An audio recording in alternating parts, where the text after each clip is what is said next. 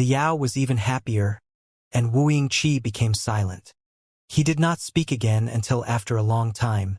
But you don't have a space gate. Lei Qinghu can't jump here however many starships he has gathered.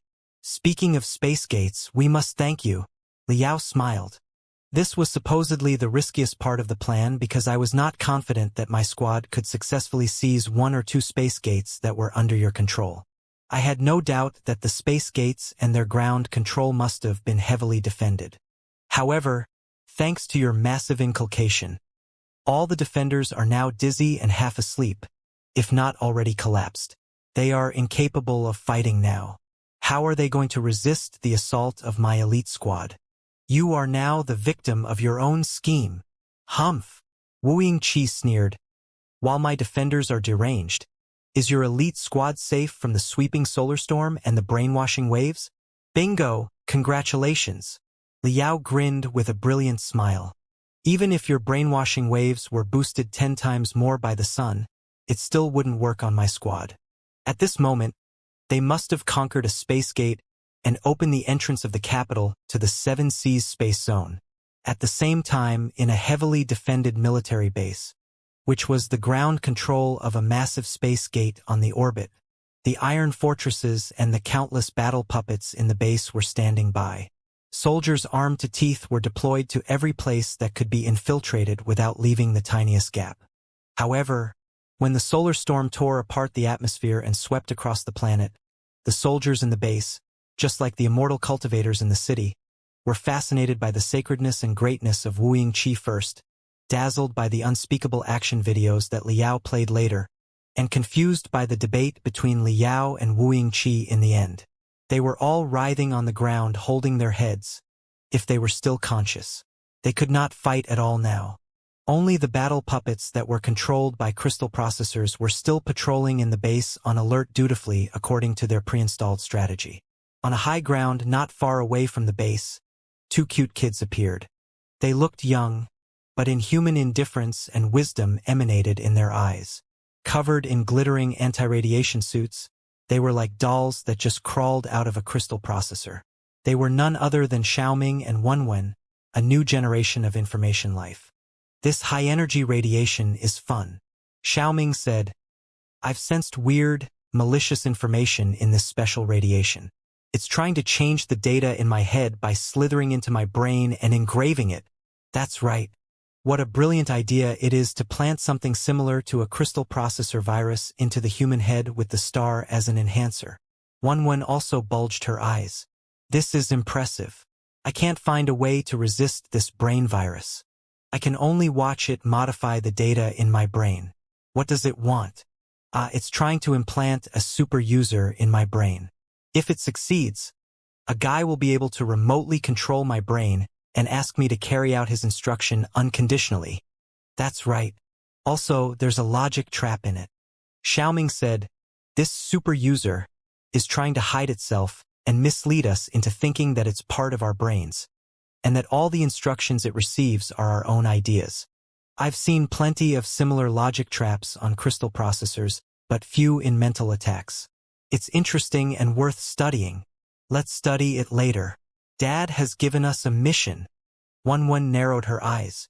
Looking at the scorching sun in the sky, she said, our bodies and brains are too young to resist the brain virus. So, let's hibernate our bodies and seal the brain virus for future scanning and analysis. Okay. Xiaoming nodded his head. They immediately closed their eyes and fell backward. Before they hit the ground, 2 spiritual puppets with the symbols of the reformists had supported them. Then, more and more spiritual puppets appeared behind them. There were 100 spiritual puppets in total, half controlled by Xiaoming and half by Wenwen. The soldiers in the military base seem to have been affected by the brain virus and is in some sort of chaos. The 50 spiritual puppets that were under Xiaoming's control uttered at the same time. Including the soldiers who are responsible for the automatic defense system, everyone is crazy. Now, the only people who are fulfilling their duty in this military base are puppets.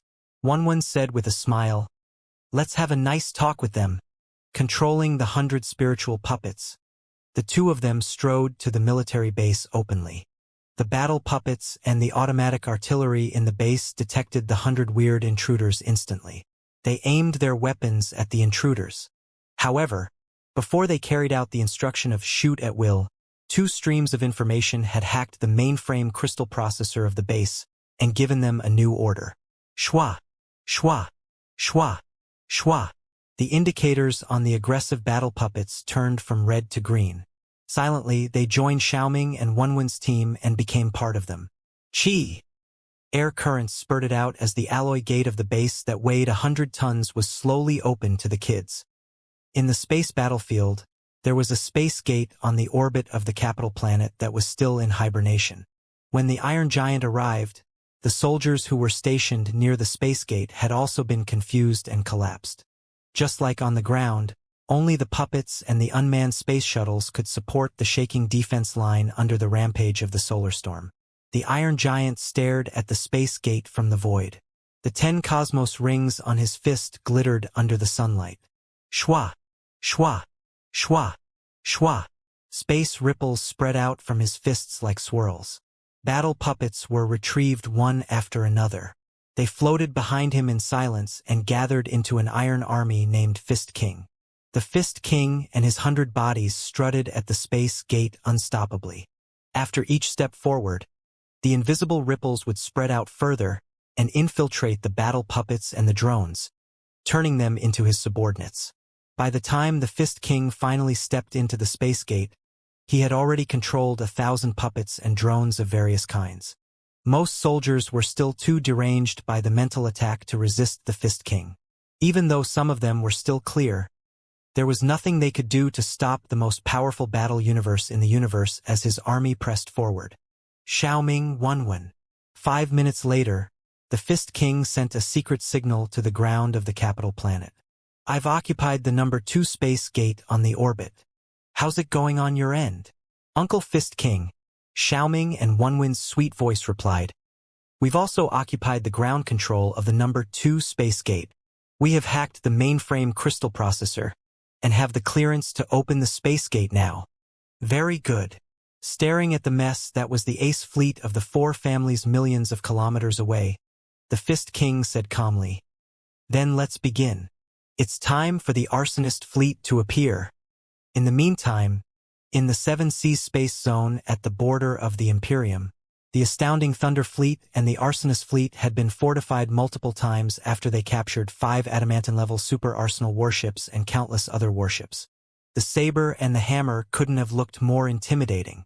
Despite the coordination problems due to the rapid expansion, they needed enough men to clear the mess in the capital. Without enough warships, they wouldn't be able to control the ace fleet of the 4 families and the deep-sea fleet that had fallen into chaos. Standing on the bridge, Lei Qinghu was receiving the live stream from the capital through the super remote channel and gazing at the countless warships around him. His face was grim. His hands and his mechanical arms were shivering. He didn't know whether he should be happy or angry. Li Yao?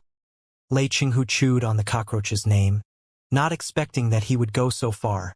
It was true that he unveiled Wu Qi, but in the meantime, he had also desecrated the honor and glory of the immortal cultivators, the Imperium, and Black Star the Great. The videos that smeared the ancestor of the immortal cultivators were played over the whole capital again and again. Wouldn't the immortal cultivators be too ashamed to meet other people in the future? He had known that Li Yao was nothing good. Such a shameless and sordid tactic had struck both Wu Qi's belief and the faith of the people in the true path of immortality. There was no telling how many immortal cultivators would be frustrated and change their minds after this battle. He wondered if his brain had been barraged by the main guns of a super arsenal warship. Why else would he have cooperated with a scumbag like Li Yao? For a moment, Lei Qinghu burst into such rage that he almost wanted to kill both Li Yao and Wu Qi, who were equally shameless. However, when he glanced at the arsonist fleet, which was no weaker than the astounding Thunder Fleet, his remaining rationality was restored. Lei Qinghu sighed and rubbed his face with his iron hand until he was calm, solemn, and determined again. He turned on a public channel and spoke to all the soldiers before they marched on to the capital. Warriors of the Imperium, whether you belong to the astounding Thunder Fleet or the 4 Kurfürst families, or the business alliance of 10,000 sectors, or the local troop at the border, you should have all realized that our common home is at the most dangerous moment. Lei Qinghu's voice echoed among thousands of starships and in the blood of every soldier. The Imperium is now caught in unprecedented chaos and indescribable evil.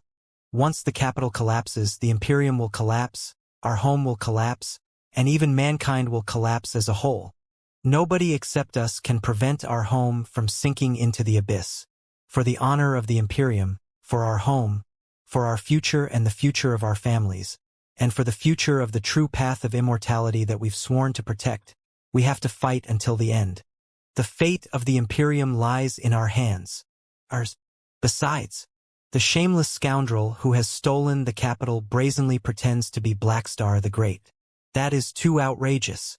The real Blackstar the Great is the greatest, purest, and noblest immortal cultivator, who devoted everything for his beloved Imperium and mankind 1,000 years ago and passed away. His impostor in the Imperium is nothing more than an evil and filthy extraterritorial devil. We will never admit that it is Blackstar the Great. Summon your courage, grab your saber, march into the capital, and cut the extraterritorial devil who dares to impersonate our great emperor into pieces, so that they will know the consequences of messing with immortal cultivators. Emotionally, Lei Qinghu slashed his iron arm, as if he were slashing a gap in the vacuum that led to the capital. Roars echoed on countless starships. Marching into the capital and defending the Imperium was the greatest dream of every soldier of the Imperium. The future of the Imperium lies in our hands. We will be the master of the Imperium after we win this war. Such a realization was enough to motivate every ambitious immortal cultivator to fight anything in the whole universe. Lei Qinghu finished the battle mobilization quickly. He looked back at Xianxia and Song Yushi, the commanders of the coalition fleet of the four families, who had complicated feelings.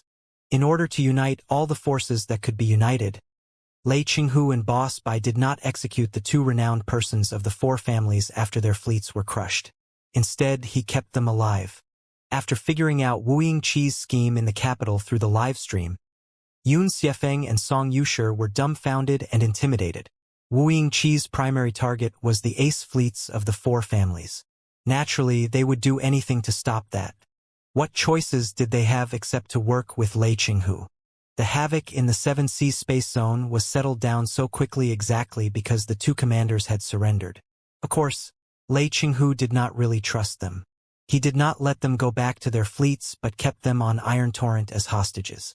They sent Lei Qinghu's orders to their fleets from here. The true face of the extraterritorial devil who impersonates His Majesty has been exposed. Staring at Xianxia and Song Yushi, Lei Qinghu said coldly, "The evidence is right before our eyes. Do you have anything to say?" Xianxia and Song Yushi looked at each other and shook their heads like roosters that had just lost a fight. "Very good. Issue commands to your fleet." Lei Qinghu said, "Focus 70% of the spiritual energy on the shield, and ask all the crew to stay in the protective gem, and be prepared for the severest radiation and interference. The capital is probably still under the scourge of the solar storm. We need to pay more attention to the sun than to the enemy troops." Xianxia and Song Yushi left to give the orders under the watch of several soldiers. After they left, Boss Bai's unremarkable face appeared on the light beam. Navigation signals are being sent from the capital increasingly. The space gate is open. It's possible for the starships to jump over in half an hour.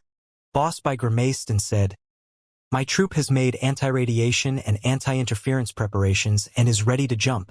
What about you, General Lei?" "Fantastic," Lei Qinghu said. "My troop will be ready for the space jump in 20 minutes. "That's good." Boss Bai thought for a moment and coughed. "However, have you prepared your soldiers for brainwashing?" Lei Qinghu asked. "How did you do that?" Boss Bai replied, "By playing the movies for them, of course." Lei Qinghu was puzzled. "What movies?" Boss Bai asked. "You really don't know?" Lei Qinghu. Boss Bai said, "General Lei, don't burst into rage. Really, there's no need to be so angry. It has nothing to do with me. I really did not know that Li Yao would adopt such an unscrupulous strategy. Of course, I knew that Liao was unscrupulous, but I did not know that he could be so unscrupulous. Actually, I'm not very familiar with Liao. We're barely friends. Many people on our side despise him too, and we are only working with him under his threat. So, we wouldn't care if you want to settle the score with him after the war is over. We might even cheer for you. However, the environment at the capital is still super complicated. Many places are still plagued by Wuxia Qi's brainwashing waves. So, for safety reasons, I suggest you play the movies that Liao sent to us for all your soldiers before we set off. It's going to be a vaccine.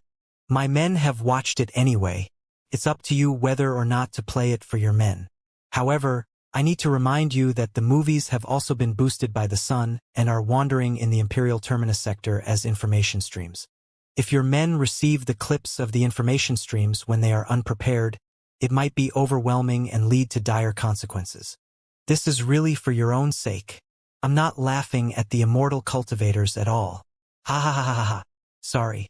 All in all, if you have better anti-brainwashing methods, that's fine, but if you don't have any for the time being, I think Liao's shameless trick might be worth trying.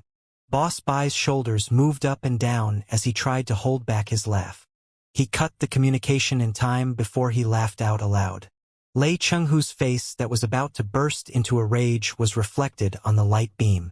He clenched his fists and loosened them before he clenched them again.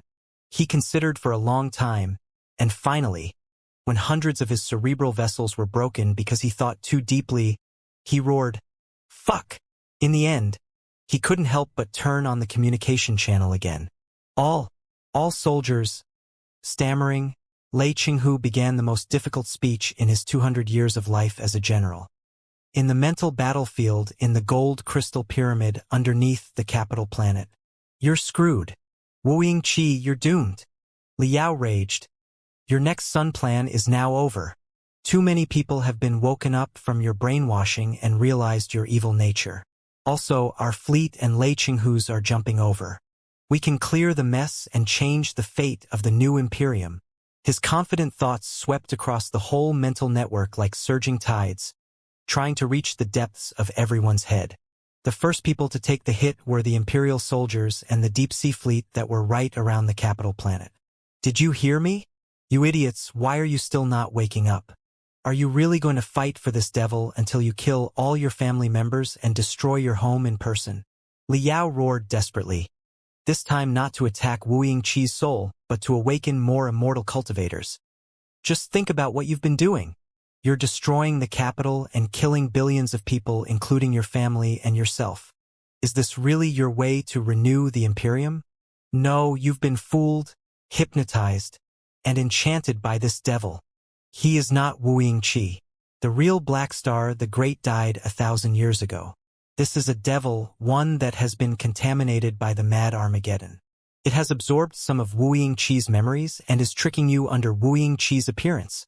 If you remember that you're immortal cultivators, soldiers of the Imperium, and reformists who are determined to renew the immortal cultivator, it's time to wake up and resist this devil. You might not trust me, but you should at least trust the god of war.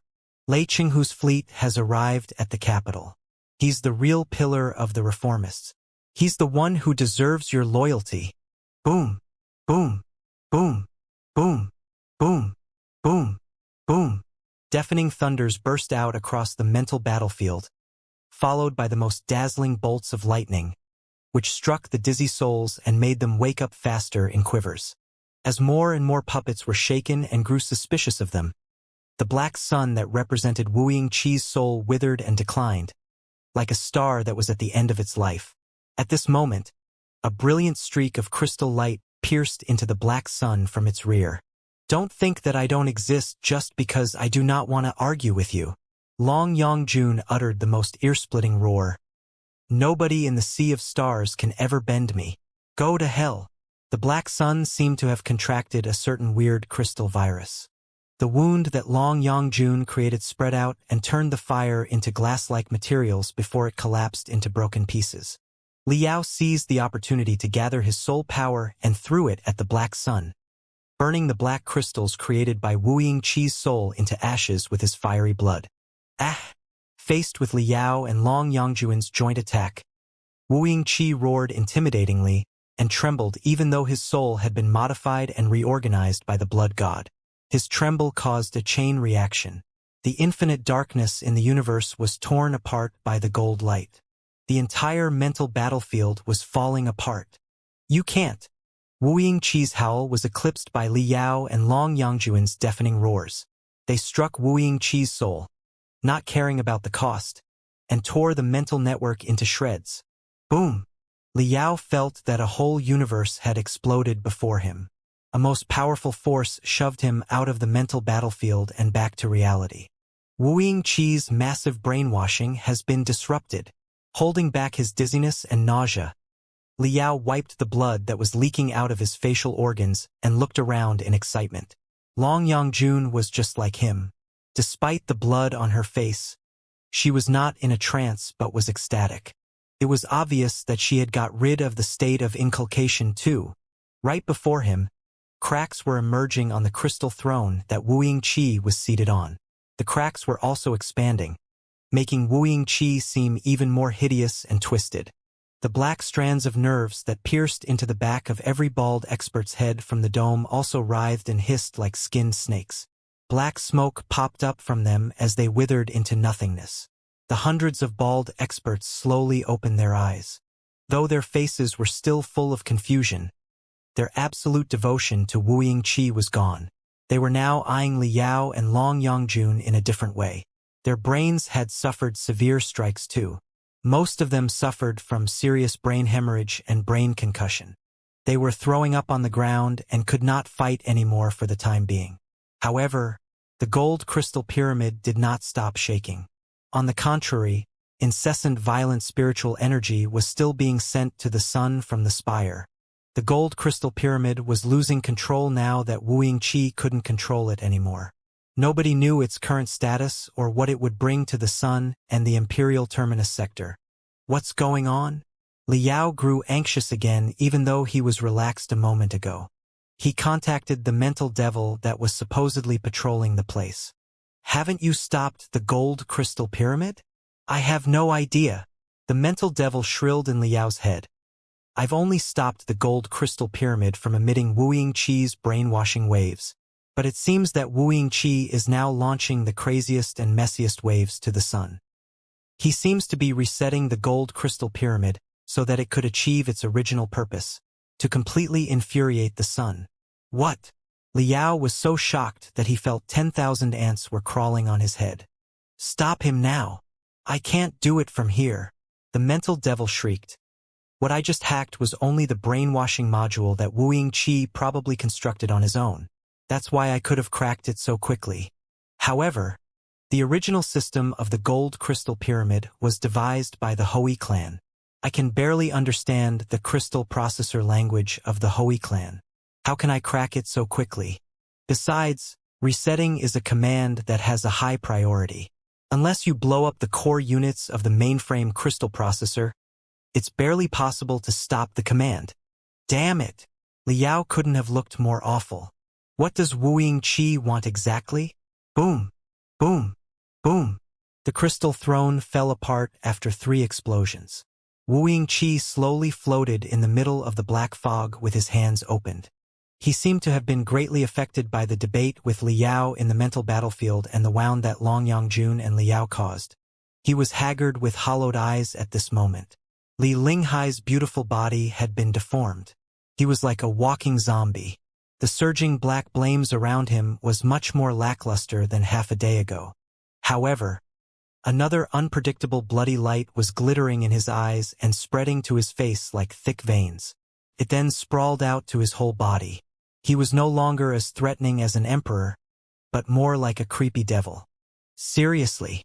Sensing that Wu Yingqi's vibe was getting weird, Li Yao nearly bit his tongue off. He could hardly believe his eyes.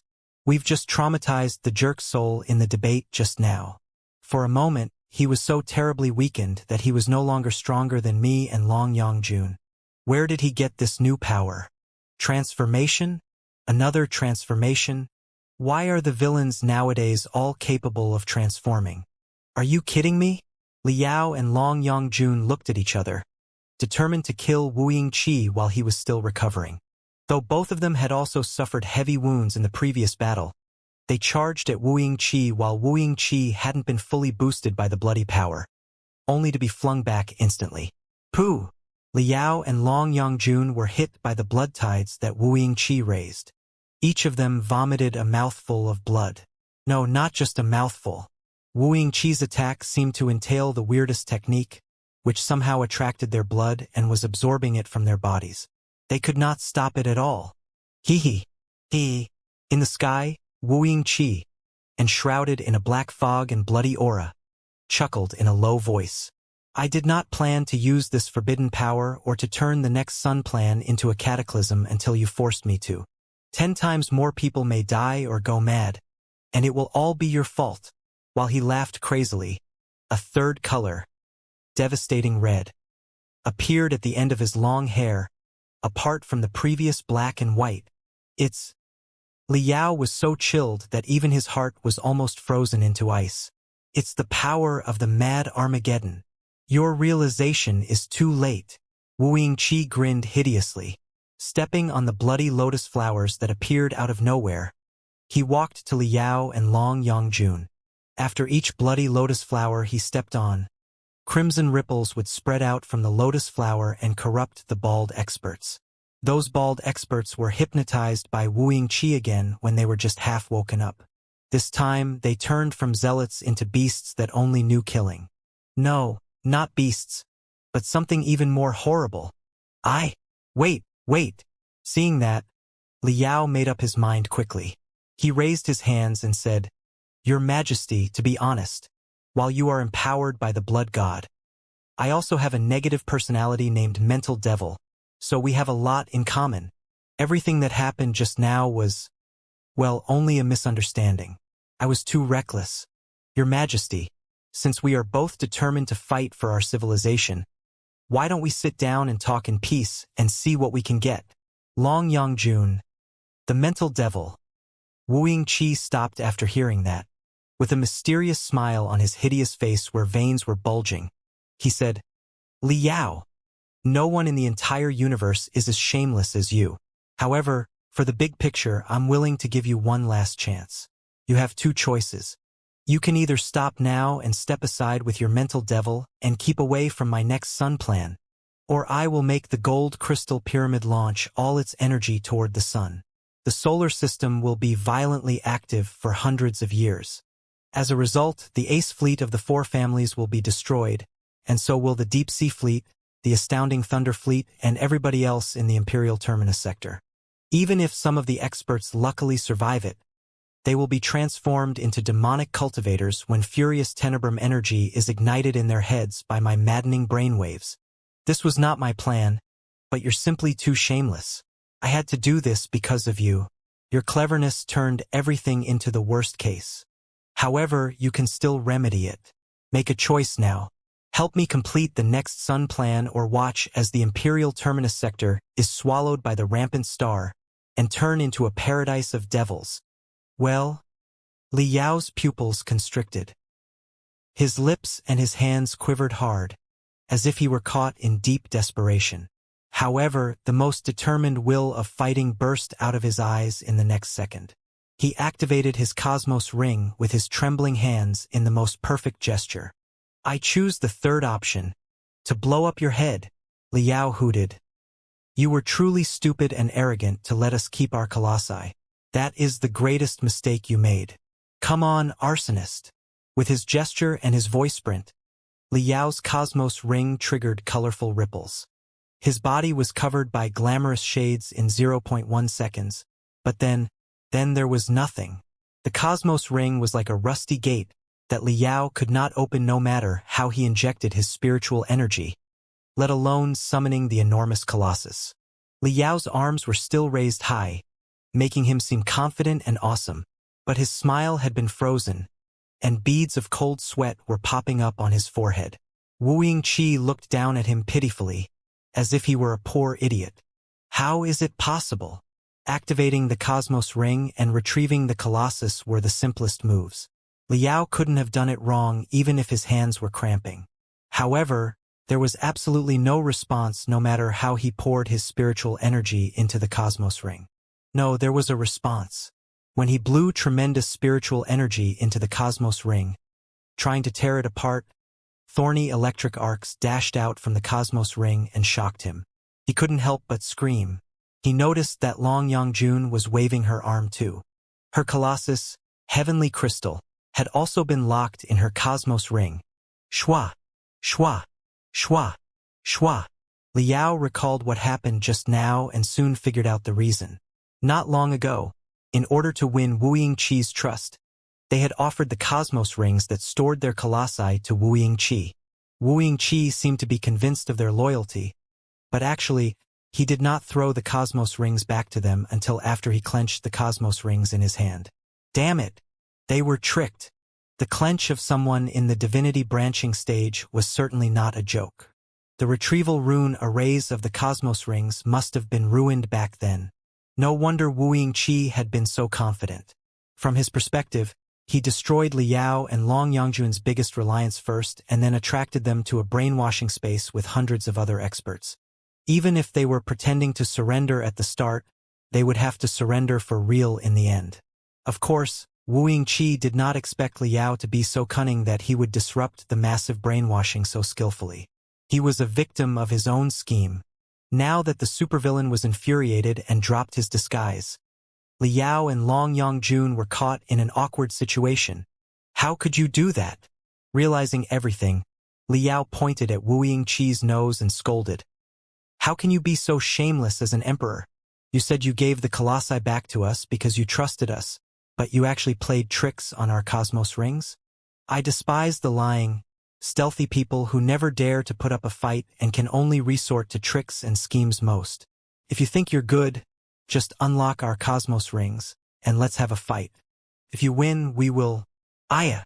Before Liao finished, Wu Yingqi had gathered a blood-red hand and slapped Liao right in the face, spinning Liao in midair.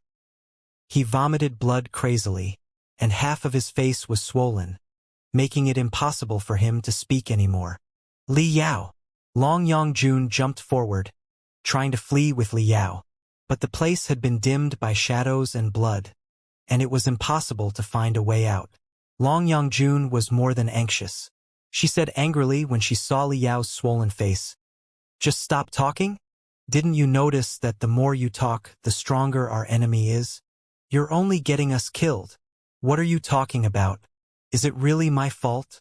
Liao said. If you hadn't insisted on submitting our colossi to him, we wouldn't have been caught in such a weird situation. We had nothing but eye contact. What more did you expect me to do when you hinted that I should work with you? Long Yangjun said angrily. Besides, do you really think he's an idiot? He knew that we carried colossi, and yours had crushed the colossi of the 3 divinity transformation stage experts. Do you think he wouldn't do anything about it? Even if I hadn't submitted the colossi, he would have still played tricks on the colossi, or he might even ask to examine them. All in all, the bottom line is, while vomiting blood, Liao squeezed a creepy smile with his swollen face. Staring at Wu Yingqi who was approaching, Liao declared, Wu Yingqi, I was not wrong. You're not confident in your next sun plan. Even you do not believe in your brainwashing technology or that you are an omnipotent god. That's why you played a trick on our cosmos rings, in case anything went wrong. It's the greatest irony that you've done to yourself and the biggest strike for your belief. No wonder you were defeated by us in the mental battlefield. If you don't believe in the next sun plan yourself, how can you convince us, the immortal cultivators, and mankind that your tomorrow will arrive? From that perspective, you've completely failed. You've completely destroyed your belief. Wu Yingqi's hideous face that was laden with thick veins cramped, as if he were struggling. But soon, he calmed down in the bloody aura. Whatever you say, the best response to someone as talkative as you is to not respond. Wu Yingqi said casually. Anyway, you are going to die no matter how you struggle today. What are you doing? Supporting Liao, Long Yangjun said in a low voice. Why are you talking to him instead of treating your wounds? I'm criticizing him from the perspective of justice and belief. Liao said. Don't you feel that we have triumphed and crushed in the aspect of belief? Even if we are physically and spiritually destroyed by him, our belief will exist forever, and even if his evil plan works, he will only be a poor empty shell that does not have any belief. So, we've already won. Long June. Of course, I also need more time to think. Don't be intimidated by his bluff. The situation might not be as bad as it appears. Liao vomited blood less frequently now. He said calmly.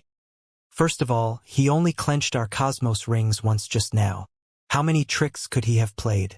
If he had ruined the cosmos rings too badly and it was discovered by us immediately, it would have been very awkward. So, I'm certain that our cosmos rings are only damaged on the surface, and their cores are fine.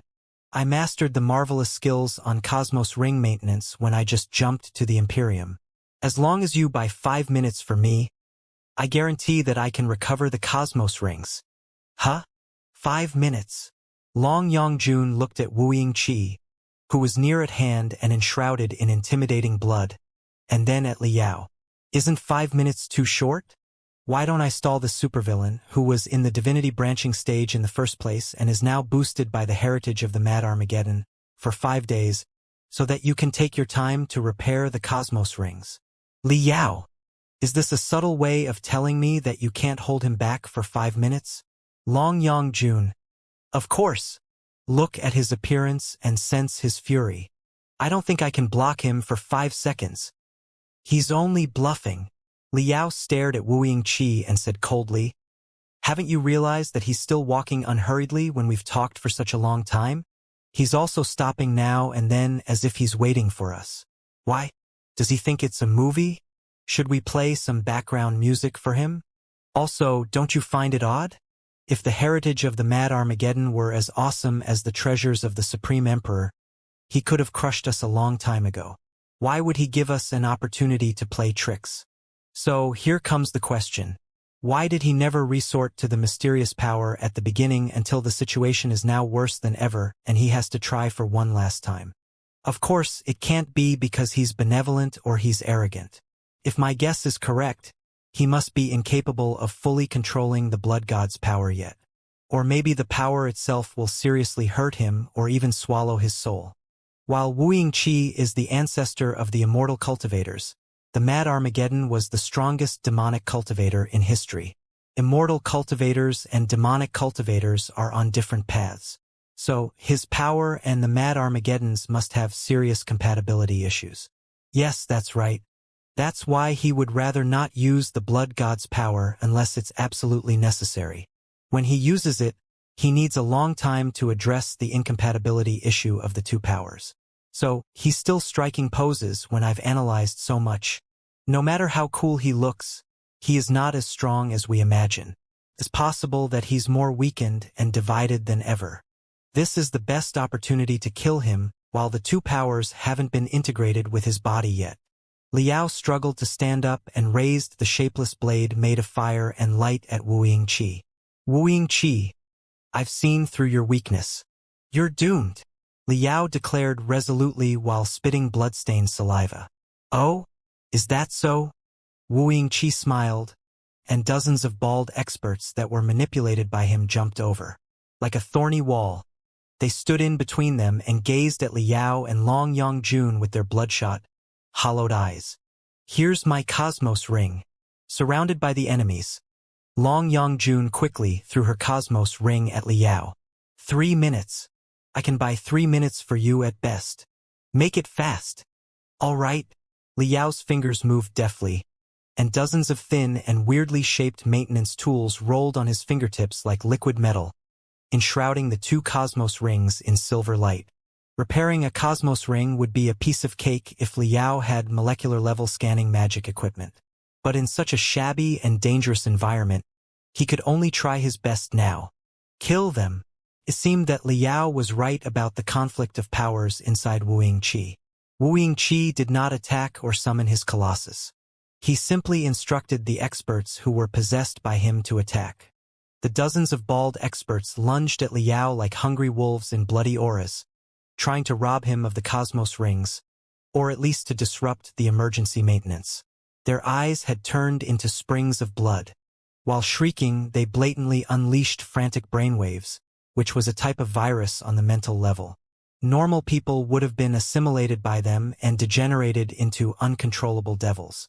Regretfully, neither Liao nor Long Yongjun were normal people. Liao had a mental devil and emotions heritage. He was highly adapted and immune to tenebrum energy.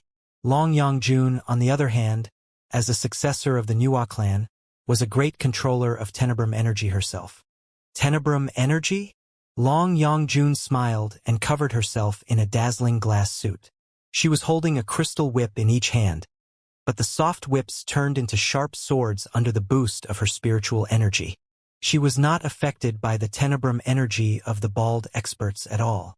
Instead, she dashed among them agilely and went on a killing spree, cutting off their limbs and heads. Brutal as the experts might have been, they could not fight anymore after they lost their heads or limbs. Such a power! Wu Yingqi's face changed as he sensed the energy around Long Yongjun that was more evil and chaotic than the spiritual energy. He said gloomily, "If you also cultivate the tenebrum energy, why are you stopping my plan? Because you do not understand the true meaning of tenebrum energy."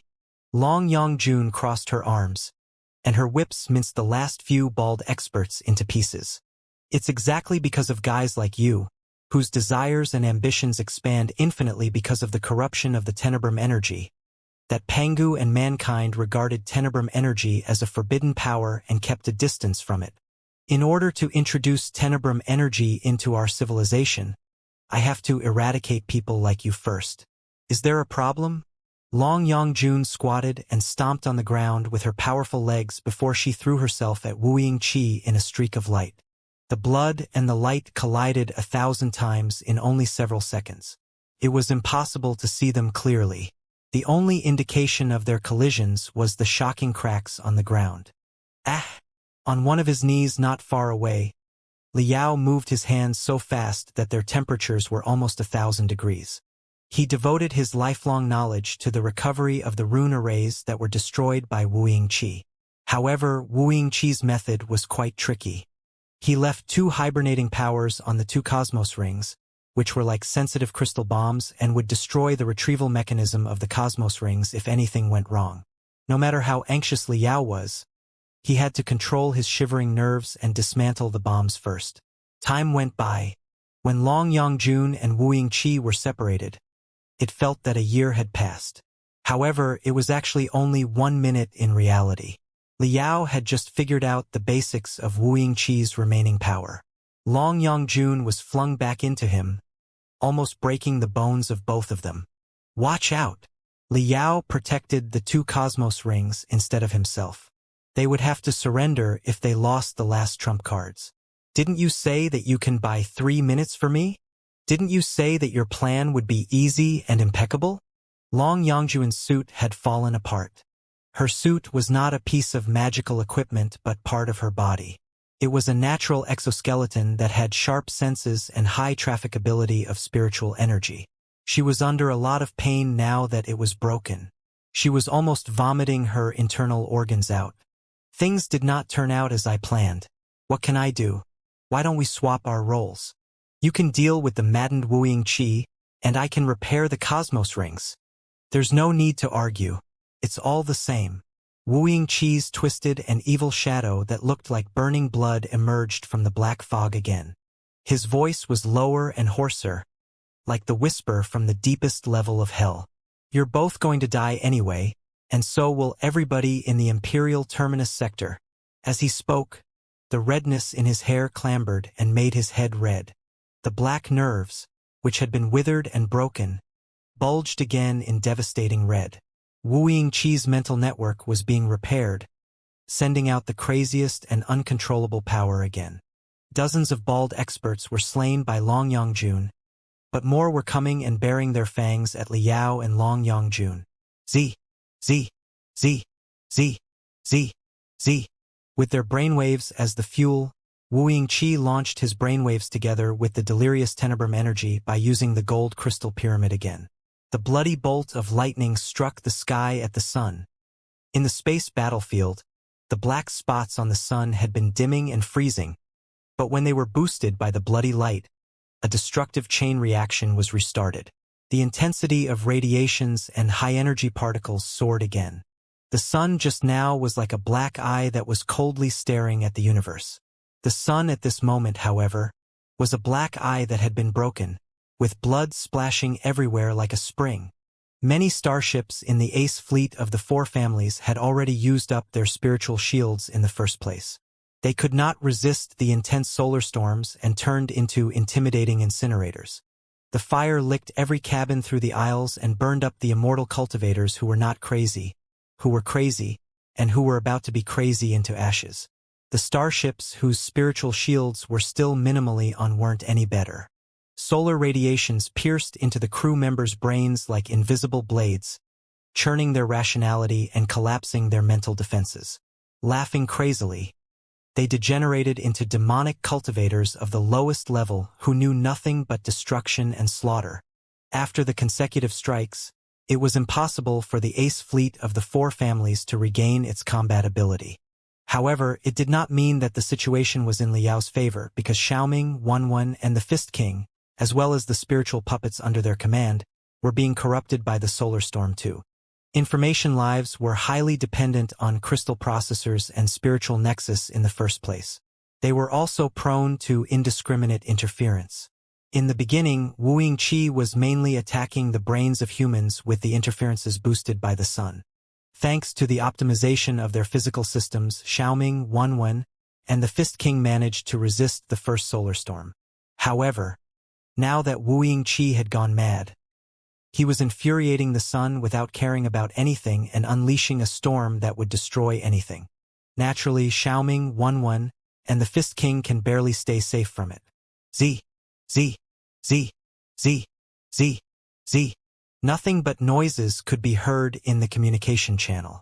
Xiaoming and Wenwen, who were on the ground, lost touch with the Fist King who was in space. Also, they felt that they were being suffocated, as if they were in a room full of lethal gas. "I'm very uncomfortable," Xiaoming struggled to say. "Our virtual nervous network is suffering a massive indiscriminate attack. Interaction is barely possible now. We're now offline. If it's so bad for us when we are protected by the atmosphere, it will be even worse for Uncle Fist King." Wenwen said worriedly, "I wonder if he can keep the space gate under control. Even if he can, it won't help." Xiaoming said, "The solar storm is escalating. The environment in the Imperial Terminus sector is too complicated now. Jumping here is a dead end. Even the most glorious fleet will be capsized by the solar storm." The space gate was only a lighthouse which could provide navigation, but if the tides were too strong, it would still be hard for a fleet to reach the port. "We have to inform Boss Bai and General Lei and ask them to stop the jump," Wenwen said. "The starships and the crew will be in the weakest state after the jump. Unless the intensity of the solar storm is lowered by 30%, they won't be able to resist it. That's impossible. The jump has already begun. I've detected unusual space ripples near the space gate." Xiaoming said, "The interferences are too powerful for us to send a message to Boss Bai and General Lei. They're already here, in the underground gold crystal pyramid on the capital planet." Hee. Intimidating laughter burst out from the depths of Wuxia's throat. Brilliant red streaks were popping up on his bulging, if not swollen body. He seemed to be soaked in fire and blood. His red long hair was like strings that controlled puppets when they stabbed into the bald experts, making the bald experts 3 times faster and more agile. 100 bald experts fought Long Yongjun in turns, and there were more that were showing up in the black fog with their rigid limbs after they were possessed. Though Long Yongjun was not affected by Tenebrum energy, her wounds still significantly weakened her, making it barely possible for her to defend herself. "Are you done or not?" While vomiting blood and brandishing her whips that might break at any moment, Long Yongjun roared at Liao. "How much longer do you need? Right away. Right away." Liao's finger bones were almost fracturing when he finally bypassed the traps that Wuxia set up. He took a long breath and cried, "Half a minute, just another." Hardly had he concluded when Wuxia waved his head, and 1,000 hairs darted at Liao's eyes like crimson snakes. Liao sensed that his eyes were hit by dozens of lightning bolts. He subconsciously tilted his head and blinked his eyes. Exactly when he blinked his eyes, Wu Yingqi's bloody hair stabbed his hands, and he dropped the cosmos rings. Secretly cursing, Liao hurried to reach for the cosmos rings. He finally caught the 2 cosmos rings, although Wu Yingqi left dozens of deep wounds on his arms. However, all the maintenance tools had been shattered and scattered by Wu Yingqi's long hair. That is, Liao was dumbfounded. Greatly disturbed, he couldn't resist Wu Yingqi's bloody tides anymore, and was hit in the chest more than 30 times in a row. He flew back like a kite whose string was broken, before he smashed into the wall. The remaining power of Wu Yingqi's attack slithered into Liao's body like venomous scorpions, nibbling his flesh and even his soul. Liao felt that his every pore had turned into a widely opened mouth that was vomiting blood. Half of the blood in his body was emptied within half a second. More dreadfully, Wu Yingqi dashed to Liao's front right after the blood tides like a shooting star chasing the moon. With a creepy smile on his face, Wu Yingqi raised his right arm high. The red streaks on his arm left the skin and entangled with each other into a complicated and luxurious blade. G. G. G. G. G. G. The bloody blade seemed to be alive. It seemed to be mocking, or maybe it was singing, when it dug out the last drop of blood in Liao's heart. I'm screwed. Liao's brain went blank. He could not come up with any solution. The gold crystal pyramid could not be stopped. The solar storm was escalating. Boss Bai and Lei Qinghu's fleets were jumping over ignorantly. They were as doomed as the residents in the capital. The only way out was to kill Wu Yingqi and stop the gold crystal pyramid. However, Liao glanced at Long Yangjun, who was still haunted by dozens of bald experts. The enemies were fearlessly exhausting her with their own lives. It was impossible for her to finish them instantly and reinforce him. On Liao's side, he only had one last step to repair the cosmos rings, but his tools had been blown away by Wu Yingqi. Liao had been whacked as well. It was impossible for him to finish the procedure when Wu Yingqi was gazing at him. This time, there was really nothing Liao could do when the weird bloody saber cut him. Die now! Watching Liao's eyes that were still rolling quickly, like a rat that was looking for a hole when it was cornered, Wu Yingqi did not waste time talking to him at all. Even though he might have more secrets or enticing offers, Wu Yingqi focused all his power on the blade. And then, the most unbelievable thing happened. The rigidity that happened to Liao just now happened to Wu Yingqi again.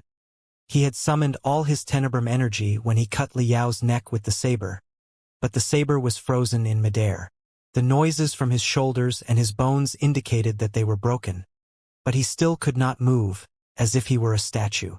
What's going on now? Liao gazed at Wu Yingqi, too stunned to wipe the cold sweat on his nose. Wu Yingqi did not sense the pain from his broken arm at all. His face was full of hesitation and struggle, as if an iced lake were unfreezing and the water below the ice was springing vigorously. His solid legs quivered, suggesting that Wu Yingqi had lost some of the control over his body. His eyes were rolling toward different directions at the same time. It was rather appalling. It felt like there were 2 powers in his body. One of them wanted to kill Liao as soon as possible, and the other was trying to save him no matter the cost. The end of his raging hair became clear again, like a frozen waterfall. The astonishing white was spreading out to his head too. No! Another angry and regretful howl burst out from Wu Yingqi's throat. No! The second howl, however, turned into a familiar yet strange voice, which stabbed out of his chest, heart, and throat like a white sword. This is... Liao's eyes constricted quickly. He immediately realized it and said, "It's the Queen. It's Li Linghai, Queen of the Imperium." Voila! A thunder rumbled in Liao's head, breaking all his confusion. He understood why Wu Yingqi dared not to use the magnificent power of the Mad Armageddon. His speculation was correct. Wu Yingqi, as an immortal cultivator, and the Blood God, as a demonic cultivator, had irreconcilable conflicts, although they had something in common. When he talked to Wuxia at the beginning, Liao asked Wuxia if he killed his teacher, the Mad Armageddon. Wuxia did not deny it back then. However, assuming that Wuxia did kill the Mad Armageddon, he must have paid a price. Perhaps something from the Mad Armageddon lingered in Wuxia's soul and always threatened him. At that time, Liao had miscalculated one factor, Li Linghai. Wuxia was not controlling his own body right now. He was residing in Li Linghai's body, which was incompletely possessed. Under normal circumstances, he could hypnotize and even suppress Li Linghai's soul so that Li Linghai would be his puppet. However, Li Linghai was a super expert close to the peak of the divinity transformation stage herself. When Wuxia had to tame the threat left by the blood god with most of his power, would Li Linghai be given a window to regather her free will? That was the greatest obstacle for Wuxia to make use of the blood god's heritage. It was also why Wuxia or Li Linghai looked so weird right now. No.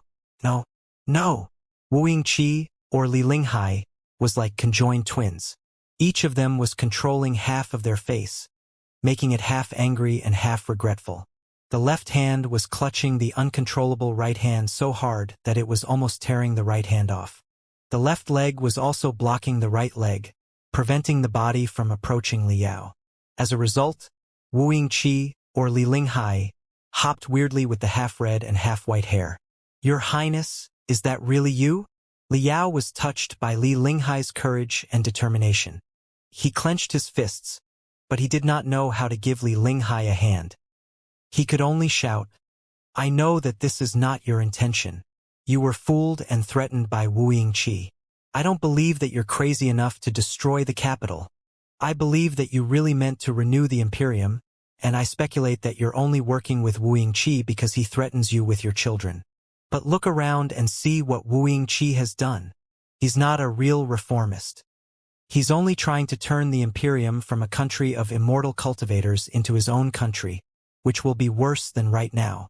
If he's threatening you with your children, you don't need to fear him. Li Jialing is confined in the tank behind us, and your other children must be in the royal palace. If the solar storm escalates infinitely, all your children will die. To save your children, there's only one thing you can do. Kick him out from your head as best as you can. Wake up, Your Highness, wake up. The fate of all your children and the Imperium is really up to you now. I still remember how confident you were when you described the new Imperium to me when we just met. I was fascinated by your ideology even though I was a cultivator. It is your belief, isn't it? You didn't lie to me, did you? You are still the Li Linghai 1 year ago, as well as the Li Linghai from 100 years ago, aren't you? If you are, it's time to wake up now. As Liao roared, the face of Wuxia, or Li Linghai, was more and more twisted, until it was impossible to tell who he or she was anymore. The domination and cruelty of an emperor on the face where veins were bulging were replaced by demonic madness, and then by the gentleness and firmness of a mother. His, or her, left hand grabbed the right hand and reached for Liao's neck, as if it was trying to choke Liao. However, the right arm cracked and dangled down, unwilling to attack Liao at all. Even the raging long hair was divided into two armies, one red and the other white. Like snakes of different groups, they bit each other hard. "You're betraying me too?" Wuxia's roar of disbelief burst out. "You ungrateful wench! It was me who rescued you, it was me who taught you your skills, it was me who enabled you to seek revenge, and it was me who allowed you to dominate the royal palace, and this is how you're repaying me."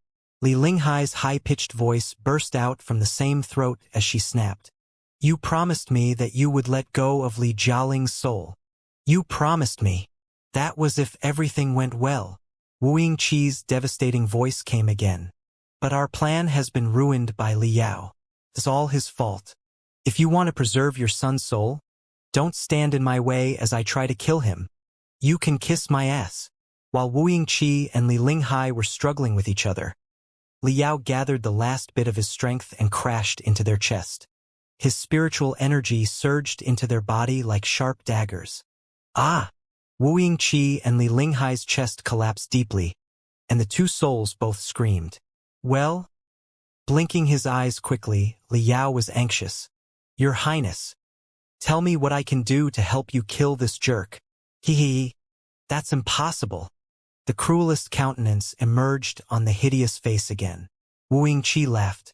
"My soul and this bitch's have been so deeply entangled that killing me means killing her. What will you do, Cultivator Liao?" Then, Li Linghai took charge of the face again. She stammered, Kill me, kill me." Liao's face changed again and again. He had just grabbed 3 sabers from the ground through remote manipulation, but he couldn't cut down. He was an orphan who had no family except his foster father. Now, he had truly regarded Li Jialing as his little brother. Although Li Linghai and he weren't very close, she was the only woman that his pop ever loved, and she was Li Jialing's mother. Li Jialing risked everything to sneak into the capital just to save his mother. Didn't he? It would have been easier if Li Linghai weren't woken up, but now that she had free will again, Liao hesitated whether or not he should kill Wuxia and Li Linghai right now. While he hesitated, his chest was pummeled again, as Wuxia had regained control over the body and flung him away. Ha ha ha ha ha ha. This is exactly the cultivator's biggest problem. You're too soft-hearted and undetermined. The bloody hair on the back of Wuxia and Li Linghai's head was winning the competition of willpower and swallowing the newly grown white hair. Wuxia laughed aloud. "You are too weak to lead mankind." "You're right. He's exactly a soft-hearted idiot." Someone called from Wuxia's back, "But I'm not." It was Long Yongjun, who had congregated hundreds of sabers, swords, and magic items and darted them at Wuxia. The struggle between Wuxia and Li Linghai significantly weakened Wuxia's control over the bald experts, who were not saturated with tenebrum energy yet. Without Wuxia's control, they were crying in pain and could not resist Long Yongjun at all. Long Yongjun finished the bald experts easily and attacked Wuxia's critical parts with their weapons like a furious storm. Long Yongjun was technically not a cultivator. There was no bond between her and Li Linghai either. Naturally, she launched the deadliest moves as a swordmaster without any hesitation. Wuxia was too busy resisting Li Linghai and Liao to take precautions against Long Yongjun on his back. By the time he sensed Long Yongjun's array of blades, it was already too late. He could only wave his left arm and unleash a spring of blood from his body, which stood before him like a shield and stopped the incoming weapons. Z, Z, Z, Z, Z, Z. Dazzling electric arcs roamed in the fog. The flying blades were frozen, but their tips were shivering crazily, as if they would break the obstacle and proceed to Wuxia any time. Chi, chi, chi, chi, chi, chi. The fog of blood, as if scorched under high temperature, was dimming and restricting, exactly like Wuxia's soul. Long Yongjun and Wuxia immediately became pale. Wounds exploded near their eyes and spread out, making them look like 2 statues that were falling apart. It was a pure competition of soul, energy, and vitality that was devoid of any trick. They were tearing at each other as they rolled to the abyss of doom. Liao could even sense that their vitality was fading from not far away. No, it was not fading, but cascading. After 3 seconds that felt as long as 3 years, the bloody fog and the flying swords between them finally exploded after a rapid constriction. The blast mixed with broken pieces of blades filled the place. Even Liao was blown back too. Long Yongjun. It was an aftermath after all and did not really hurt Liao. He searched and soon found Long Yongjun, only to discover that she was pale and her suit had cracked. She was barely breathing. Liao hurried to take out a dose of medicine from his cosmos ring and injected it into Long Yongjun before he helped her digest the medical power with his spiritual energy. Then he looked back at Wuxia, only to see the most unforgettable scene. The bloody fog was dispersing, and Wuxia, or Li Linghai, seemed to be standing on a cliff, with indescribable regret and resolution on her face. Her long hair became flawlessly white again without the tiniest impurities, containing neither black nor red. Her eyes were as pure as before too, which could see beauty and kindness in the dirtiest and darkest world. It was not the eyes of the Li Linghai from a year ago, but those from 100 years ago when she was still a girl who did not know her destiny in the next 100 years yet. She smiled, like a flower that was falling from a cliff. There was a certain power struggling at her throat and her chest, trying to regain control over her body, but she managed to use her left hand to grab a broken blade that was still sharp. She looked at Liao thoughtfully, with indescribable regret and apology in her eyes. No! His blood freezing, Liao shouted subconsciously. Li Linghai, however, turned a deaf ear to it.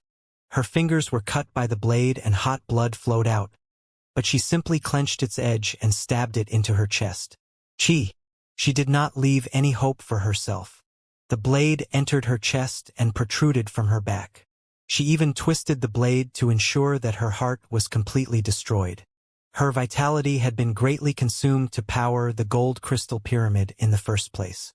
Now that the heart was destroyed by her, her body was no longer usable for wooing qi even if the other organs were still intact. Ah! The serenity on her face was suddenly replaced by miseries. Wooing qi's scream burst out from the throat. All the bulging veins seemed to be breaking free from the muscles. They were falling apart and spewing out pillars of blood. Even the blade that minced her heart had been pulled out, and tremendous blood squirted from her chest. The blood gradually gathered into a mist in midair in the shape of Wooing Qi's angry face. This is Wooing Qi's remaining soul. Long Yongjun struggled to shout, "Kill him! Don't let him run away!" Before she finished, the bloody face had glared at Liao and split into hundreds of streaks of light, dashing into the depths of the gold crystal pyramid. Liao reacted fast enough. He darted thousands of pieces of blades to the bloody streaks but only managed to block some 50 of them. He was about to chase after Wooing Qi when the last batch of the bald experts arrived. They had lost Wooing Qi's control, but they could still stall Liao for a while. Liao was quick enough to kick them away and got back Li Linghai's broken body.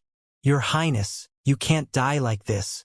Holding Li Linghai's body, Liao inputted spiritual energy into her crazily. "Li Jialing needs you. The future of the Imperium needs you. There's also the secret of the Supreme Emperor's mausoleum. Come on, hang in there. It's just a minor heart explosion. Not a big deal." Crazily, Liao retrieved medicines and medical tools from his cosmos ring. Firstly, he injected a lot of fragrant green gel into the hole on Li Linghai's chest with a glittering syringe to stop the blood from squirting out. Then, he injected a nutrition drug around Li Linghai's neck, which could provide oxygen and nutrition for the brain as a microcycle. In such a way, even if her body was destroyed, her brain would still be intact. After everything was done, he pressed Li Linghai's temples softly and stimulated her brain cells with feeble electricity so that her soul would not fall into eternal sleep. Li Linghai's eyebrows finally shivered, and she opened her eyes. When she saw Liao, shame, regret, worry, and relief flashed in turns in her eyes. "Don't talk. Take a rest." Liao read Li Linghai's eyes and declared resolutely, "I'm definitely going to save Li Jialing and the Imperial Terminus sector." The ripples in Li Linghai's eyes gathered into 2 tears that dripped onto her cheeks. She said weakly with her last strength, "I was wrong. I was really wrong. It's true that you made an unforgivable mistake." Liao took out a freezing spray from his cosmos ring, which could temporarily hibernate the brain of the injured until reinforcements arrived. "So, you better make up for it for the rest of your life." Liao softly put Li Linghai on the ground and covered her wounds with a broken robe, before he rose and gazed at where Wooing Qi's soul disappeared. At this moment, Long Yongjun had also finished the last of the bald experts. They searched every inch of the gold crystal pyramid with their telepathic thoughts.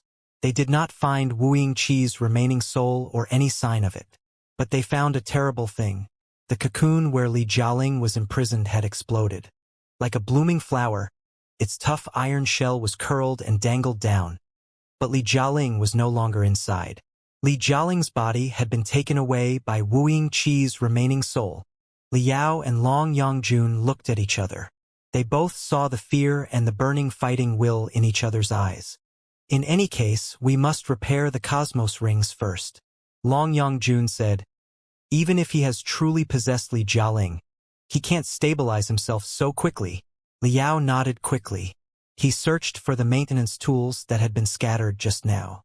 Every maintenance tool had been baptized with his blood and marked with his soul. Thanks to the mysterious connection between them, he was able to retrieve the tools very soon.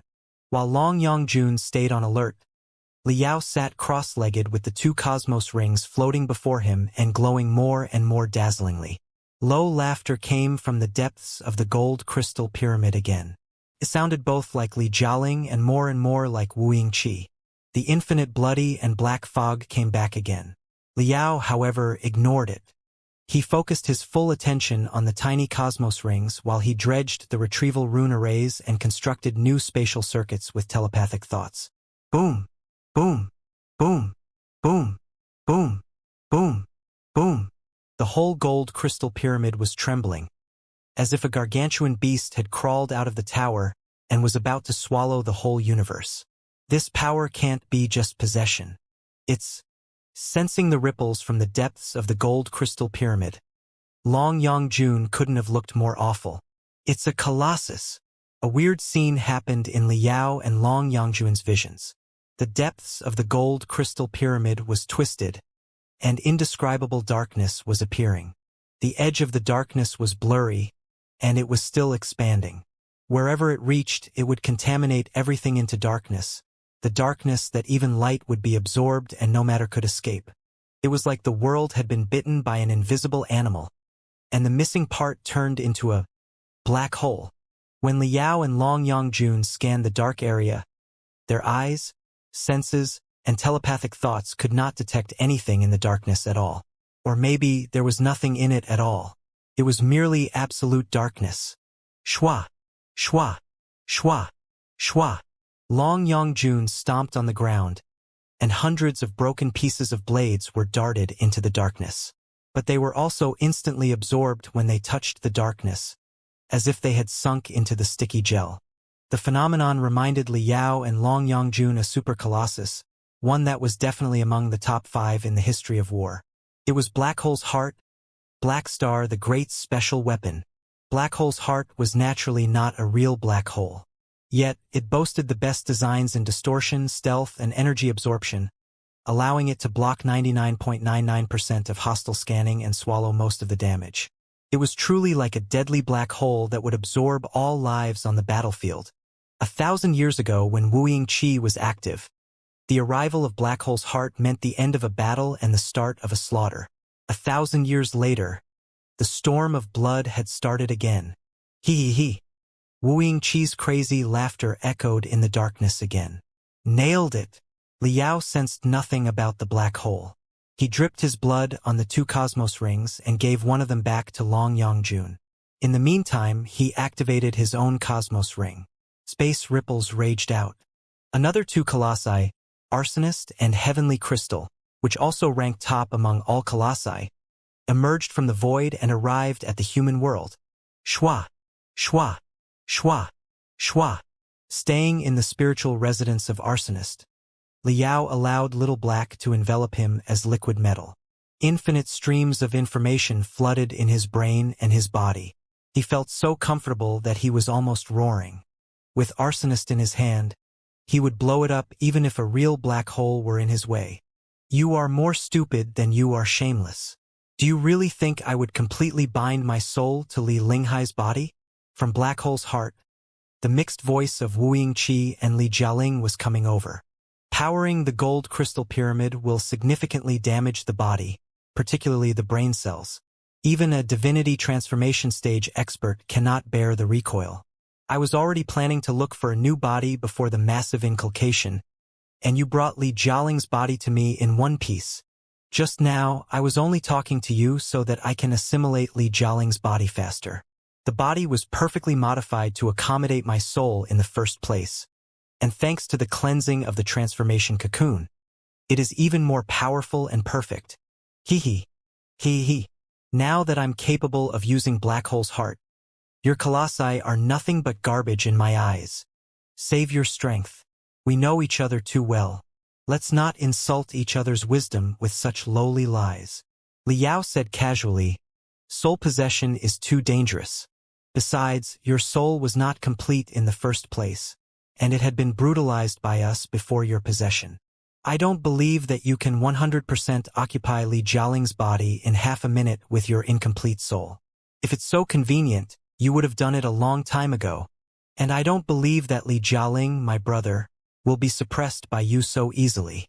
He came to the capital to save his mother even though he might die. He is more determined than anyone. He's our final weapon. Jialing, I believe that you can hear us. We won't give up on you. You must not give up on your mother either. You're going to live and reunite. Now fight with me. Let's blow up this scumbag together."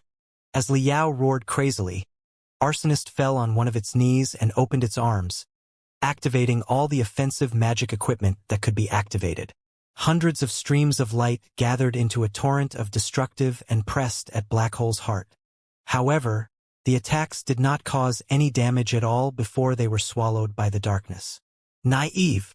Wu Yingqi's scornful laughter echoed in the darkness. Do you not know the features of Black Hole's heart? Your attack won't work on Black Hole's heart even if it's 10 times more powerful. This is the strongest colossus in history. Oh? Is that so? Long Yangjuan's heavenly crystal also joined the battle.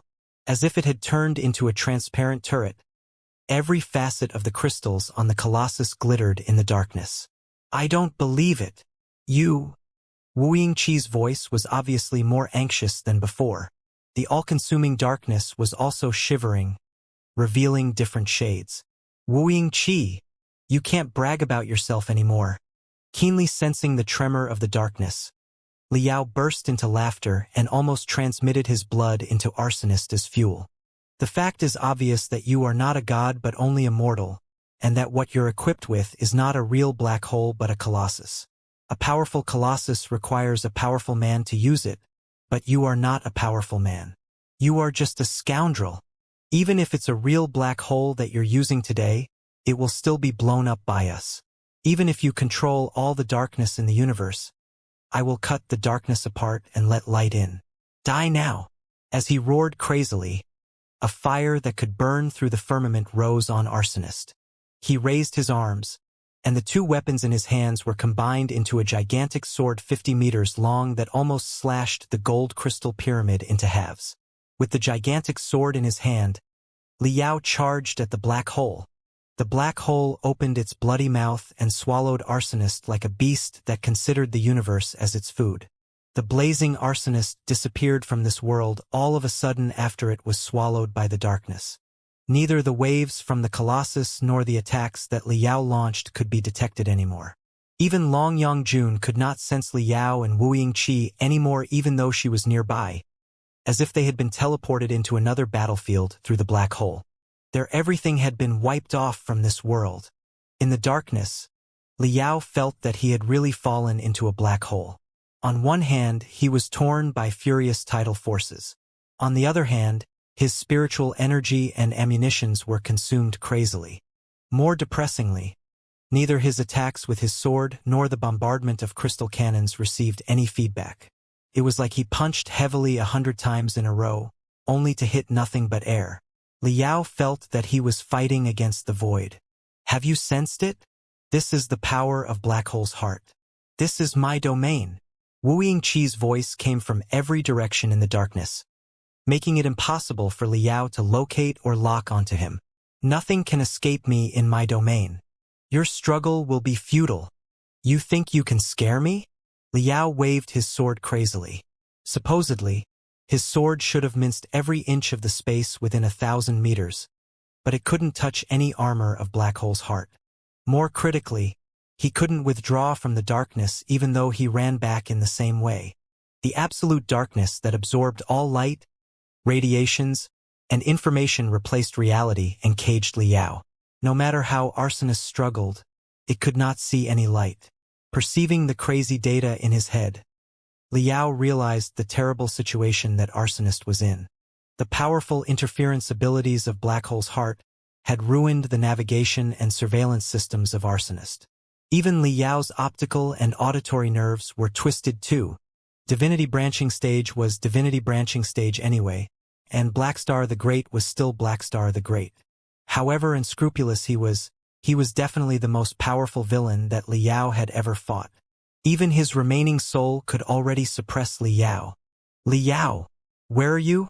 Long Yongjun broke into Wu Yingqi's domain in heavenly crystal, bringing light to the absolute darkness. But the brilliant light was swallowed by the darkness after only one moment. Their communication was corrupted by the darkness before Liao was able to reach out to Long Yongjun. He could hear nothing but Wu Yingqi's laughter. I don't believe it. Gritting his teeth, Liao launched all the bombs and bullets on the Colossus. It will consume tremendous energy to maintain such a terrifying domain. Now it's 2 against 1. Let's see how long you can last. He slashed the gigantic sword again, raising ripples that were less dark, but the ripples were restored very soon and were exactly the same as the previous darkness. In the meantime, Arsonist suffered a strike from the back. Liao did not even see the attack when he almost lost balance under the attack. Beep, beep, beep, beep. Ear-splitting alarms were ringing in Arsonist. Not just because of the strike, but also because a weird power around was absorbing Arsonist's spiritual shield incessantly. Black Hole's heart could both establish absolute darkness as a cover and absorb the spiritual energy from the enemy's Colossus. It deserved to be called one of the most powerful colossi in history and the national treasure of the Imperium of true human beings. I don't believe it. I don't believe it. I don't believe it. Arsonist charged at the darkness again and again, only to hit nothing at all. Gradually, the ammunitions and fuel were running out. The spiritual shield was weakened by the enemy. Even the gigantic sword was too cracked to be used now. Huchi, Huchi, Huchi, Huchi. Liao breathed so heavily that he could barely grab the sword.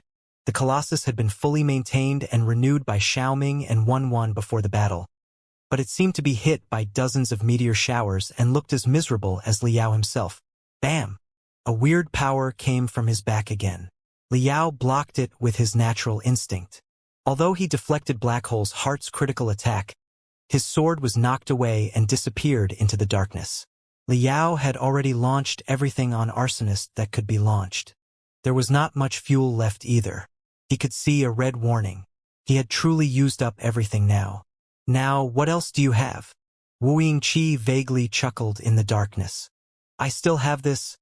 Liao roared, turned around, and stepped forward, before he punched at the darkness unstoppably. My fist that represents justice and hot blood. Boom! Wu Yingqi seemed to be amused by Liao's words. Yet his laughter came to an abrupt halt 0.1 seconds later, replaced by a metallic noise and the cracking sound of a fist hitting a face. Under the interference of Black Hole's heart and Wu Yingqi, all the attacks from Arsonist missed their target. By logic, this unattractive right hook couldn't have hit the target at all. But it somehow hit the target unbelievably. Liao punched Black Hole's heart's head and grasped the components in the skull of Black Hole's heart before he pulled them back brutally. Arsonist leaped and kicked Black Hole's heart's chest like the barrage of the main gun of a super warship. Die now! All of Liao's fury and gloom were condensed in the roar and transformed into a destructive power that was blown into Black Hole's heart's chest. Z, Z, Z, Z, Z, Z. Black Hole's heart's head and chest were seriously wrecked. Dazzling electric arcs squirted from the broken chest, outlining the Colossus in the darkness. The absolute darkness that swallowed everything became clearer, like a fog that was dispersing under the sun. Without the protection of the absolute darkness, Black Hole's heart was not as domineering and majestic as Liao imagined. It was just a 30-meter-tall colossus whose body sparkled like mirrors. Liao had just locked onto it accurately and destroyed the interference and stealth units on the Colossus, thereby significantly impairing its battle performance. Black Hole's heart was now as frightened as a skinned shrimp. 30 meters to the left of Arsonist, Heavenly Crystal got rid of the darkness too. It was also greatly damaged, but it still had fists. That's impossible. How did you lock onto Black Hole's heart? Nobody has ever locked onto Black Hole's heart or hurt me. Wu Yingqi paused for a moment and roared hysterically. My body. You played tricks on my body. You shameless cockroach, what have you done to me? Nothing. Except that I drugged you with something named drunk deity. Liao warmed up the iron fists of arsonist and said casually, "There's no need to search your memories. It's a drug that the 100 Smelting Clan invented 40,000 years ago. It was lost after the 100 Smelting Clan was destroyed. There's no reason why you should know that. Rest assured, it's not a poison. If it were poison, you would have realized that something was wrong the moment you possessed Li Jialing's body. Actually, this is a great medication to help you calm down and meditate. Only the leaders and elders of the 100 Smelting Clan had the privilege to use it. I didn't find enough heavenly materials and earthly treasures to refine it until I turned all the warehouses of the business alliance of 10,000 sectors upside down. The drug is nothing special, except that it will suppress your spiritual energy, appease your brain cells, and relax your muscles and nerves so that you will be drowsy and want to sleep. Of course, I may have put a higher dose than I should. But rest assured, there won't be any consequence except for a sound sleep. You will even feel particularly refreshed when you wake up. You, Wu Yingqi was both shocked and angry. You drugged Li Jialing apart from installing a barrier on the back of his head. Isn't it only logical? Liao said, everybody knows that you're going to seize Li Jialing's body as your carrier. It did not look right at all that we brought Li Jialing to you, did it? You're not stupid, so you must have thoroughly examined him before you possessed him, right? Installing a barrier on his body to die with you was a plan that Li Jialing proposed, but I didn't think that you would be fooled so easily. Also, dying with someone like you is not worth it. So I slightly revised the plan. The barrier on the back of his head was only a distraction that was meant to be found, and this imperceivable drunk deity is my real fatal move.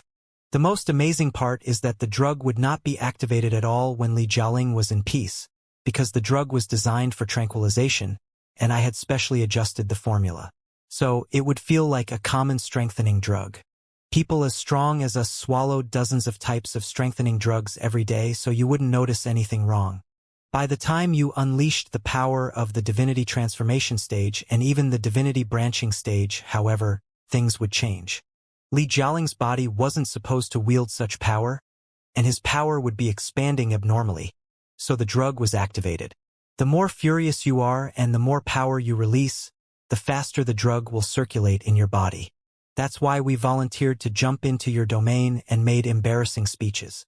We were not trying to get ourselves killed. We were trying to allure you to unleash your maximal power so that the drug would reach every cell in your body. Idiot. Asshole. Asshole. Asshole. In the spiritual residence of Black Hole's heart, the fur of the gold lion turned into abyssal black at first, before it changed into devastating red. But his hair was shivering furiously whether they were black or red. Wu Yingqi's anger, regret, and desperation popped up on Li Jialing's young face. He should have thought of it. He had already thought of it. If the situation were less urgent, and if Liao were not stirring trouble, he would have performed a thorough examination on Li Jialing's body and observed him for half a month before he possessed Li Jialing. In such a case, he wouldn't have been tricked like this at all. However, he did not have the time. The wretched cockroach, Liao, sabotaged his next sun plan first, which messed up his heart and made his computation ability plummet. Then, Liao woke up Li Linghai's suppressed soul, which further injured his remaining soul and hindered his senses. Eventually, he stepped into this trap when he had no other choices. Wu Yingqi sensed strong sleepiness. The boiling blood over his body was calming down. He seemed to be sinking in a warm swamp. His every cell was whispering, "Sleep, sleep, sleep." Liao was not wrong. It was indeed not any poison but a powerful sleeping aid. With Wu Yingqi's incredible control over his body in the divinity branching stage, he shouldn't have been affected by any hypnotic at all. However, due to the collapse of the next sun plan and Li Linghai's counterattack, his remaining soul was heavily broken. Also, he had occupied Li Jialing's body in a hurry and hadn't fully mastered the body yet. So, it was rather difficult for him to activate his brain cells and secrete hormones to resist the hypnotic. He wouldn't really fall asleep, but there was indeed a moment of trance. The battle of top experts was too fast. One moment of trance was enough for Liao to send him back to hell. "You're screwed, Wu Qi," Liao roared. His roar echoed with the noises from Arsonist's joints, and Arsonist was attacking even faster than sound. Before Wu Qi was back to himself from the drowsiness, Arsonist had stomped on the ground and punched Black Hole's heart heavily for a second time. Boom! It was like the main gun of a super warship was stuck to Black Hole's heart's breastplate. Even Arsonist's right arm could not bear Liao's ferocious power. It was broken and its components were splashing out. Black Hole's heart's breastplate deeply collapsed. It was almost punched through. Although Wu Qi was protected by the buffer liquid behind the breastplate, he was still vomiting blood crazily under Liao's punch. The enormous colossus stepped back, only to be tied up by the iron tentacles of the Hydra system on Arsonist and pulled back again. "You're bold enough to—" Wu Qi's face was full of gloom, before it was replaced by fury. Although Liao's punch did not really hurt him, vomiting blood because of an enemy's attack was a humiliation that he had never experienced. "To disrespect me like this?" "Yes, so what?" Liao bound Arsonist to Black Hole's heart with the Hydra system. The two super colossi could only conduct the most intense melee battle in an awkward gesture. Liao was obviously more prepared. His left arm punched out again as he shouted, "I'm not just disrespecting you. I'm insulting you. Come on, create more black holes. This punch is for all the people living below the ground of the capital planet. What do you wretched, immortal cultivators consider mankind to be? Bugs? This punch is for the Star Ocean Republic you destroyed 1,000 years ago. On behalf of all the adherents of Firefly, I'll let you taste their suffering. This punch is for all the innocent people who were killed by the immortal cultivators. You were the cause of everything. This is just the down payment. They'll seek revenge from you in person after you die. This punch is for Li Linghai and for the love between her and my foster father. I'm giving you this on behalf of my foster father. This punch is for Li Jialing, my beloved brother. Nobody can steal his body, and certainly not a scumbag like you. Get out now. This punch, and the next 100 punches are for nothing other than my personal interest. I've been meaning to blow up your head when I heard about you in Kunlun. If I don't deform you today, I will be sorry for my starving fists. Boom, boom, boom, boom, boom, boom, boom, boom, boom, boom. Liao controlled Arsonist to punch with both arms, which turned from storms into tsunamis, and from tsunamis into overwhelming meteorites. At first, Black Hole's heart's glittering armor could still be seen, and Wu Qi was gritting his teeth, trying to restore his domain of absolute darkness. However, every time blackness arose on the silver armor, it was interrupted by Liao's burning meteorites, until Black Hole's heart was drowned by Arsonist's fists in the end. After the infinite punches, the natural, impeccable silver armor of Black Hole's heart became dented, and the modeled complex materials below the surface were revealed. No matter how many layers of materials the armor was made up of, it could not resist Liao's burning fury. Too many parts were exploding and falling apart. Fury came with a price. Arsonist's arms were also breaking and melting at a visible speed, as if they were meteorites that were rubbing the atmosphere. However, Liao had grabbed tremendous broken pieces of magical equipment and placed them on his empty arms, so that he could punch again and again with the dazzling new arms. Ever since Wu Qi accepted the Blood God's heritage and became Black Star the Great 1,000 years ago, he had never been more humiliated and desperate. Black Hole's heart's spiritual residence still kept the last defense and protected his body from being directly exposed to Liao's iron fist. But Liao's fury was still bombarded at his face, his brain, his mind, and his soul through all the layers of plate armor and buffer liquids. Wu Qi's soul was more heavily wounded than ever. It was almost as swollen and devastated as his body. If Liao's attack could last 1 minute, no, half a minute, it would be possible for him to blow up Black Hole's heart's breastplate and grab Wu Qi out of the spiritual residence. But pitifully, schwa, the dull noises of bombardment came to an abrupt halt. Arsonist suddenly tripped itself over. Its arms had been completely shattered in the bombardment of infinite meteorites and could not bear Liao's fury anymore. Liao was so crazy that he had blown up the fists of the Colossus. Hoochie! Hoochie! Hoochie! Hoochie! Liao breathed heavily. His every muscle was quivering, and his every cell was almost drained. For someone in the divinity transformation stage, they had to pay a dreadful price to suppress someone in the divinity branching stage, even if the latter was just a remaining soul. Now, Liao had used up his strength, and it was time for him to pay the debt. Apart from the seriously ruined arms, the fuel of arsonist had almost been drained too. It was impossible for him to activate the ultragalactic cannon. Wuxia, however, still had the last bit of strength left. As the defender, he had consumed less spiritual energy than the attacker did. The effect of drunk deity had been weathered through too. He could sense that every drop of blood in him was boiling again. Hee. It seems that Wuxia smiled again, and the iron claws of Black Hole's heart clutched Arsonist's broken arms. There's nothing you can do now. Who told you that? I've got one last move. Liao gritted his teeth, and a piece of round magical equipment that had infinite holes like a beehive was summoned.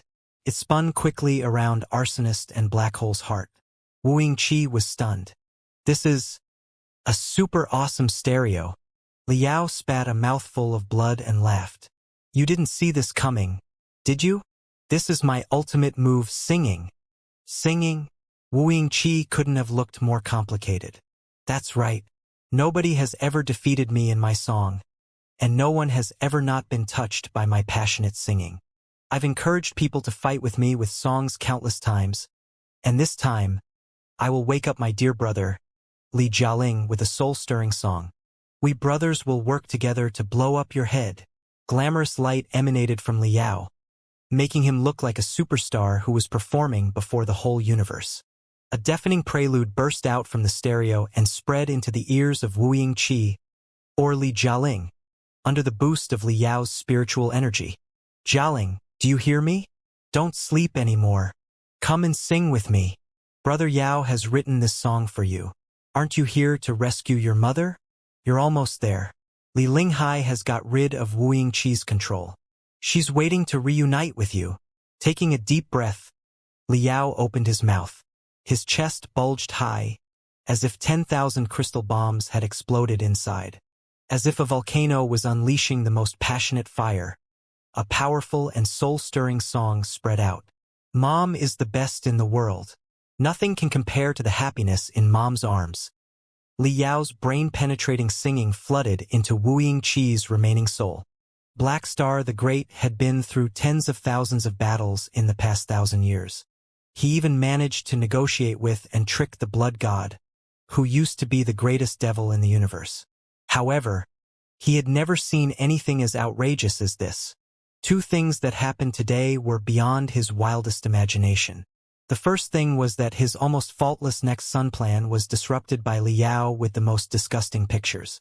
The second thing was that Liao was such a terrible singer. He had never heard such horrible singing. Stop! Stop now! Wuxia felt that abnormal bubbles were popping up from the depths of his brain, making his soul explode. He held his head and could not control the Colossus at all. He could only roar. What song is this? It's torturing. Stop. I told you to stop. That's impossible. Even the darkness and coldness of the whole universe cannot stop my fiery song. Liao kept singing with a low voice. Mom is the best in the world. Where can you find happiness except in Mom's arms? The singing was louder and louder, and it was more and more ear-splitting and unpleasant. Bright gold blood flowed out of Wuxia's eyes, nose, ears, and mouth. His long hair that just turned crimson was showing gold too. Even his bloodshot eyes were emitting gold. A certain power was waking up inside the body and trying to break free. That's impossible. Wuxia roared in pain. How can my cause be defeated by an insignificant song? It's impossible. You still haven't realized what's going on? What defeats you is not the song, but the feelings of mankind.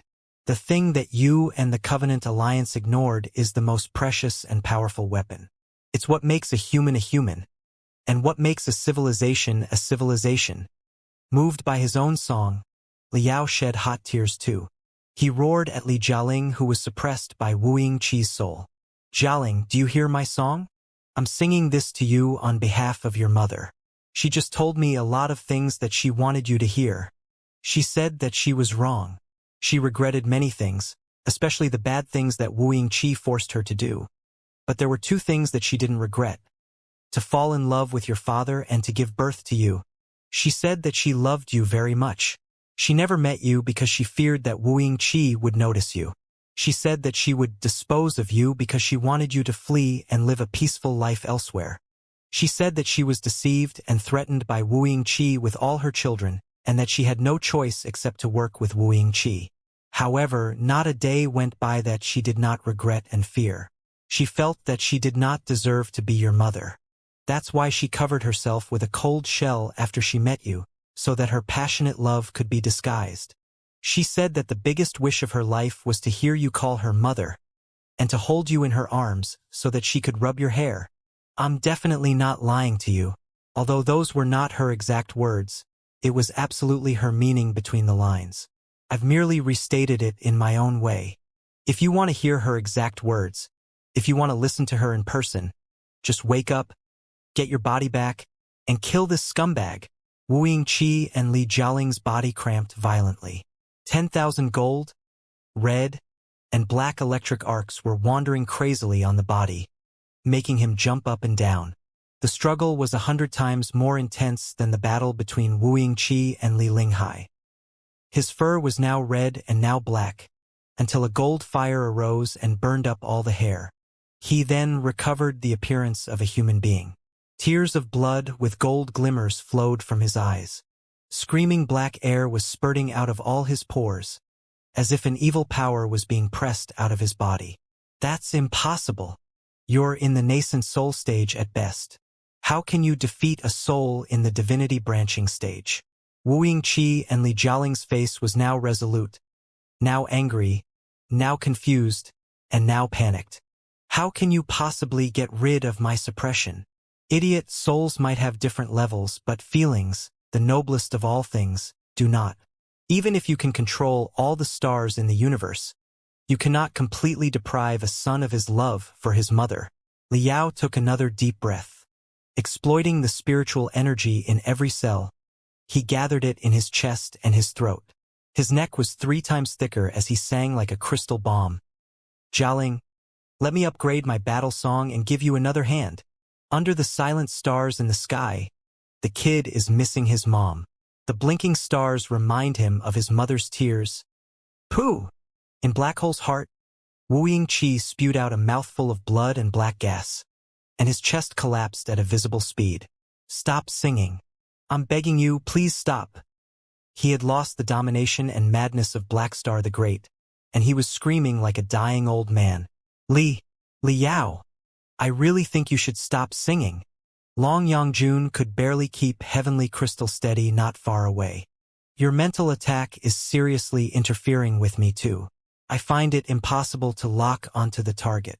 I am about to throw up too. Do you really not know what a bad singer you are? You're causing as much damage to enemies as you do to allies. Li Linghai, who was meditating and recovering, slightly rolled her eyes.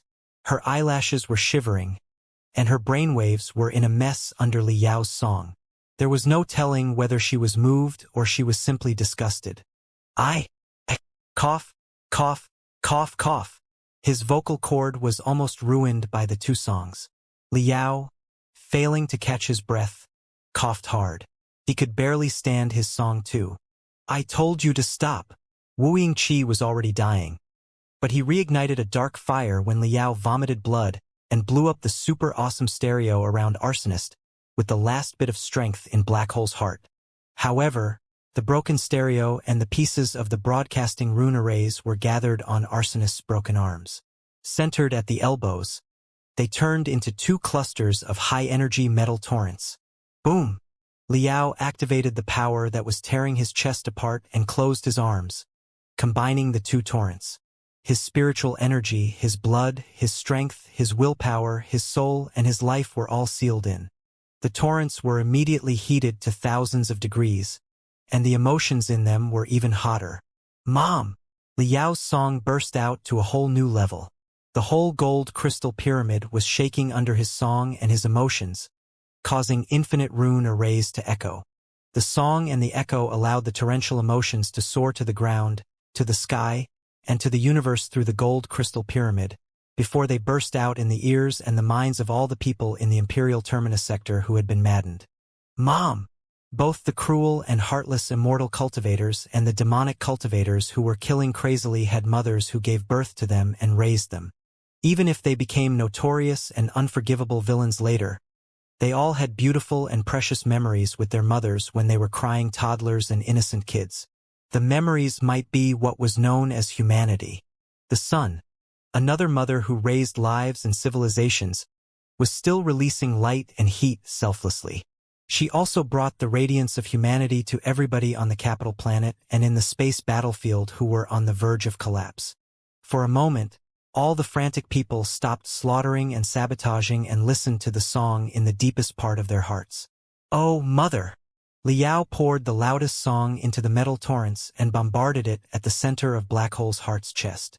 Mother in candlelight. Boom! Crack! The breastplate of the legendary Black Hole's heart was finally pierced through by Liao's punch of sound waves. The destructive mental power immediately filled the spiritual residence and cleansed Li Jialing's body and eardrums. Wu Yingqi and Li Jialing burst out a devastating scream. His fingers were buried in his hair, and his body bent into a bow that was about to break. Infinite black fire and bloody fog squirted out. His eyes turned into stubborn gold again, filled with the determination and fury of a young man. The black fire and bloody fog, however, circled around him and formed a blurry gigantic shadow that was still struggling. The shadow was exactly Wu Yingqi's remaining soul. He had been pushed out by Liao's song and Li Jialing's willpower again. Stop! Stop singing! Li Jialing waved his hand at Liao, with pain and weakness all over his face. It's me, Brother Yao. I'm perfectly fine now and have completely taken my body back. Please stop singing. Jialing! Overjoyed, Liao hurried to stop. All right, I'll stop singing. To be honest, I can't tolerate my singing anymore either. The twisted shadow made of blood and black fog, however, struggled to crawl back into Li Jialing's body. However, Li Jialing's willpower was gathered into a gold fire that prevented Wu Yingqi's second invasion. He was even swallowing Wu Yingqi's remaining soul. Possession was always dangerous. Once the owner of the body was awakened, they would likely swallow the power of the possessor. Liao had exactly absorbed Oyezi's memories and power in such a way. You want to go back again? Not a chance. Liao had gone through all the trouble to push Wu Yingqi's soul out. He certainly would not allow Wu Yingqi to return to Li Jialing's body.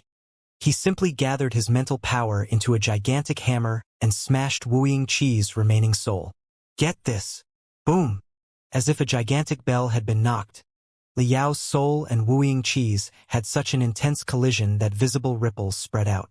There was a gap between their soul power, but Liao's soul was protected by his original body, whereas Wu Yingqi's soul was exposed to the air.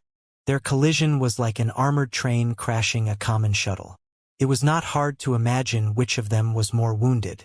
Liao's soul was knocked back into his brain, but Wu Yingqi's soul was shattered like a cloud under the wind and could not regather at all. Li Jialing's brainwaves that were released nonstop were also cutting the cloud like sunlight. Ah! Wu Yingqi had never been as desperate. His broken soul twisted and struggled. He tried to regather but was cut by Li Jialing. He tried to flee but was stopped by Liao. Long Yongjun also seized the opportunity to launch the last strike. 100 tiny crystal needles were darted into his remaining soul. The insane man of the time had finally reached his end. I echoed for a long time in the remaining soul, but he could not continue at all. It seemed that he would soon be dead for good. However, the floating cloud suddenly constricted into 100 round and deep drops, exactly like what Liao had seen in his illusion. Not good. Liao's face changed greatly, as he thought of the most horrifying possibility. Since the next Sun plan failed, Wu Yingqi had suffered consecutive setbacks and lost all chances of a comeback now. However, he still had one last option, which was to detonate his last mental power and to die together with Li Yao and Li Jialing. Back in the Seven Seas Grand Market, he had remotely controlled Wu Yingqin to blow up her head, which nearly killed Li Yao. Also, he did not have a real head right now, but his remaining soul was much more powerful than Wu Yingqin. Watch out! Li Yao reacted quickly and stood before Li Jialing. His soul was far more powerful than Li Jialing's. There was no reason why he would let his little brother take the blow of Wu Yingqi's suicide attack. Boom!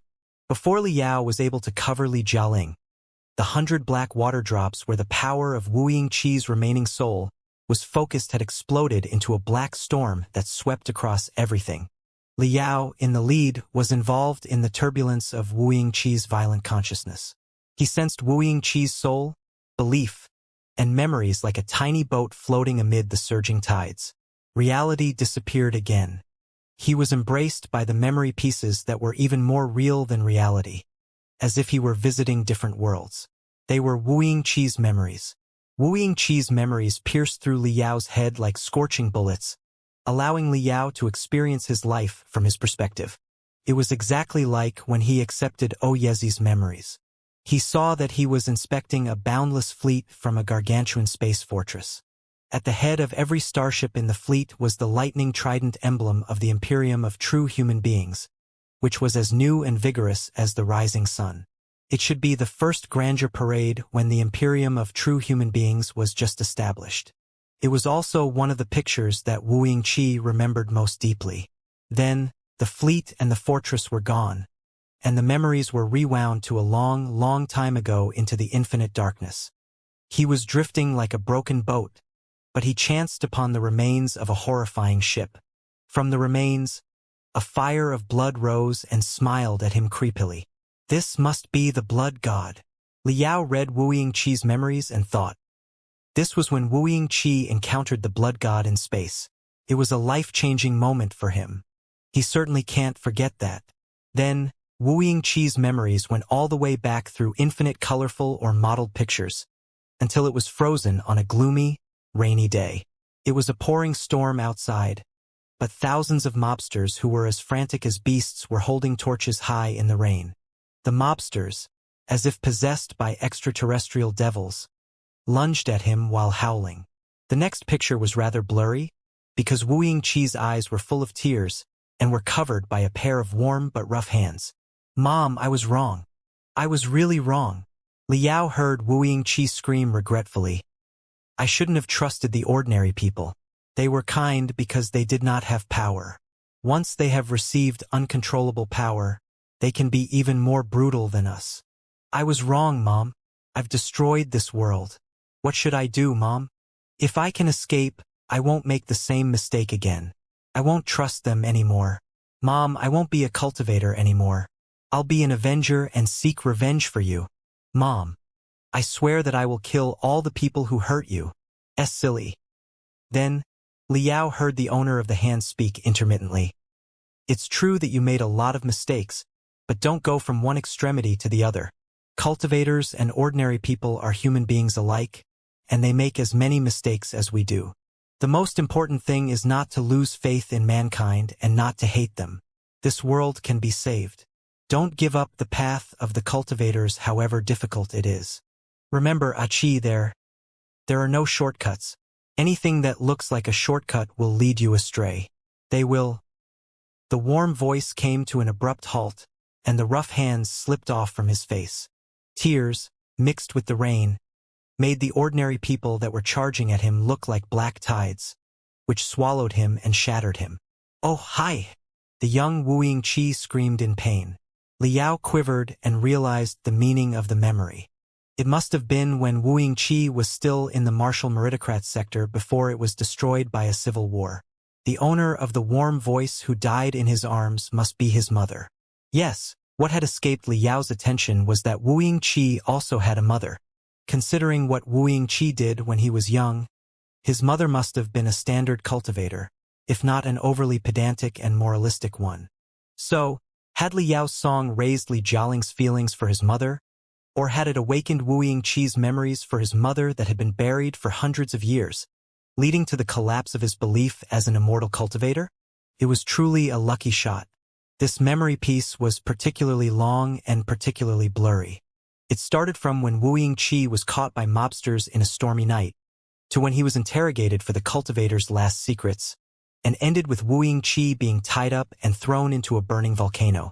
The picture was frozen in his panic, desperation, fury, and regret when he fell from the crater. Then, Li Yao realized something.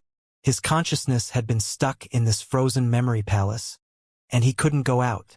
He was like an invisible shadow that flew above the crater, but there was no way he could get rid of the memory. The mobsters around the crater and the young Wu Yingqi who had fallen were all unmoving statues that couldn't offer any help. He barely encountered such a creepy thing even when he absorbed Oyezi's memory pieces. Wherever he sprinted at, he would be bounced back as if he had run into cotton. Seriously, Li Yao's head was dizzy. Have I been killed by Wu Yingqi's self-detonation near his death, and we're now going to hell hand in hand? No wonder I'm viewing Wu Yingqi's lifelong memories. You're exactly expected to reflect on your life in the moment of your death. Please don't. A smart and awesome superhero is dying after just saving the world? This is so unfair and unreasonable. I must get away from Wu Yingqi's near-death reflections. Right when Li Yao was anxiously gritting his teeth to run out, he heard a gloomy voice from his back, which had been utterly silent until now. Thank you, Li Yao. The voice made Li Yao's pupils constrict. The hair all over his body was standing up. It was Wu Yingqi's voice. Crack, crack, crack, crack. Li Yao's neck uttered rusty noises as he turned back inch by inch. He immediately saw another transparent person floating not far away. Who else could it have been if not the haunting Wu Yingqi? However, Wu Yingqi felt like an entirely different person from a moment ago. He was wearing a white robe, and the cruelty and domination on his face were gone. He stared at his younger self and the mobsters who were throwing him into the volcano, but his eyes were calm and clear, as if he had come to new realizations. He was floating in the middle of the smoke above the crater.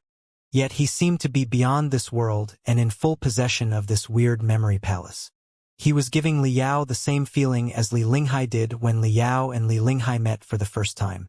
They were both tranquil and untainted. It did make sense. Wu Yingqi was a half-teacher for Li Linghai, so Li Linghai must have learned after him. This image should always be a facet of his mind.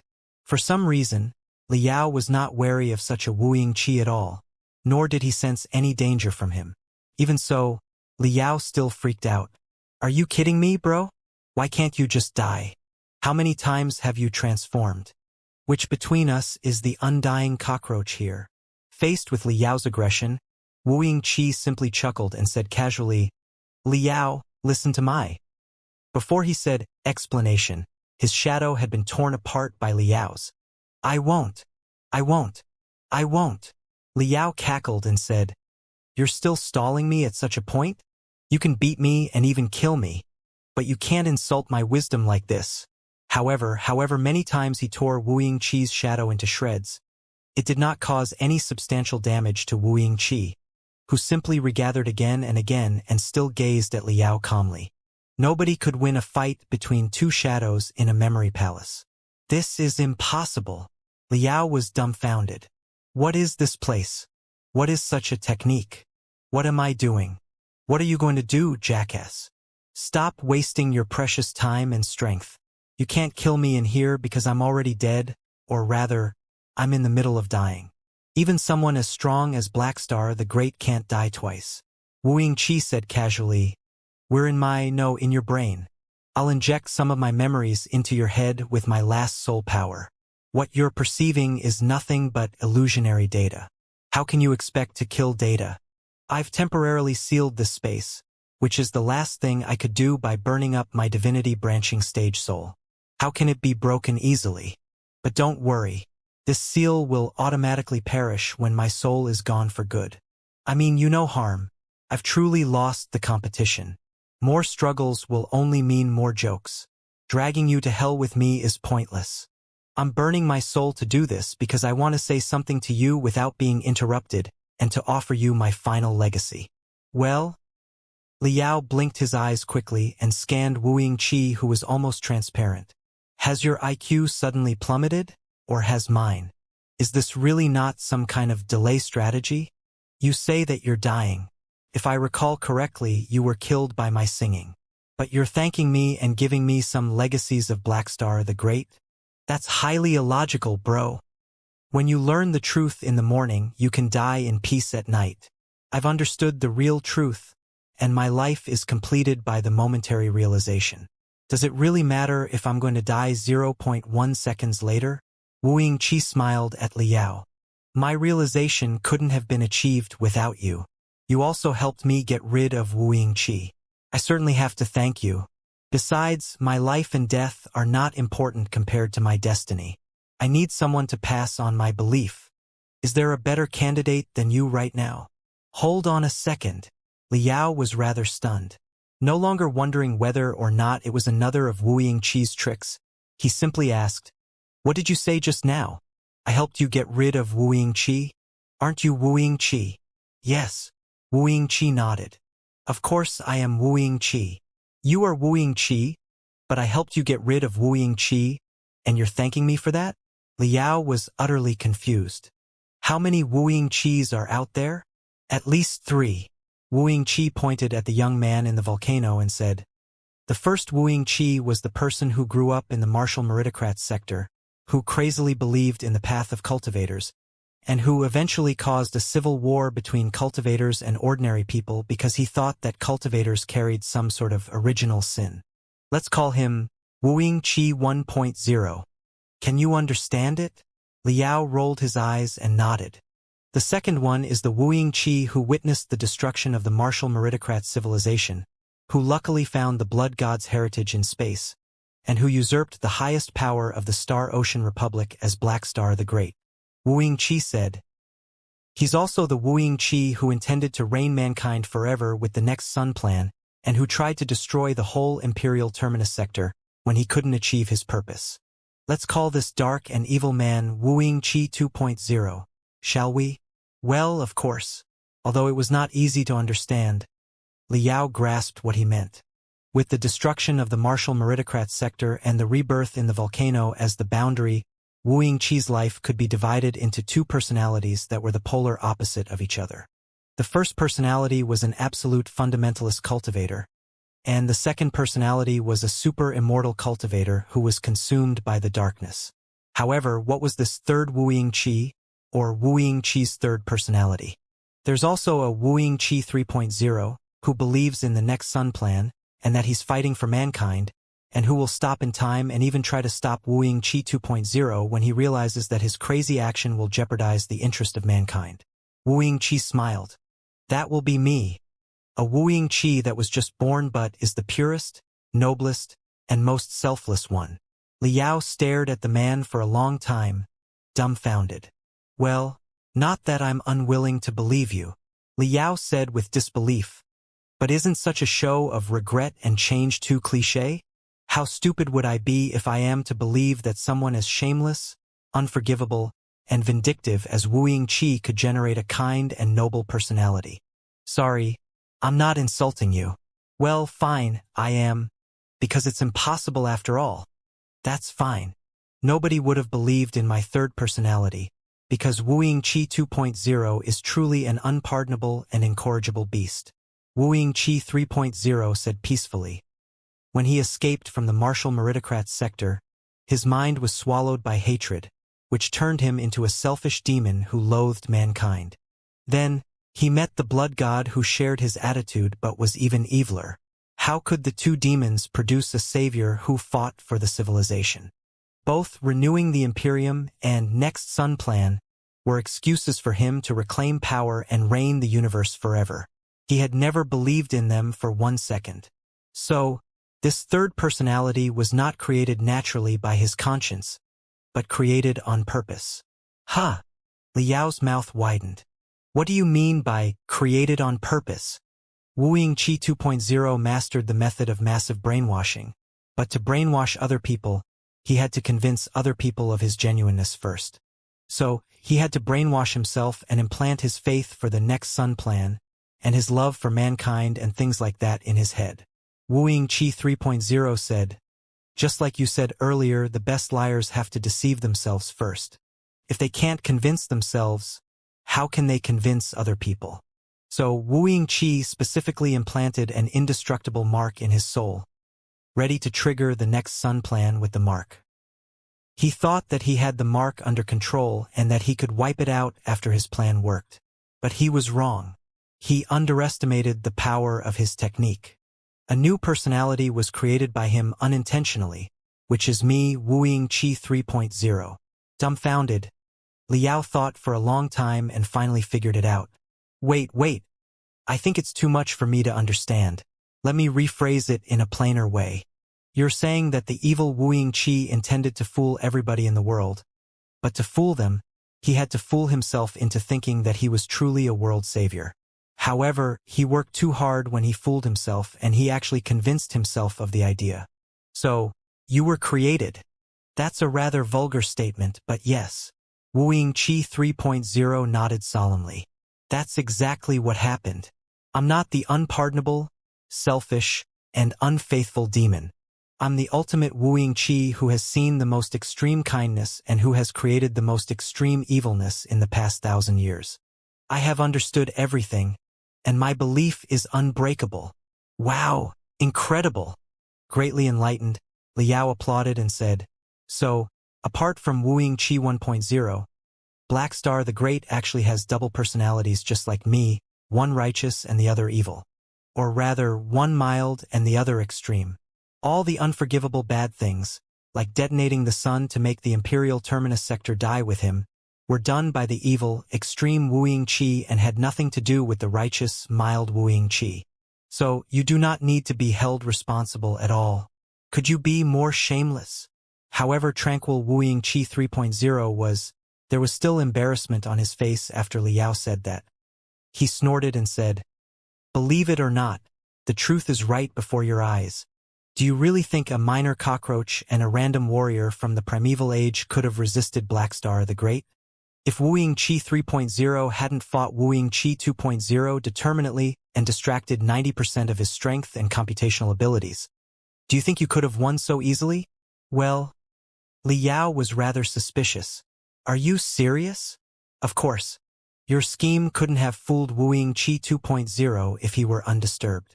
Wuxia 3.0 said casually, "It seemed that you confessed everything honestly, including your plan and the rough coordinates of the Star Glory Federation. You even submitted the half-key to the Supreme Emperor's mausoleum. However, I could have obtained them even if you did not volunteer to confess. The trap under the disguise of another trap on Li Jialing was the simplest trick. It was absolutely illogical that you brought Li Jialing to the capital planet. Something was definitely wrong. As long as you keep that in mind, you wouldn't be fooled at all.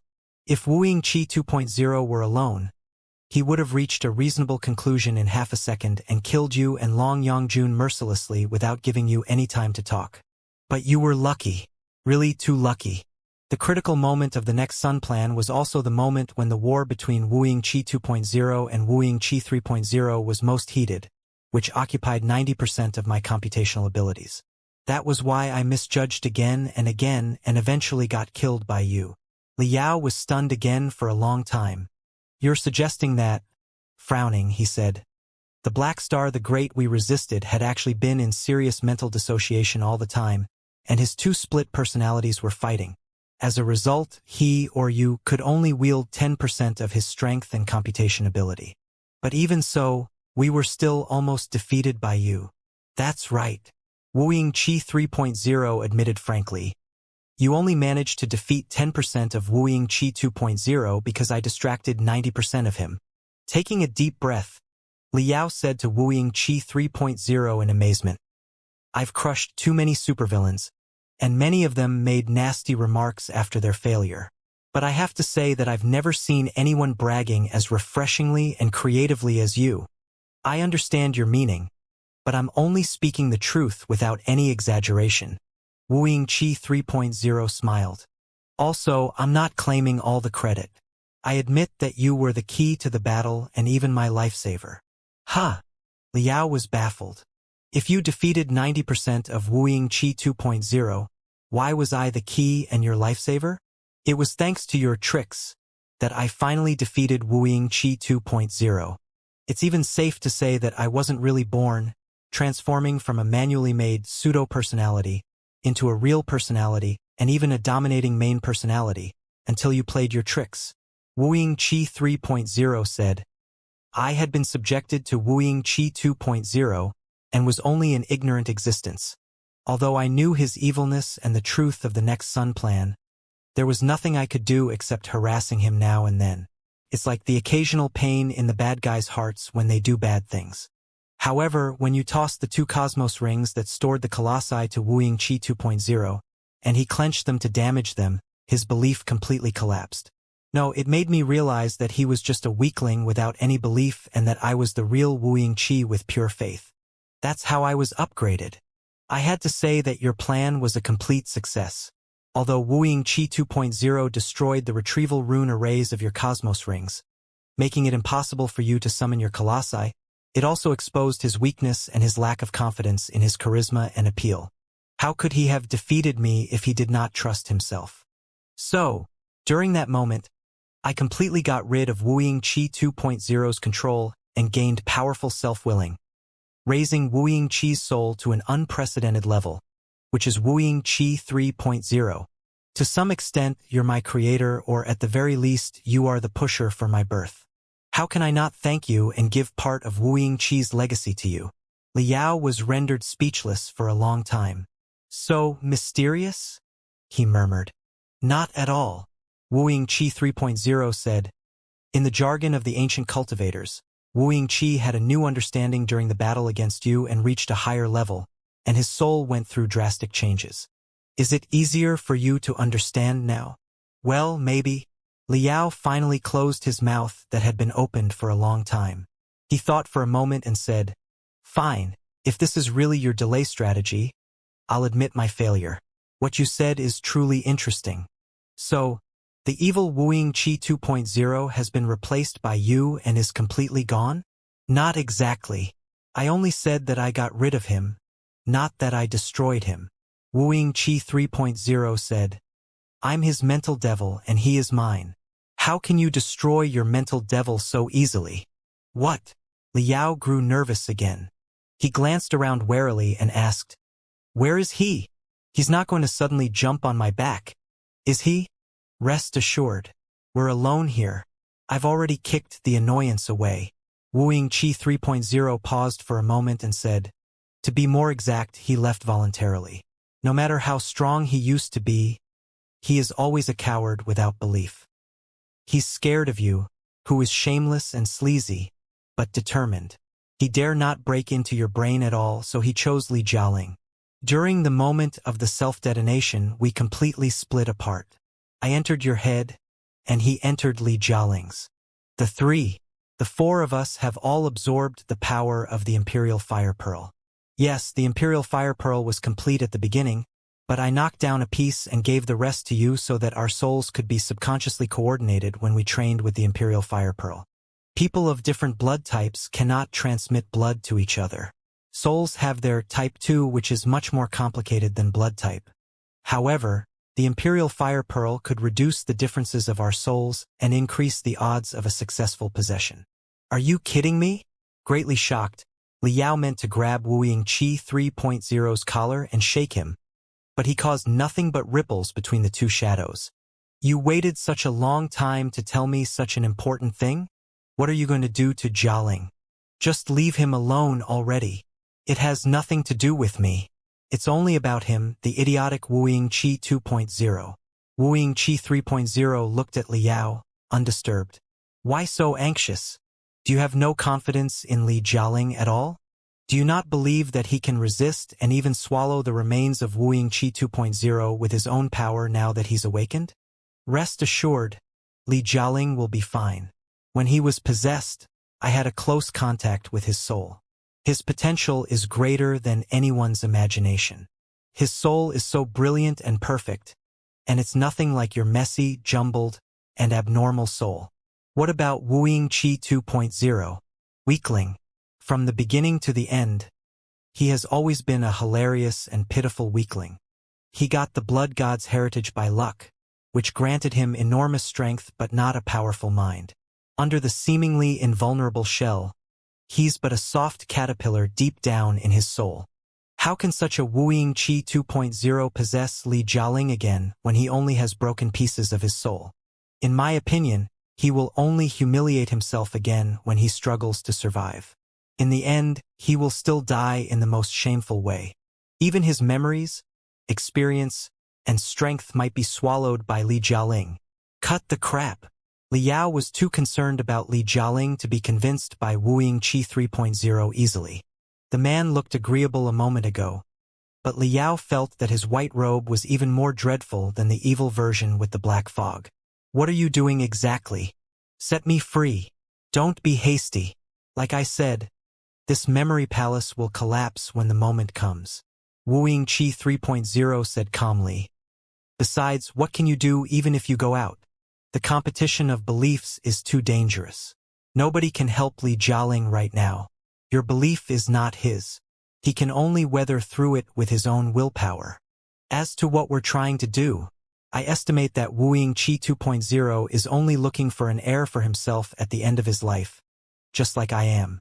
So, why don't you hear me out before you make a choice? You don't strike me as such an impatient man. Enough of the bullshit. I can listen to you, but you have to answer my question first. Staring at Wooing Qi 3.0, Li Yao thought for a moment and asked, what status are you in right now? Are you a cultivator or an immortal cultivator? While I do not agree with such an oversimplified way of classification, if I have to choose between the two, Wooing Qi 3.0 said with a smile, I think I've finally returned to where I started after all the things I've been through, and I'm now a cultivator again. Oh? Is that so? Li Yao looked at him suspiciously. Are you sure? Very positive. Probably nobody in the whole universe is as certain as me. Wooing Qi 3.0 heaved a long sigh. The path of the cultivators sometimes results in the waste of resources, but the path of the immortal cultivators is even more severely flawed, because my purpose when I created it was impure. It can only serve as an expedience but cannot guide a civilization to sail against the incessant tides in the universe. I was wrong, Li Yao. My experience in the past 1,000 years has made me realize how selfish and naive I was. I am truly unpardonable. Well? Li Yao scratched his chin suspiciously. You sound rather sincere. That's the right attitude. Of course I'm sincere. This is the ultimate answer that I've reached after I dissected and analyzed my thoughts and my mind. Wooing Qi 3.0's eyes were so clear that they were almost invisible. Rest assured, I'm totally different from Wooing Qi 2.0. He intends to disseminate the true path of immortality to every corner of the universe with the gold crystal pyramid and the enhancement of the star, thereby reigning mankind forever. Even I abhor him. I've truly repented and changed. Now I'm sincere, selfless, and righteous, and I consider things for the overall interest of mankind. When I was awakened, I immediately realized how hilarious and shameless I used to be. The gold crystal pyramid was a piece of precious stellar-level magic equipment, and the true path of immortality is a wrong, inferior thought. To launch the true path of immortality with the gold crystal pyramid is a crime to mankind and to the future. That's right. That's right. Well said. Li Yao slapped his thigh and laughed. Look, you have truly understood a lot of things. If you had realized it earlier, we wouldn't have needed to fight at all. And we could have created a beautiful tomorrow for mankind together, didn't we? You don't say. Thankfully, you and I managed to stop Wooing Qi 2.0's evil, next sun plan. Wooing Qi 3.0 also smiled sincerely. Now, it's time to optimize the next sun plan so that it can play a better role for mankind. The gold crystal pyramid is too precious to send the evil and wrong ideas of the immortal cultivators to mankind. It should inoculate the righteous ideas of the cultivators in everyone. Li Yao's smile was frozen, as if a heavy brick had just been smashed at his face. What did you say? Liao's face was twisting. What do you want? It's not about me, but you. Wu Yingqi 3.0 blinked at Liao and smiled. It's now or never. You won't have a second chance.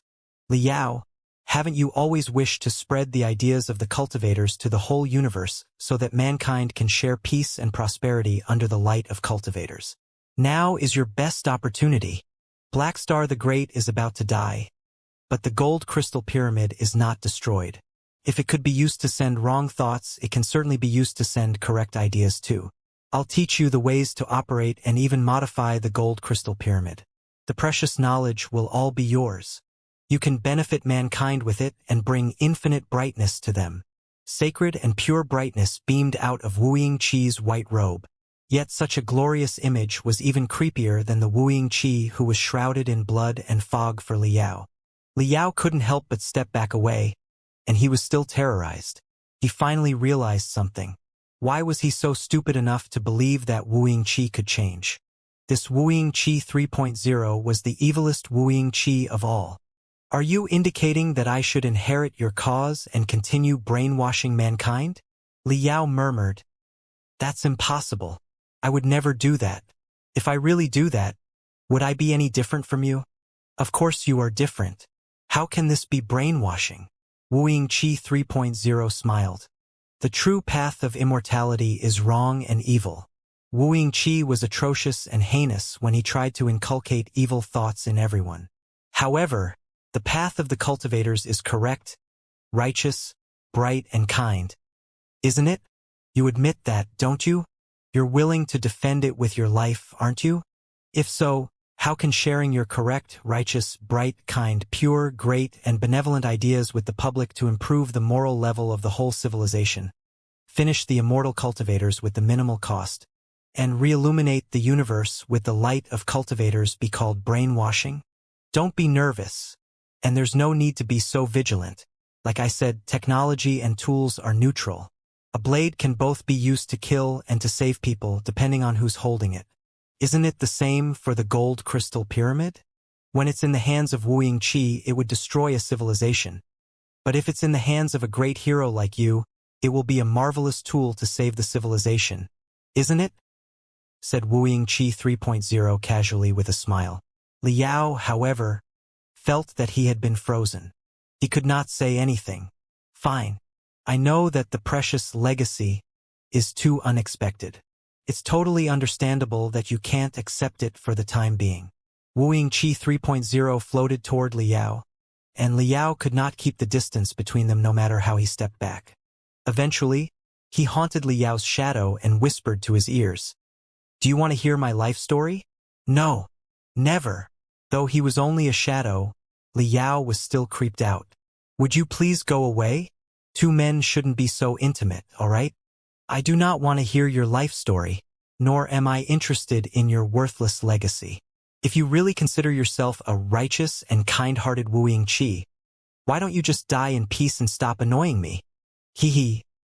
Wu Yingqi 3.0 did slightly separate from him, with the same casual but vicious smile on his face. He seemed to have seen through everything. How can you learn the history between the Supreme Emperor and the Blood God, the secrets of the origin of the Covenant Alliance, the location of the Supreme Emperor's mausoleum, and the way to become the master of the gold crystal pyramid if you don't want to listen to my life story? Wait, I'm truly interested in the first few things, but why would I become the master of the gold crystal pyramid? His eyes bloodshot, Liao breathed heavily and gnashed his teeth as he said, the gold crystal pyramid is too evil to be controlled by a human. The first thing I'm going to do after I wake up is to demolish it. So just drop it. No matter how you deceive me or make deals with me with your secrets, I won't become the master of the gold crystal pyramid. Never. Deceive? Deals? You're wrong, Liao. Wu Yingqi 3.0 looked down at him with the domination of Blackstar the Great again. I do not need to deceive or make deals with you. In fact, if you calm down and think about it, you will volunteer to become the master of the gold crystal pyramid. You'll even beg me to teach you how to control the gold crystal pyramid and to give you the remainder of the Book of Revelation. But rest assured, we're both fellow cultivators. I will tell you everything without you begging. After all, You've done me a favor, and this is for the civilization of mankind. It's true that old habits die hard. Liao snorted and said, You're trying to brainwash me even when you're dying? I'm rather interested in finding out how I would voluntarily become the master of the gold crystal pyramid. Come on. Whatever trick you may have, just bring it on. No, I'm not brainwashing anybody. I'm just helping you see the fact. Wuxia 3.0's lips curled. His face and his robe were full of ash, making him seem rather dirty. Oh, maybe I do not need to help you at all. With your wisdom and your insight on the darkness of humanity, you should have foreseen your destiny, right? You made use of such shameless methods, so you must have a clear understanding about the vileness of mankind. You know that you have no choice except to become the master of the gold crystal pyramid. But you're unwilling to face the pathetic fact. Am I right, Liao? Liao's shadow was obviously shaking, like a reflection in a pond that had been just broken by a pebble. I have no idea what you're talking about. Liao gnashed his teeth and said, I won't become the master of the gold crystal pyramid. I will destroy it. I will destroy it. No, you won't. You will seize it, study it, upgrade it, and turn it into the last defense line between the Imperium and the Federation, between the immortal cultivators and the cultivators, to defend your motherland and your belief. Wuxia 3.0 smiled more and more brilliantly, with the volcanic ash dancing around him like butterflies. It's your only chance, as well as your only leverage to bargain with people like Lei Qinghu. You know it. You always know it. You don't have a choice. You are different from Lei Qinghu, Li Linghai, Jin Yuyan, and the thousands of immortal cultivators at the center of the cosmos right now. When Black Star the Great exists, you may hold back your disagreement and work together. But all of you know that your cooperation won't last. The moment Black Star the Great collapses, the alliance of the cultivators and the immortal cultivators will fall apart. You're destined to fight among yourselves. Even if you never mean to kill Lei Qinghu, Li Linghai, or Jin Yuyan, and they will never turn against you because you've done them many favors, what about the other immortal cultivators? Now, it is no longer a secret that you are a cultivator from a cultivators nation called Star Glory Federation at the border of the cosmos. No matter how you try to cover it up, more and more immortal cultivators will know it. How can you guarantee that those immortal cultivators won't invade your motherland? Even if people like Lei Qinghu, Li Linghai, and Jin Yuyan are rational and friendly enough, will they never change? Will they control the Imperium forever? If they change or die, how will the new generation immortal cultivators view the Star Glory Federation? Will they feel that it might turn into a threat to the Imperium? You know very well that your motherland can't expect to resist the Imperium of true human beings in a head-on clash in the next 500 years. The resources at the border of the cosmos are limited anyway. I don't think you can keep your speed of development, can you? So, faced with the Imperium of true human beings, which is gargantuan and unpredictable, what else can serve as the Star Glory Federation's first and last defense line except the gold crystal pyramid, a dagger stabbed in the heart of the Imperium? So, only by threatening the Imperium with the gold crystal pyramid to reach a certain balance of mutual deterrence, will peace be realized between the Imperium and the Federation. If you destroy the gold crystal pyramid, how are you going to persuade the ferocious and cold-hearted immortal cultivators? With your sincerity, your kindness, or your nasty singing? Liao was lost for words and thought hard. Also, it's not just about the Star Glory Federation. It's also about the path of the cultivators that is of paramount importance for you. Wuxia 3.0 extended his hand and gathered a mouthful of ash before he blew the gray butterflies at Liao. He smiled and said, You are a real cultivator, a firm and determined warrior. So, you couldn't have cooperated with Lei Qinghu and Li Linghai purely to destroy Black Star the Great, could you? That would have been one demon replacing another. Li Linghai's ideas to renew the Imperium and to bring justice and fairness to everyone and Lei Qinghu's faith in the honor of soldiers were the keys that motivated you. You were convinced that, under the leadership of Li Linghai and Lei Qinghu, the rotten Imperium will be reborn and move to a brighter future, where most ordinary people will live a better life, and the cultivators like you can subtly change the nature of the Imperium in the process. That's the reason why you could keep your belief as a cultivator while cooperating with Lei Qinghu and rescuing Li Linghai. It's a nice plan, but how are you going to carry it out? How can you guarantee that Li Linghai will fulfill her promise? How can you guarantee that Lei Qinghu will be a soldier who fights for the civilization? And how can you guarantee that their reform will go as you wish? What if they regret later? What if they are reluctant to liberate the hominoids living below the ground on the capital planet? What if Lei Qinghu is going to sacrifice thousands of ordinary people for a certain purpose? How are you going to supervise and stop them? The gold crystal pyramid is the only way, isn't it? You know very well that, only by controlling the gold crystal pyramid, a piece of magic equipment that can destroy the capital, will you and other cultivators be able to participate in the renewal of the Imperium as a supervisor with the highest authority. You can certainly destroy the gold crystal pyramid under the spur of the moment, but if so, the cultivators will lose the only weapon to contain the immortal cultivators. What are you going to do if the immortal cultivators slaughter hominoids again? Rescue them one by one? Just wake up, Liao. Stop fooling yourself and escaping from the dilemma. This is your responsibility. This is your destiny. This is the most glorious power that belongs to you. You have to let all the immortal cultivators know that you can destroy the whole Imperial Terminus sector, and that you will unhesitatingly do so with a heart of iron if need be. Only by doing so can you intimidate all the immortal cultivators, secure your tiny federation under the pressure of the Imperium, ensure that the reform of the Imperium goes according to your plan, and rescue the hominoids who are still suffering. Do you really think that I'm such a demon? Whatever happens, I will not destroy the Imperial Terminus sector. Liao bellowed in rage. This is not just the capital of the Imperium of true human beings, but also the most prosperous sector of mankind, a vital crossroad of the universe, and our precious home and wealth. I will never destroy the Imperial Terminus sector crazily like you would.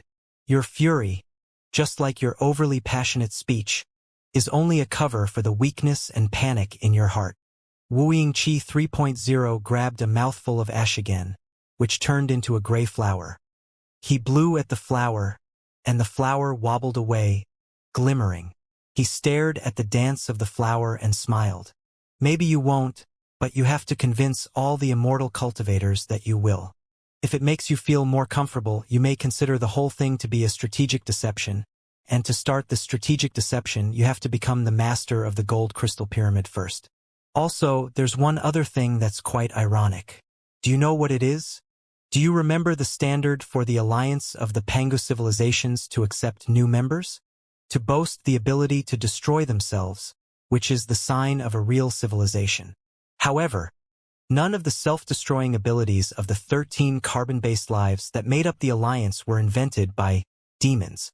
The terrifying abilities to tear apart a planet, change the magnetic field, or even control a star were all the inventions of sages, geniuses, and peace lovers, who created the abilities that were enough to destroy their civilization for the purpose of defending their civilizations, their homes, and their families against evil enemies or even ending wars for good.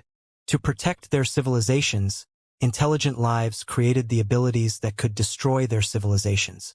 It sounds ironic, but it was and will always be true. So, if one day you lose control and turn from a dragon slayer into a demon in the gold crystal pyramid, don't go too hard on yourself. You won't be the first, and you certainly won't be the last. Stunned, Liao listened quietly and wiped the ash that had dropped to his face. The ash melted in his palm like dirty snowflakes and leaked into his body. Rest assured, the ash is nothing but an illusion. It does not contain the slightest mental power. Wu Yingqi 3.0 smiled and said, "For people like you, mental corruption is useless and will only raise your wariness. Besides, I'm already too weakened to have another mental competition with you. I can only expect that you will realize your unique destiny eventually, and I have no doubt that you will." I won't. Liao tried to shake off the ash on him, but since they were right above the Creator, the ash was dancing like snowflakes and could not be removed at all. I won't do it whatever you say. There has to be a better choice and a more perfect solution. Is there really such a thing as a perfect solution? I've been searching for it in my whole life, but I found nothing. Wuxia 3.0 sighed with pity in his eyes. Even if you want to destroy the gold crystal pyramid, how exactly are you going to do it? Arsonist and Black Hole's heart have been too seriously damaged to launch another destructive attack. Long Yangjuan's heavenly crystal is on the verge of collapse too. This gold crystal pyramid was one of the final trump cards of the Hui clan. The Pangu clan's possible assault and sabotage were taken into consideration when it was designed, so it's extra solid. Just now, our colossi had a long and fierce battle, but was the gold crystal pyramid affected at all? So, if a fierce battle of 3 colossi failed to destroy it, how are you planning to demolish it without a colossus? The best you can do is to sabotage some components or tamper with the data, but such damage can be easily repaired. If you are too concerned to shoulder your responsibility, the gold crystal pyramid will likely fall into someone else's hand, probably Lei Chenghu's. This is the capital where millions of immortal cultivators are gathered anyway, and it's impossible for a few cultivators to occupy this place for long. Eventually, you need Lei Chenghu to clean up the mess, and most immortal cultivators will pledge loyalty to him. Think about it. As the last immortal cultivator of the Imperium, would Lei Chenghu destroy the gold crystal pyramid? Or would he want to be the new master of the gold crystal pyramid? Things would be the same even if it isn't Lei Chenghu but Li Linghai, Jin Yuyan, or any other immortal cultivators. None of them can resist such a temptation, especially after witnessing how it destroyed the ace fleets of the 4 families easily. All the immortal cultivators will fight bloody battles to gain control over the gold crystal pyramid, craving to be its master. Tell me, Liao, do you want Lei Chenghu or Li Linghai, or any other immortal cultivators whom you do not know at all, to be the gold crystal pyramid's master? Do you wish to transfer the power of destruction to anyone else? Very well, your eyes are telling me your answer. If you do not want the gold crystal pyramid to be controlled by an immortal cultivator, the only thing you can do is to seize the opportunity while the capital planet is still in chaos to absorb my heritage with the Book of Revelation and inject your gene information and soul mark to the gold crystal pyramid, so that you will be its new master. Only by doing so will you intimidate all the ambitious immortal cultivators, prevent the gold crystal pyramid from being controlled by malicious guys, and ensure everlasting peace in the Imperial Terminus sector. Liao stepped back quickly with a pale face, shivering. It's fine. Just show your doubt and hesitation. It's really fine. I'm not mocking you or retaliating against you. I'm just talking to a new generation dragon slayer as a senior dragon slayer about the past and about how we turn into dragons in the end ourselves. Wuxia 3.0 floated forth and grabbed Liao's shoulder sympathetically. Slaying the dragon is not the end of an adventure but the beginning of a long journey. However, you never really know it until scales, claws, and tusks are growing in you. Did you know that I was a confident dragon slayer just like you 1,000 years ago? I once slew infinite dragons and demons, who were all inhumane and unforgivable like Wuxia 2.0. I killed infinite corrupt officials and generals of the Star Ocean Republic, who did all kinds of bad things though they looked like cultivators. Trust me, they weren't any better than Wuxia 2.0 when they tried to preserve their lives and their properties toward the end of the Star Ocean Republic. I once led an army back to the Martial Meritocrat sector, my hometown, and attacked the neighboring Sand Primitive sector, partly for revenge and partly to eliminate the evil Chiyu cult. When the Chiyu cult was destroyed, its believers and priests summoned a monster named Chiyu. I hunted it for half a year in space before I executed all of its 72 incarnations. I even eradicated the remains of the Mad Armageddon so that the great devil 10,000 years ago could not cause trouble to our world anymore. Every time I killed those villains and stopped them from destroying the world, I thought it was the end of the game and I was the final victor. After the final battle against the Mad Armageddon, my ecstasy was beyond description. I embraced an eternal victory. No insane villains can ever harm my world or my civilization anymore. However, in the end, that's why I said that you're not the first. It's not humiliating, really. Embrace your destiny with courage, face the scales and claws that are growing under your skin, and wait for the next dragon slayer to kill you and pass on your destiny. This is not humiliating. Wu Qi 3.0 was silent for a long time as he stared at his younger self who was falling into the magma in the crater. Liao, on the other hand, looked at his hands and arms. The butterflies of ash drifted to his hands and his arms and melted into them. In a trance, he really felt that he had grown a vague, barely visible layer of gray scales. Now, young dragon slayer, are you ready to listen to the lifelong story of this vicious dragon? Wu Qi 3.0 finally opened his mouth and asked casually. He did not force Liao to listen, as if he would really bring everything, including the secrets of the gold crystal pyramid, to the other world if Liao didn't want to listen to it. But of course, it remained unknown whether or not he had left a copy of the ways to control the gold crystal pyramid elsewhere. Just speak, said Liao, struggling. He felt that not just his skin, but his heart was also growing small and thick scales. Wu Qi 3.0 smiled and did not question Liao's self-doubt, as if he were really just recalling his past before his death. Where should I start? You know the absurdities I did in the martial meritocrat sector, do you? Wu Qi 3.0 said. You must know that although the propaganda is exaggerated, it's not entirely false. The ordinary people of the martial meritocrat sector were truly ignorant, shameless, and merciless. That was because your methodology was fundamentally wrong. Liao couldn't help but argue. You had been spoiling the ordinary people like they were ignorant kids since the beginning, and you never taught them anything. Getting to the bottom of it, you do not believe that ordinary people can contribute to civilization at all. After hundreds of years of spoiling, the ordinary people of the martial meritocrats sector naturally became mischievous and uncontrollable. Isn't it only natural that they ruined the civilization? In the Star Glory Federation, our path, which has been modified countless times and will be modified countless times more, is different. We won't repeat your mistake. Fantastic! Wu Qi 3.0 smiled. Isn't it all the more reason why you should claim the gold crystal pyramid, disseminate the new methodology of the cultivators to the whole universe, and awaken more people? Chances are that you can be the savior of the universe. Liao was rendered speechless. He decided to stop fighting with this guy since this guy was about to die.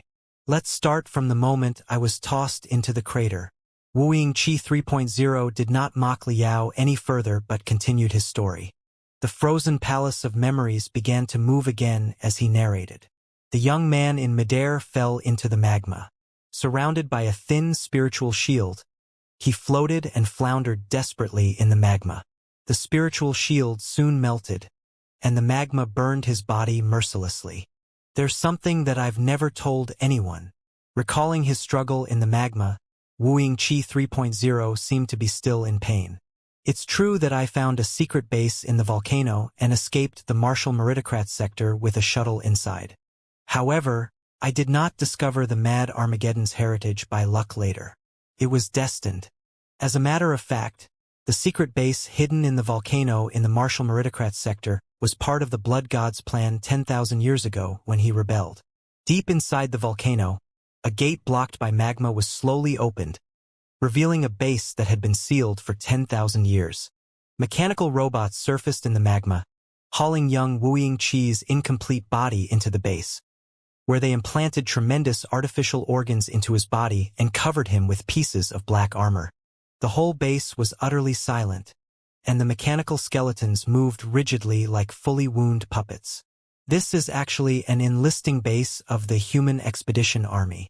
Even the weakest man can be modified into a well-trained warrior very quickly after they're sent into this place. If they're strong in the first place, they would be much stronger after the modifications.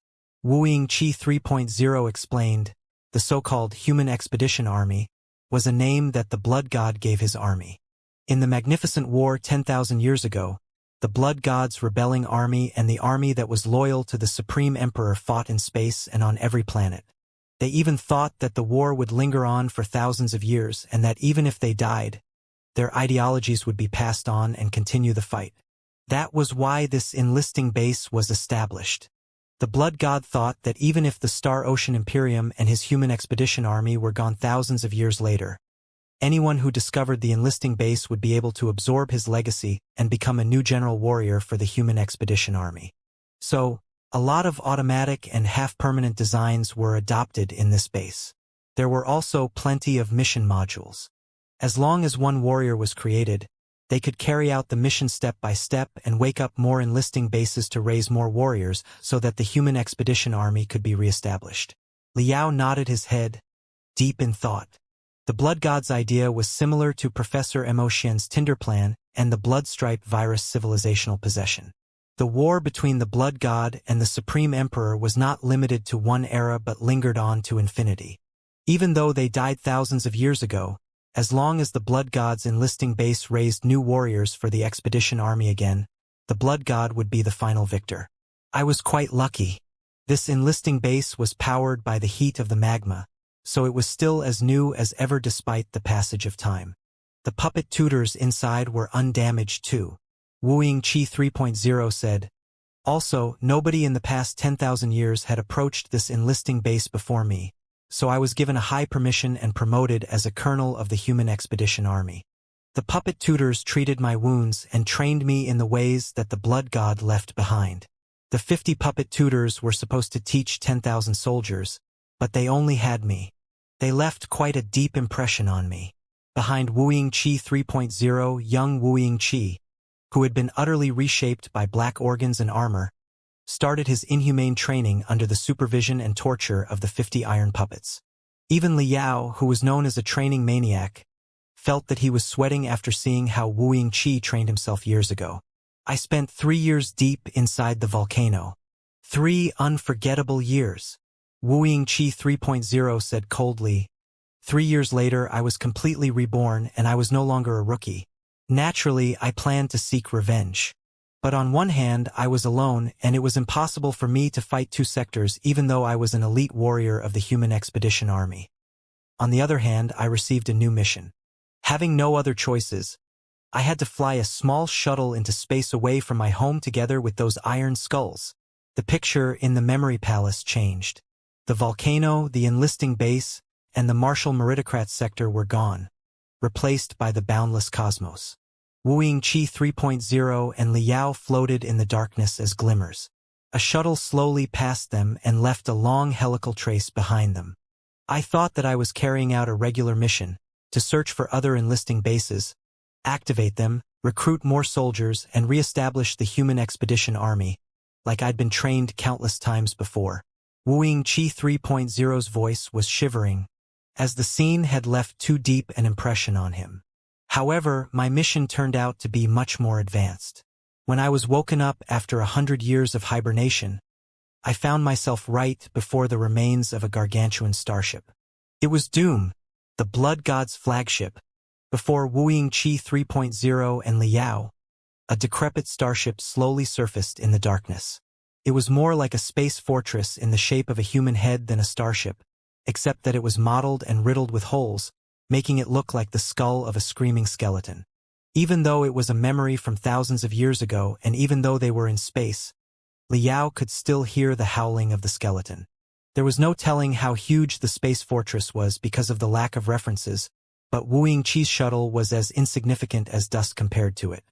Walking in Wuxia's shoes, Liao imagined that he accidentally became a warrior of the human expedition army when he thought he was going to die, before he crossed the cosmos to visit the commander of the human expedition army. It was truly suffocating. Guided by Wuxia 3.0, Liao slowly entered the space fortress through a hole that looked like the eye socket following young Wuxia. This space fortress was utterly empty like a rotten head. The shuttle drifted in the darkness for a long time before it reached a vast palace. There was nothing on the obsidian floor except for a gigantic pool of blood. The creepy thing was that, though the place had no heat, pressure, or air and was the same as the vacuum outside, and it had been thousands of years since the destruction of Doom, the freshest blood was still rolling in the pool.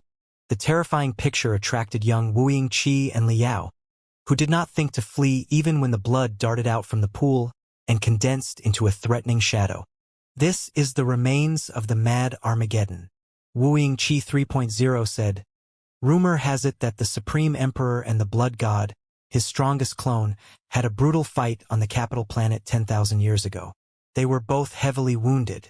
As a result, The Supreme Emperor had to sleep on the gold throne where time was almost frozen, and the blood god fled into space and went missing. Actually, as the Supreme Emperor's clone, the blood god was not as strong as the Supreme Emperor. He was more heavily wounded than the Supreme Emperor was. Not only was his body reduced to blood, but his soul was also sealed in it and could not escape. He only recovered slightly after thousands of years of training, so that he could send an instruction to the enlisting bases all over the universe, asking the new generation warriors of the expedition army to meet their commander here. When I entered the enlisting base, it was the time that the blood god woke up, so I was the only warrior that received the instruction and reported in. Liao looked at the shivering, ghastly shadow of blood and imagined the fight between the Supreme Emperor and the blood god, so fascinated that he almost wished that he could travel back in time and experience the battle in person. At that time, although I was disappointed by the ordinary people and determined to seek revenge, and I had been trained as a soldier of the human expedition army for 3 years, I still remembered the dreadfulness of the blood god. I was highly vigilant of him. Wuxia 3.0 said, "At first I thought I was going to die. The blood god summoned me to this place certainly because he was going to enjoy my body and transform my body into a container for his soul." Li Jialing couldn't help but ask, "Like what you plan to do to Li Jialing?" "No. It's like what Wuxia 2.0 planned to do to Li Jialing." Wuxia 3.0 smiled and said, "However, the blood god couldn't do it. Naturally, it was not because he was merciful, but because his soul had been shattered by the Supreme Emperor and haunted for thousands of years. It was impossible for him to possess another person. So he could only give up. But he asked me to carry out a new mission, hoping that I could continue the competition of beliefs between him and the Supreme Emperor." "The competition of beliefs?" Interested, Liao asked. "So, the war between the Supreme Emperor and the blood god was not for the highest power. Not just for power, of course." Wuxia 3.0 smiled and said, "The desire for the highest power alone was not enough to support the blood god against the Supreme Emperor's pressure. He would have been crushed by the Supreme Emperor easily the moment he rebelled. No, it was not about power, at least not the insignificant power in this hopelessly depressing universe, but the power on the vast, unknown lands." As Wuxia 3.0 explained, the blood that popped above the pool like fire suddenly expanded and enshrouded the whole universe, before it split into thousands of drops of blood that were in the shape of warships. It was the blood god's unprecedented fleet that was made of blood. When the Star Ocean Imperium had just been established, and the standard Type I humans were reclaiming the universe and crushing the Type II humans that were commonly known as demons, the blood god never coveted the highest power or thought to betray the Supreme Emperor. Wuxia said, "At that time, the surviving demons had indeed reached out to him, proposing that all the demons would listen to his command as long he betrayed the Supreme Emperor and initiated a civil war within the Star Ocean Imperium. But the blood god was unmoved. As a clone made of the Supreme Emperor's desire for slaughter and conquest, he was already fulfilled by exploring new worlds and killing his enemies. He enjoyed slaughters and conquests and was not interested in political power at all. So, he did not plan to betray the Supreme Emperor at all. Just like that, the blood god explored and destroyed worlds one after another like the most perfect slaughter machine. He found all the Type II humans hiding in the corners of the universe and killed them, including the newborn babies. He was satisfied and grew stronger in the carnage. As the demons fled, the expedition army was further and further away from the Supreme Emperor's radiance. They entered the darkest sectors at the border of the cosmos. Due to the long supply lines and the occasional space storms that disrupted the communication of his branch fleets, the war was not as smooth as before. However, the blood god was not bothered at all. Yet, something he looted from demons made him consider the significance of life, war, and civilization. In the picture behind Wuxia 3.0, a human made of blood was deep in thought in the middle of countless jade chips. Fascinated, Liao couldn't help but ask, "What was it exactly?" "It's the origin and the destiny of demons," Wuxia 3.0 said. "Who I am, where I'm from, and where I'm going to." Those Type II humans were interested in those questions too. Almost every monarch of the demon dynasties during the 30,000 years of Great Darkness had been seeking the origin of the chaos water that created demons. Do you know that? I know a thing or two. Recalling the research products in Kunlun, Liao said, the demons 40,000 years ago were created by an ancient cultivator named Ba Yanji. It was Ba Yanji who discovered the long-sealed chaos water, a mysterious black liquid that could activate certain genes in the human body and turn humans into demons. However, Ba Yanji was only the discoverer of the chaos water, not its inventor. The chaos water can be traced back to the primeval war hundreds of thousands of years ago, when the Nuwa clan created the first demons and enlisted them in a special force. That's correct. You're much more knowledgeable than I expected. It seems that you are destined to become the master of the gold crystal pyramid. Wu Yingqi 3.0 smiled and said, in the primeval era, the 13 carbon-based lives gathered the essence of their genes and created a brand new species named human being for various purposes, to make a perfect tool, to unify their appearance so that the alliance would be more solid, or to preserve the embers of their civilization so that they could live through the long periods when there were few resources. The main designer of human beings was the Nuwa clan. The human beings at the beginning certainly did not look like us right now. At that time, the perfect gene strands of the 13 carbon-based lives hadn't been found yet, so infinite experimental humans were created. Many mystical creatures we know today are actually the abnormal experimental humans who were the failed versions before us. Eventually, the genetic engineers and life designers of the Nuwa clan, after thousands of failures, finally created two successful models. Type I humans kept their primeval genes deep inside their gene strands. They did not have many abilities, but they also consumed minimal resources. They could even live for almost 100 years and pass on their genes without any spiritual energy as long as there were air, food, and water. However, once Type I humans were placed in an environment of abundant spiritual energy, they would be able to activate their potential and become as strong as the primeval experts.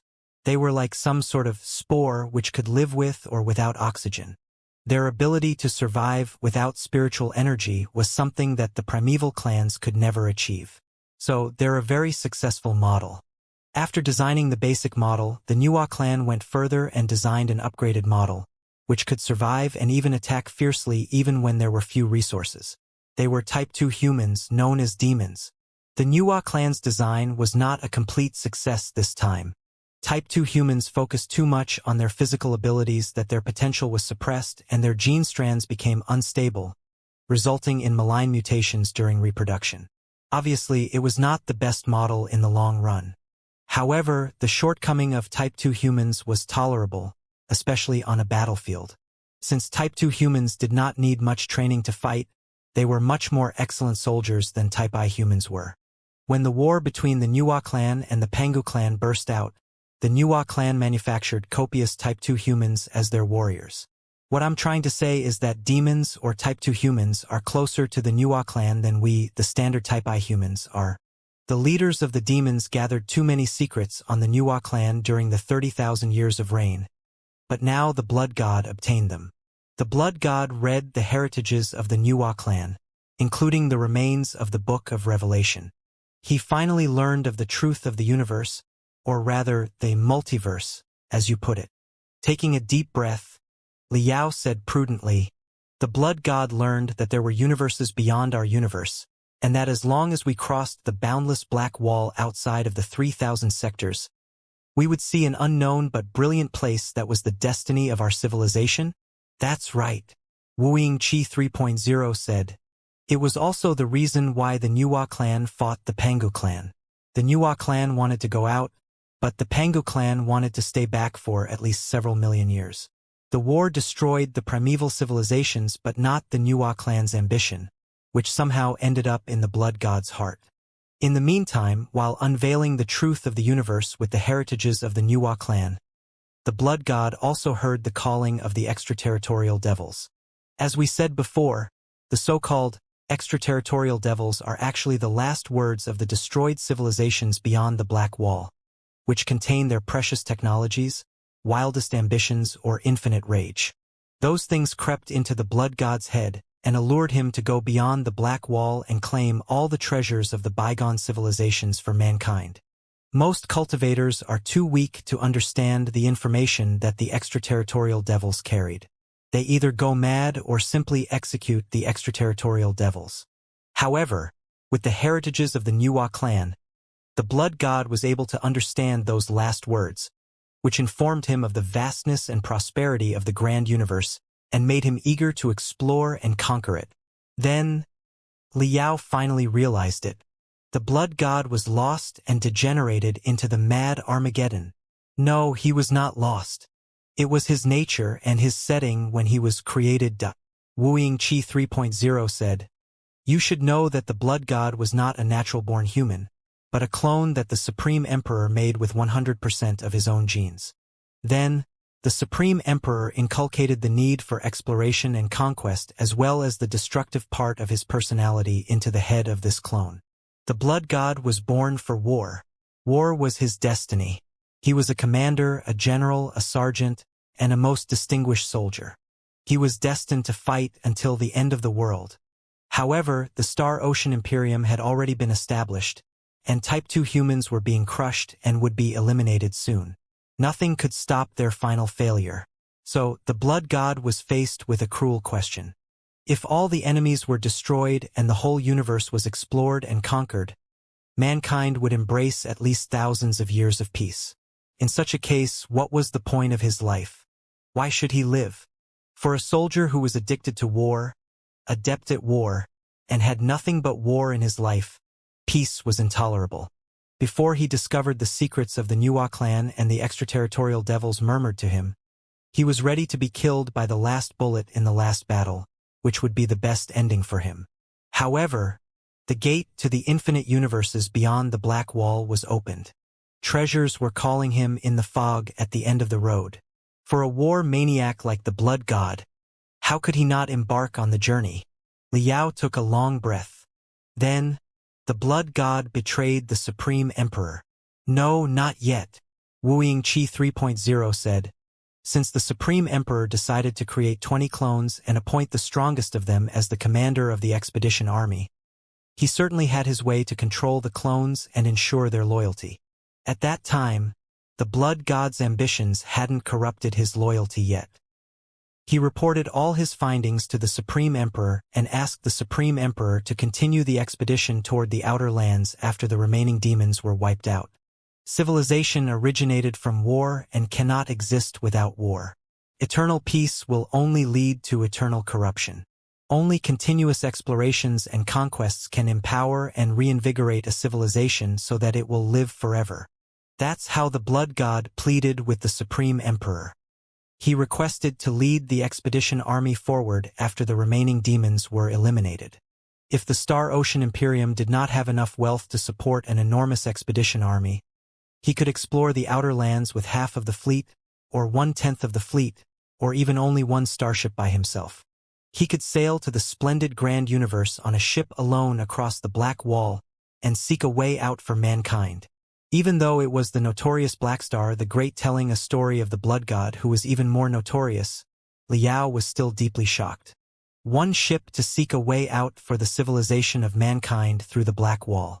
Fight relentlessly even if doom was right ahead, until one was killed by the last bullet on the final battleground. Did the Supreme Emperor accept the blood god's request? Liao asked a question whose answer he knew. Back at the summit of the eccentrics of the Panga universe, he had discussed the problem with Boss Bai and Long Yongjun. If a flood that swallowed infinite civilizations were lurking beyond the Black Wall, one starship that went out was enough to expose all the information about the Pangu universe, which would be the end for all the creatures in the Pangu universe. To prevent such a possibility, the Pangu clan destroyed their advanced cyber technologies and wiped out their feelings, desires, and curiosity. So, why would the Supreme Emperor permit the blood god's reckless move? Of course not. The blood god's demand could not be satisfied. You must consider the state of the Supreme Emperor back then. Wuxia 3.0 said, "The Supreme Emperor is definitely a great hero. We, the immortal cultivators, acknowledge him as the founder of the modern civilization too.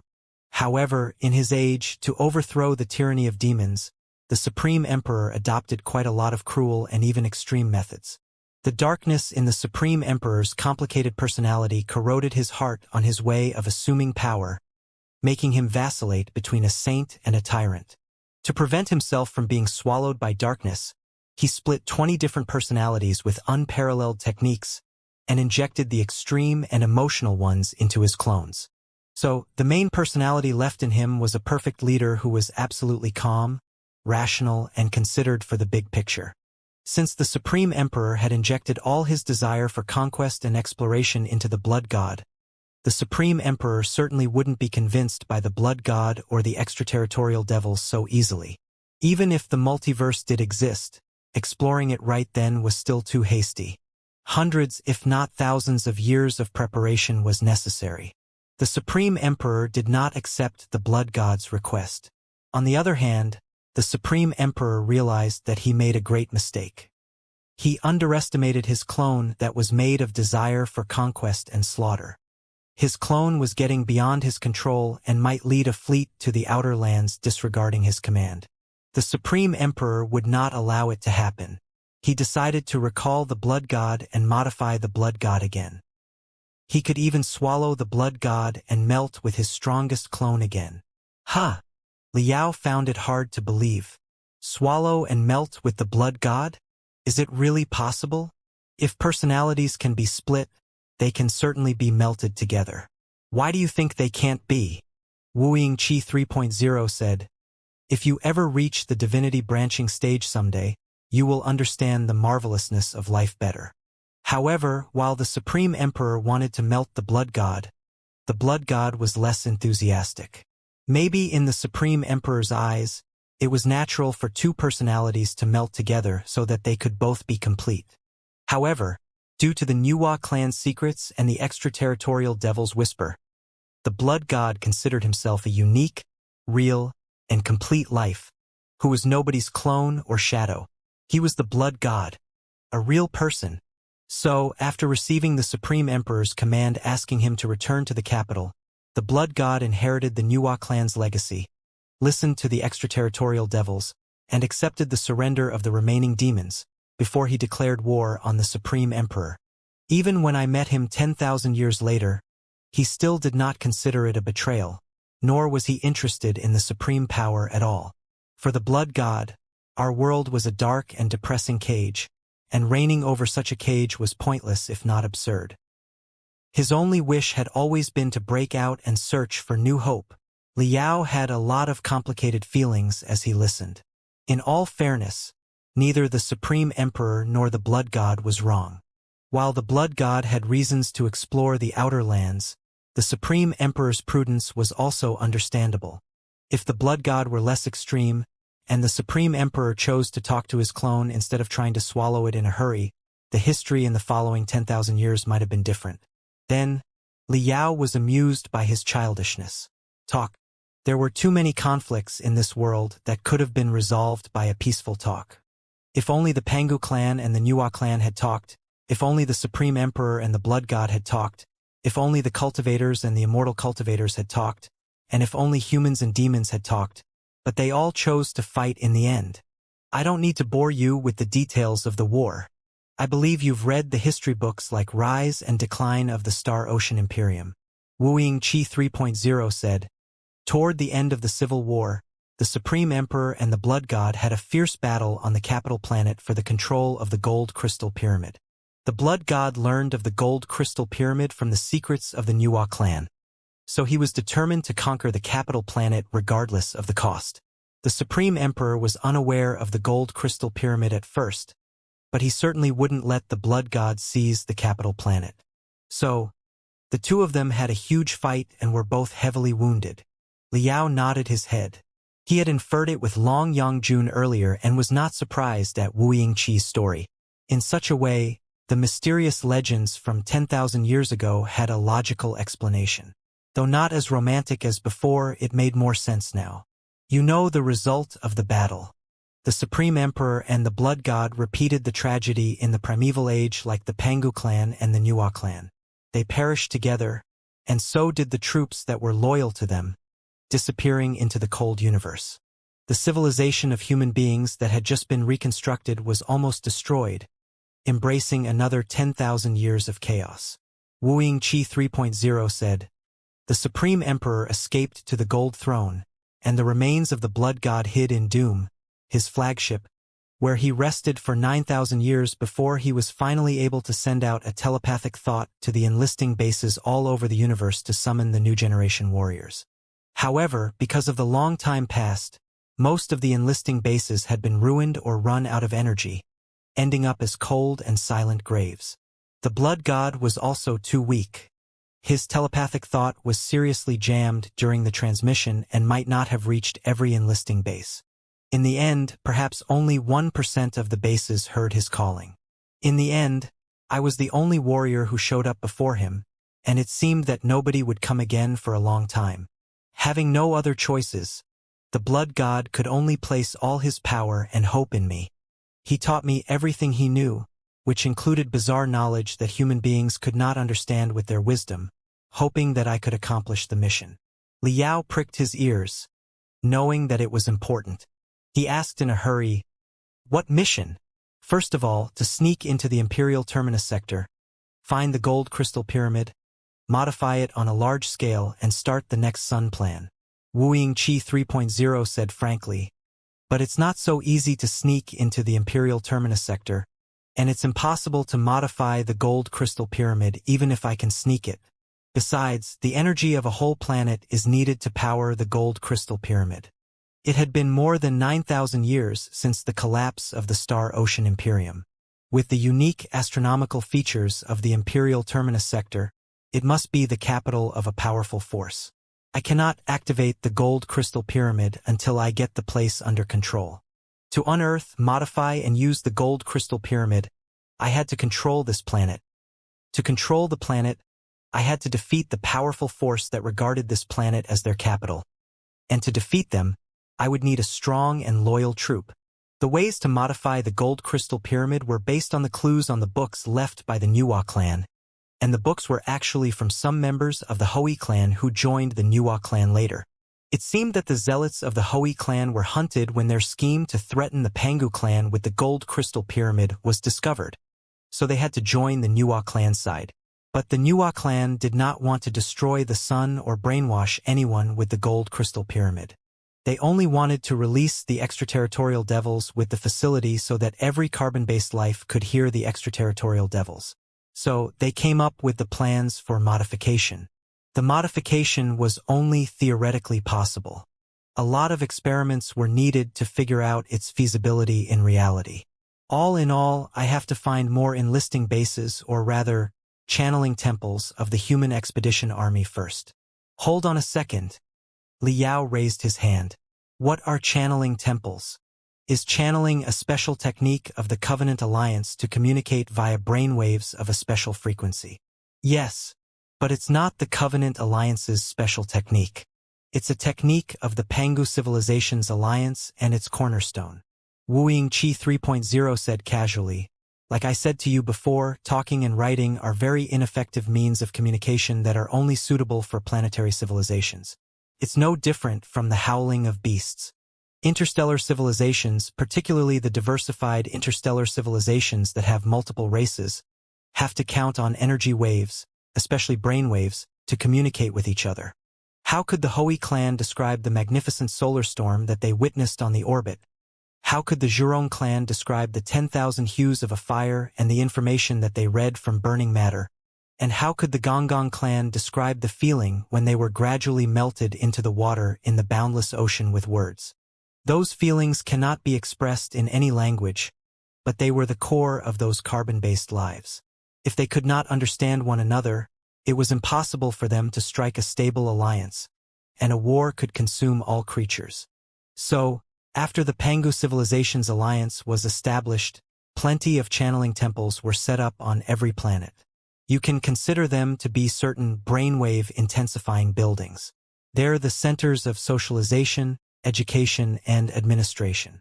All the members of the alliance have to visit the channeling temple regularly to communicate with other carbon-based lives so that they could understand each other and the nature of life better. You can also consider the Channeling Temple as a special religious building, where the Zhurong clan who played with furious fire every day could understand the Gonggong clan who lived in water and could even transfer their souls to fish, and where the Quafu clan who were half plants and half animals could understand the Hui clan who were like a swarm of insects. In the meantime, the Pangu clan, as the leader of the alliance, could send instructions regarding the future of the civilization into every citizen's head via the channeling temples. The orders such as wiping out feelings and destroying all the deep space exploration starships were all issued and carried out through the channeling temples. Got it. Liao snorted and said, Channeling Temple is just a fancy name for brainwashing center. It seems that the 13 primeval clans each had different talent, and the Pangu clan's talent was to mess with other people's heads. I wouldn't object if you insist that such an advanced means of communication is brainwashing, Wuxia 3.0 said peacefully. However, channeling is not the only way of brainwashing. I've seen too many corrupt officials of the Star Ocean Republic who tricked millions of people with their sophistry. The shameless Wuxia 2.0 was also an excellent speaker who could encourage millions of people to die for his ambitions with only a few words. They did not need a channeling temple at all. Technology is just technology. There are many ways to brainwash people if you want, and channeling is just one of them. Of course, in the last years of the primeval age, the channeling temple did become a holy sanctuary for human beings, the new servant species. Both the human beings manufactured in factories and those who were naturally reproduced would be sent into the channeling temples regularly to be inculcated with knowledge and loyalty. Sometimes, the channeling temple was even part of every man-manufacturing factory, and they coexisted all the time. Liao recalled the Black City that was purely made of geometrical shapes on Kunlun. There were indeed some buildings that looked like sanctuaries. Back then, the researchers wondered what those religious buildings that boasted a unique style were for. Thanks to the legacy of the Nuwa clan, the Blood God learned of the locations of many man-manufacturing factories and channeling temples. So, as long as he could find those places, he could create a troop that was absolutely loyal to me or him. Although the Nuwa clan worshipped absolute freedom and chaos, and this did not befit their ideology. Neither me nor the Blood God was really a follower of the Nuwa clan. There was no time to consider too much in the emergency. Wuxia 3.0 said, After training with the Blood God for 10 years, I left with all his knowledge and a new mission. At that time, the Star Ocean Republic, which regarded the Imperial Terminus sector as the capital, was declining, but it was a powerful country that had developed for thousands of years anyway. I knew that I could not defeat it by myself. So, instead of entering the territory of the Star Ocean Republic, I explored the edge of the cosmos, until I reached several sectors that belong to the Covenant Alliance today. Of course, the Covenant Alliance wasn't established yet back then. Those sectors were still far-flung places with few resources. Bloody battles took place all the time. However, I knew very well that several man-manufacturing factories and channeling temples were in those sectors. Liao took a deep breath and recalled the miserable Nepenthe believers deep below the ground. Perhaps Long Yangjun was correct. The Covenant Alliance was not created by the Pangu clan, but by human beings themselves. How could you have discovered the man-manufacturing factory or the channeling temple on your own? Liao asked in a cold voice. Did the local warlords not realize your scheme? Wrong. They noticed my scheme very early. Or rather, I volunteered to tell them part of my scheme. With a mysterious and creepy smile on his face, Wuxia 3.0 said casually, Don't you see? Thousands of years of warfare had twisted the minds of the local experts at the border of the cosmos. They called themselves cultivators, but they were nothing like you. They were just bugs under the skin of cultivators. Those bugs had been fighting each other so brutally that they were essentially crazy devils. They craved new weapons and new resources and would pay any price to kill their sworn enemies. Who would refuse it if I told them that there was a way to manufacture incessant super slaves and super warriors? I hid my strength that came from the Blood God and pretended to be a harmless archaeologist. I accidentally discovered the remains of some channeling temples and man-manufacturing factories, and a local warlord accidentally learned it. That idiot was tricked and threatened me to create an invincible army for him so that he could swallow the dozens of sectors nearby. Of course, he also provided tremendous resources for me so that I could study further and repair the channeling temples and manufacturing factories. After a lot of setbacks and hard work, I repaired a manufacturing factor and the correspondent channeling temple several years later. Actually, the manufacturing factory was not important because human beings had great reproductive capabilities themselves. It was too costly and time-consuming to develop new humans with the manufacturing factory. So, the better choice was to capture the ordinary people, wipe out their feelings, and control their souls in the channeling temples. Although the quality of the slaves and soldiers created in such a way was not guaranteed, their quantity was huge and their cost was low. It is still the regular way for the Covenant Alliance to create new blood even to this day.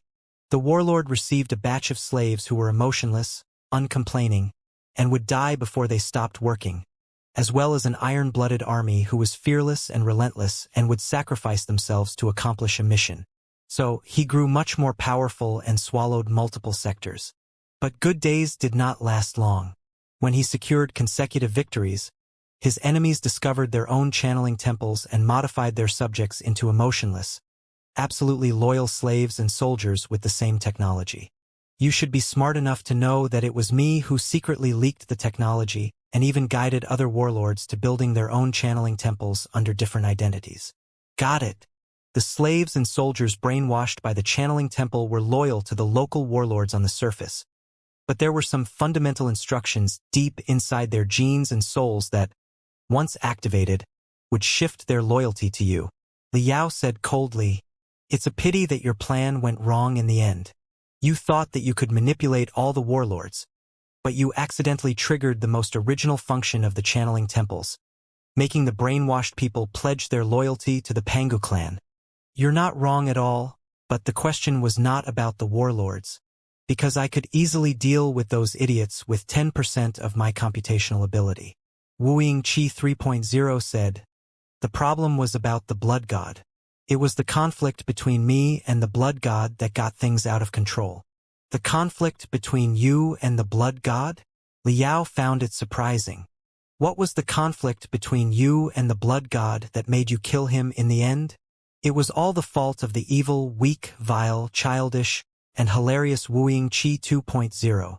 Wuxia 3.0 mumbled, "You should know that, despite everything I had been through, I was essentially a weak, mortal man who was fascinated by the worldly entertainments. The Supreme Emperor and the Blood God might hold different beliefs, but they both considered for the civilization of mankind and the ultimate mysteries of the universe beyond. They pursued the answers to the questions that might not carry any answer at all. Those questions and those pursuits were incomprehensible for Wuxia 2.0 at that time. For Wuxia 2.0, the Blood God's goal was hilarious. Even if the multiverse did exist, it was still perilous to climb across the black wall. Besides, who knew what was lying in the universe beyond the wall? There were too many uncertainties. It was too far-fetched. Even if the Blood God was right that mankind would be starved in this tiny universe as the Pangu clan, the Nuwa clan, and many other primordial civilizations did sooner or later, it would take at least hundreds of thousands of years before it became reality. Then, why should a weakling like Wuxia 2.0 worry for the people hundreds of thousands of years later? If Wuxia 2.0 mastered an invincible army through the Blood God's method, he would have many better things to do.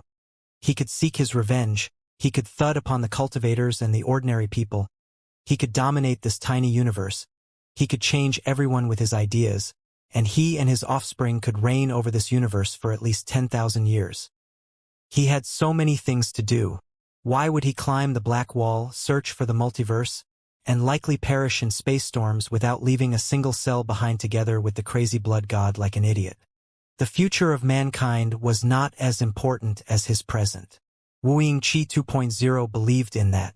So, after he realized the power at his disposal, he betrayed the blood god without any hesitation. Supposedly, he should make the people who were being brainwashed in the channeling temples obey the blood god's command and gain ambitions to explore the grand universe. However, he tampered with the blood god's command and changed the target of their loyalty to himself. He intended to eradicate the brainwashed people's loyalty, reverence, and obedience to the blood god. However, his command and the blood gods had a serious conflict in the souls of the brainwashed. As a result, the minds of most of the brainwashed people were reset. As a refiner, you should know that a lot of magic equipment has default settings and that if things go wrong, the user can restore the default settings by pressing a button easily, right? The brainwashed people were the same. Because of the serious conflict between Xianxia 2.0's command and the blood gods, which led to chaos on the genetic and soul level, another command that was at the bottom of their genes was activated. Their default settings, which were about the absolute loyalty to the Pangu clan, were restored. Eventually, things went out of control. The guys whose default settings were restored did not obey local warlords, Xianxia 2.0, or the blood god. They acted on their own and controlled the man-manufacturing factories and the channeling temples in a mysterious pattern hundreds of thousands of years ago. Like viruses, they spread out their people and tried to resurrect the Pangu clan. The local warlords could not resist those human-shaped puppets at all. I did not know how to stop the absurdities either. Thankfully, I had collected enough experiment data and gained a deeper understanding of the improvement of the inculcation technology. So, I simply left. You simply left after causing such a huge disaster. Liao found it hard to believe. You are truly an irresponsible jackass. Yes, Xianxia 2.0 was indeed an out-and-out jackass, but in his defense, Xianxia 3.0 said, "We did not know the power of the channeling temples as well as we do today. Nobody could foresee how much longer the chaos would last. Since it was in a destitute place at the border of the cosmos, those human-shaped puppets that did not have a lot of resources might die out soon." With that in mind, Xianxia 2.0 finally returned to the Star Ocean Republic with the experiment data and the wealth he looted from the warlords. In the following decades, he built up his influence in the Star Ocean Republic. But thanks to the previous lesson, he dare not touch the channeling temples again, which was too dangerous and might get himself killed. He lived in peace for many years in the Star Ocean Republic, until the news that the alliance of the Holy Covenant spread out. He was greatly shocked. However, on second thought, he realized that the arrival of the Covenant Alliance also created the best opportunity for him to assume the supreme power of the Sea of Stars. You raised an enemy for your own sake. Liao couldn't help but snort as he said, "I knew that the Covenant Alliance and the Imperium were the two sides of the same coin. They're both venomous flowers that grew from the corpse of the Star Ocean Republic. But it still puzzles me how you defeated the Covenant Alliance again and became a famous general when you did not have a powerful troop. It's very simple. Not all the people of the Covenant Alliance were reset." Xianxia 2.0 explained, "While more than 90% of the people of the Covenant Alliance were reset and had pledged their loyalty to the Pangu clan, which was gone hundreds of thousands of years ago, there were still some people who received my soul mark and swore their loyalty to Xianxia 2.0. However, this soul mark had existed like some sort of recessive genes. They did not know it themselves until it was activated. But once activated, they would be my most loyal and secretive spies inside the Covenant Alliance. Though their population was not huge, they could expose the intelligence about the Covenant Alliance to me, including the Covenant Alliance's route of attack, details of their warships and commanders, etc. They could also sabotage the Covenant Alliance from within. With those spies, as well as the war abilities that I inherited from the Blood God, I was naturally invincible. Liao was dumbfounded by the truth. Just like that, I built up my power and secretly weakened the Star Ocean Republic in the war against the Covenant Alliance. When the timing was ripe, I overthrew that corrupt regime of cultivators and established a country of my own." Xianxia 3.0 said casually, "You may be wondering why I didn't destroy the Covenant Alliance after I established the Imperium of true human beings since it was no longer useful. After all, my attack should be unstoppable under the help of the spies after I claimed the most prosperous planet at the center of the cosmos, right? I thought exactly the same at that time. Even though the Covenant Alliance was thriving, I did not consider it a big deal, because I believed that the spies were enough to help me eliminate the Covenant Alliance anytime I wanted. At that time, I had a greater enemy to deal with. Guess who he was?" After a long silence, Liao said, "The blood god. That's right. The Imperium of true human beings was part of the deal between me and the blood god. He helped me gain supreme power, and I would establish a glorious expedition army with this supreme power to explore the outer lands." Wuxia 3.0 said. However, Wuxia 2.0 did not want to fulfill his promise. He was scared that the blood god would learn of the Covenant alliance and realize his betrayal. The blood god had been asleep during Wuxia 2.0's rise and couldn't have known what he did. However, nobody could tell what would happen if the blood god woke up again or whether or not a second new generation warrior would be summoned to him. So Wuxia 2.0 had no time to destroy the Covenant alliance at all. He had to concentrate all his forces to finish his teacher, the blood god. Behind Wuxia 3.0, the blood gradually fell off, and a new picture was revealed. Infinite starships and immortal cultivators, led by Blackstar the Great, returned to the debris of doom, found whatever was left of the blood god, and woke up the sleeping devil. Wuxia reported what he had done in the past decades to the blood god and asked him to inspect his troop. At the blood god's most vulnerable moment, he launched a war at the blood god. Liao genuinely felt the cruelty of the war even though he was only watching it based on pictures of blood. I had carefully prepared for decades. I gathered the strongest immortal cultivators of the Imperium and countless primeval treasures and super warships. Wuxia 3.0's voice still carried fear as he said, "But the blood god almost defeated us even though he barely had any strength left. Everybody died. Most starships were destroyed. Even I, his true disciple, was almost obliterated when I finally eliminated him. Liao, do you really think that I couldn't do anything about the noble families from the Star Ocean Republic which expanded into the 4 Kurfürst families today? Hehe. Those families are nothing. Had it not been for the blood god, I would have eradicated all of them. The 4 Kurfürst families wouldn't have appeared at all. Pitifully, the war against the blood god consumed the best soldiers who had fought under my command for decades loyally and heavily wounded me, to the point that I was neither able to deal with the remains of the noble families nor to destroy the Covenant alliance before it grew big. I knew that I was dying, but I was unwilling to die just like that. So, I dedicated all my attention and resources to the quest for the Supreme Emperor's mausoleum. My fatal wound was left by the blood god, which couldn't be treated by any medication in the universe. Maybe only the power of the Supreme Emperor could save me and even help me grow even stronger. If so, neither the remains of the noble families nor the rising Covenant alliance would really be a problem. Just like that, toward the end of my life, I set off again with all the information I knew of the Supreme Emperor's mausoleum in the shuttle that carried me to the blood god years back. After a long search, I finally found the mausoleum. It's a pity that it was too late when I found it. My body had withered and was about to turn into a pool of blood like the blood god did, and my soul was weaker than ever. Even though I had the key to the central part of the mausoleum, I could not open the gate. I could only wipe out all the traces of my existence and hide in eternal sleep, waiting for newcomers to arrive. 1,000 years later, Li Linghai and the guy from the Covenant Alliance came. You know what happened next? Liao had a lot of complicated feelings after listening to Wuxia's long and eventful life.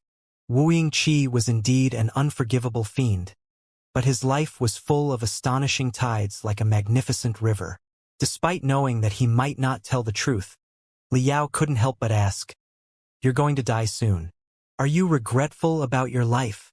After a long silence, Wuxia 3.0 shook his head. "You are only regretful if you made the wrong choice when you could have made a better one." But for Wuxia 2.0 1,000 years ago, he could not understand the blood god who had the multiverse and the future of the civilization in mind. He would betray the blood god and pursue power in the mortal world even if it were repeated 100 times. However, 1,000 years later, after I've tasted the supreme power, experienced the most shameless betrayal, stomped on all the rules in the world, and boasted the wealth that everybody dreamed about, I'm gradually evolving from 2.0 to 3.0. I can more or less understand and even agree with the blood god right now. When the next sun plan was implemented, and when 2.0 me was fighting you, 3.0 me was questioning myself incessantly. What am I doing? Is it really fun to compete with insignificant ants for insignificant power?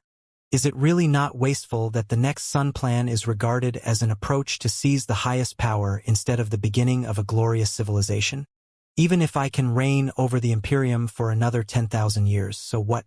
Can I really find the significance of my life? At that moment, I had an epiphany. I rose to a whole new level and fully understood the Blood God's legacy, which helped me realize the significance of my life. I upgraded from 2.0 to 3.0. Now, I'm dying quickly, but like I said before, when you learn the truth in the morning, you can die in peace at night.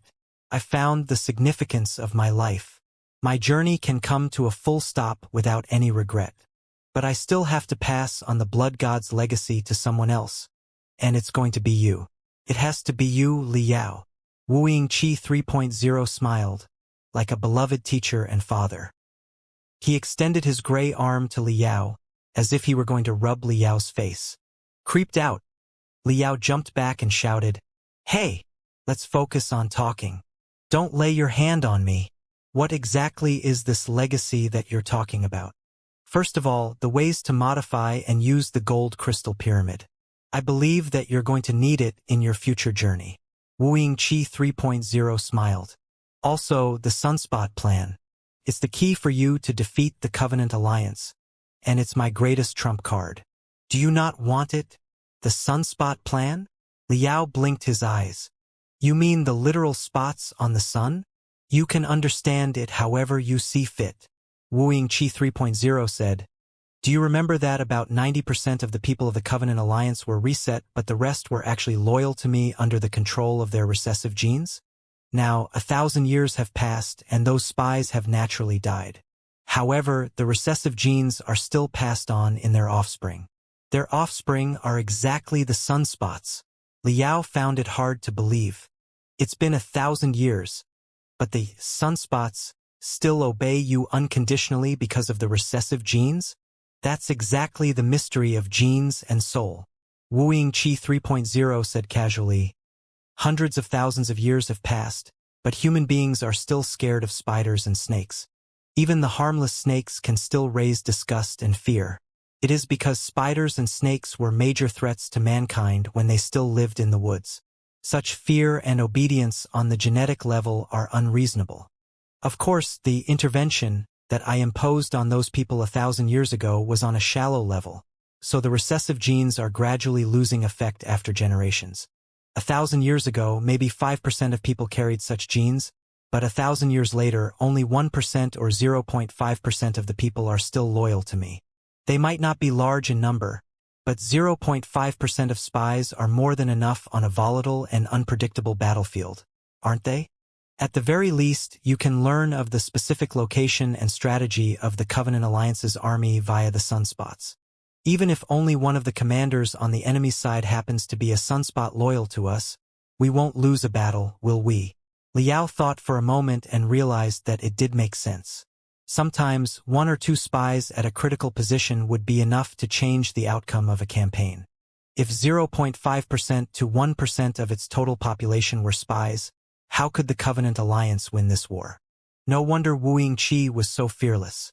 On the surface, the reformists did not stand a chance under the dual attack of the 4 families and the Covenant Alliance. But actually, if the next Sun plan had worked out, he would have obtained the ace fleets of the 4 families and a ferocious army of extraterrestrial devils. With the spies within the Covenant Alliance, he was likely to win in the end. However, the Sunspot plan was definitely not as simple as Wu Qi described. Pondering for a moment, Liao said, "Even if you're speaking the truth, how are you going to activate those sunspots? You don't know who or where they are." "Exactly. That's why you have to be the master of the gold crystal pyramid, which is not only the key to the next sun plan but also the key to the sunspot plan." Wu Qi 3.0 smiled. "I do not need to find those sunspots in person at all.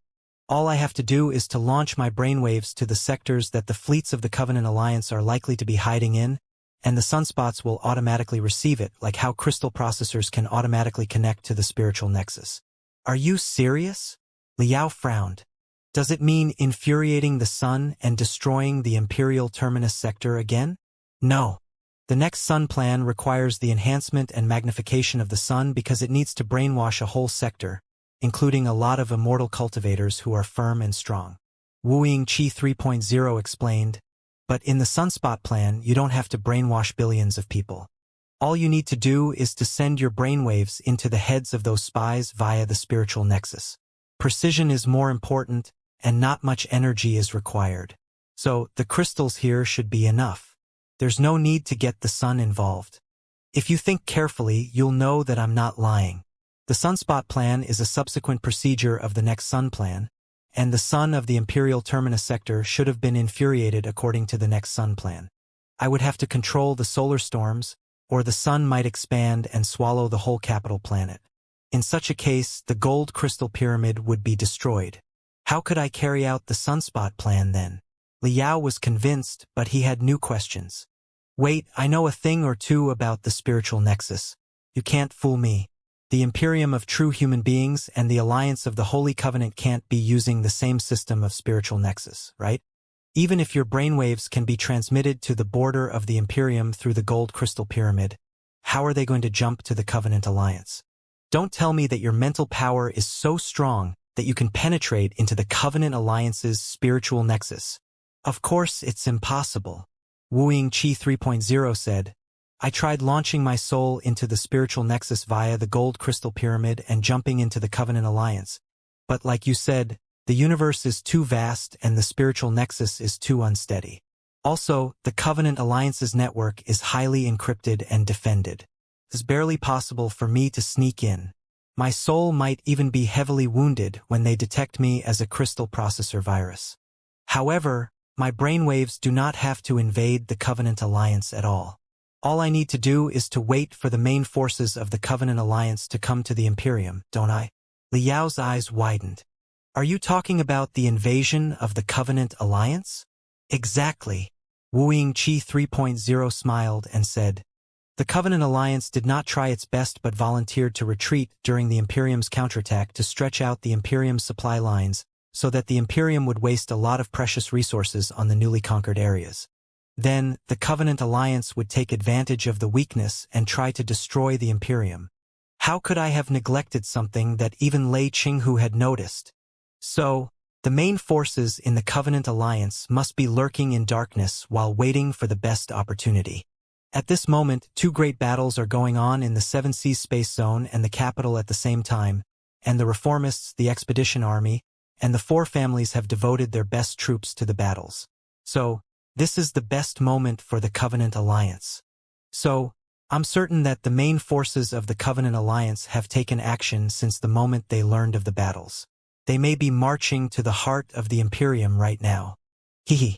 There are few things I could do about them when they were hiding in their nest, but now that they've entered the Imperium, they're within the spiritual nexus of the Imperium, and my telepathic thoughts can be sent into the heads of the sunspots through the gold crystal pyramid and the spiritual nexus. Regular people of the Covenant Alliance won't have any reaction to my telepathic thoughts, but the sunspots are very sensitive to it and will be woken by me. Then, wouldn't this fleet of the Covenant Alliance be crushed easily? Huh? Liao truly did not foresee Wu Yingqi's plan. The Covenant Alliance thought that they could take advantage of the civil war within the Imperium. Little did they know that they were jumping into Wu Yingqi's trap. Now, the Sunspot plan needs some minor revisions. Wu Yingqi 3.0 looked at Liao and said, supposedly, I'm the commander of Sunspot plan, and the Sunspots will obey all my commands unconditionally after their recessive genes are awakened. But you're not me. You'll have some features of my soul at best. In the eyes of those sunspots, I'm their true god, and you are a priest who masters some of the divine power at best. Therefore, it remains unknown whether or not you can carry out the Sunspot plan. Reach out to those sunspots and convince them to follow your command. But in any case, to take care of the invasion of the Covenant Alliance with minimal cost, you can't ignore the Sunspot plan, and to activate the Sunspot plan, you have to become the master of the gold crystal pyramid. Liao frowned and thought for a long time. Wu Yingqi 3.0's statement sounded legitimate, but his suggestion was also highly risky. Are you still hesitating whether or not you should take the risk? I'll give you more reasons. Wooing Qi 3.0 smiled. Now that you've got the whole key, you are free to explore the secrets of the Supreme Emperor's mausoleum. Li Linghai will tell you the coordinates of this mausoleum even if I don't. However, both you and Li Linghai are too weak for the exploration. As divinity transformation stage experts, you won't be able to enter the final gate until hundreds of years later.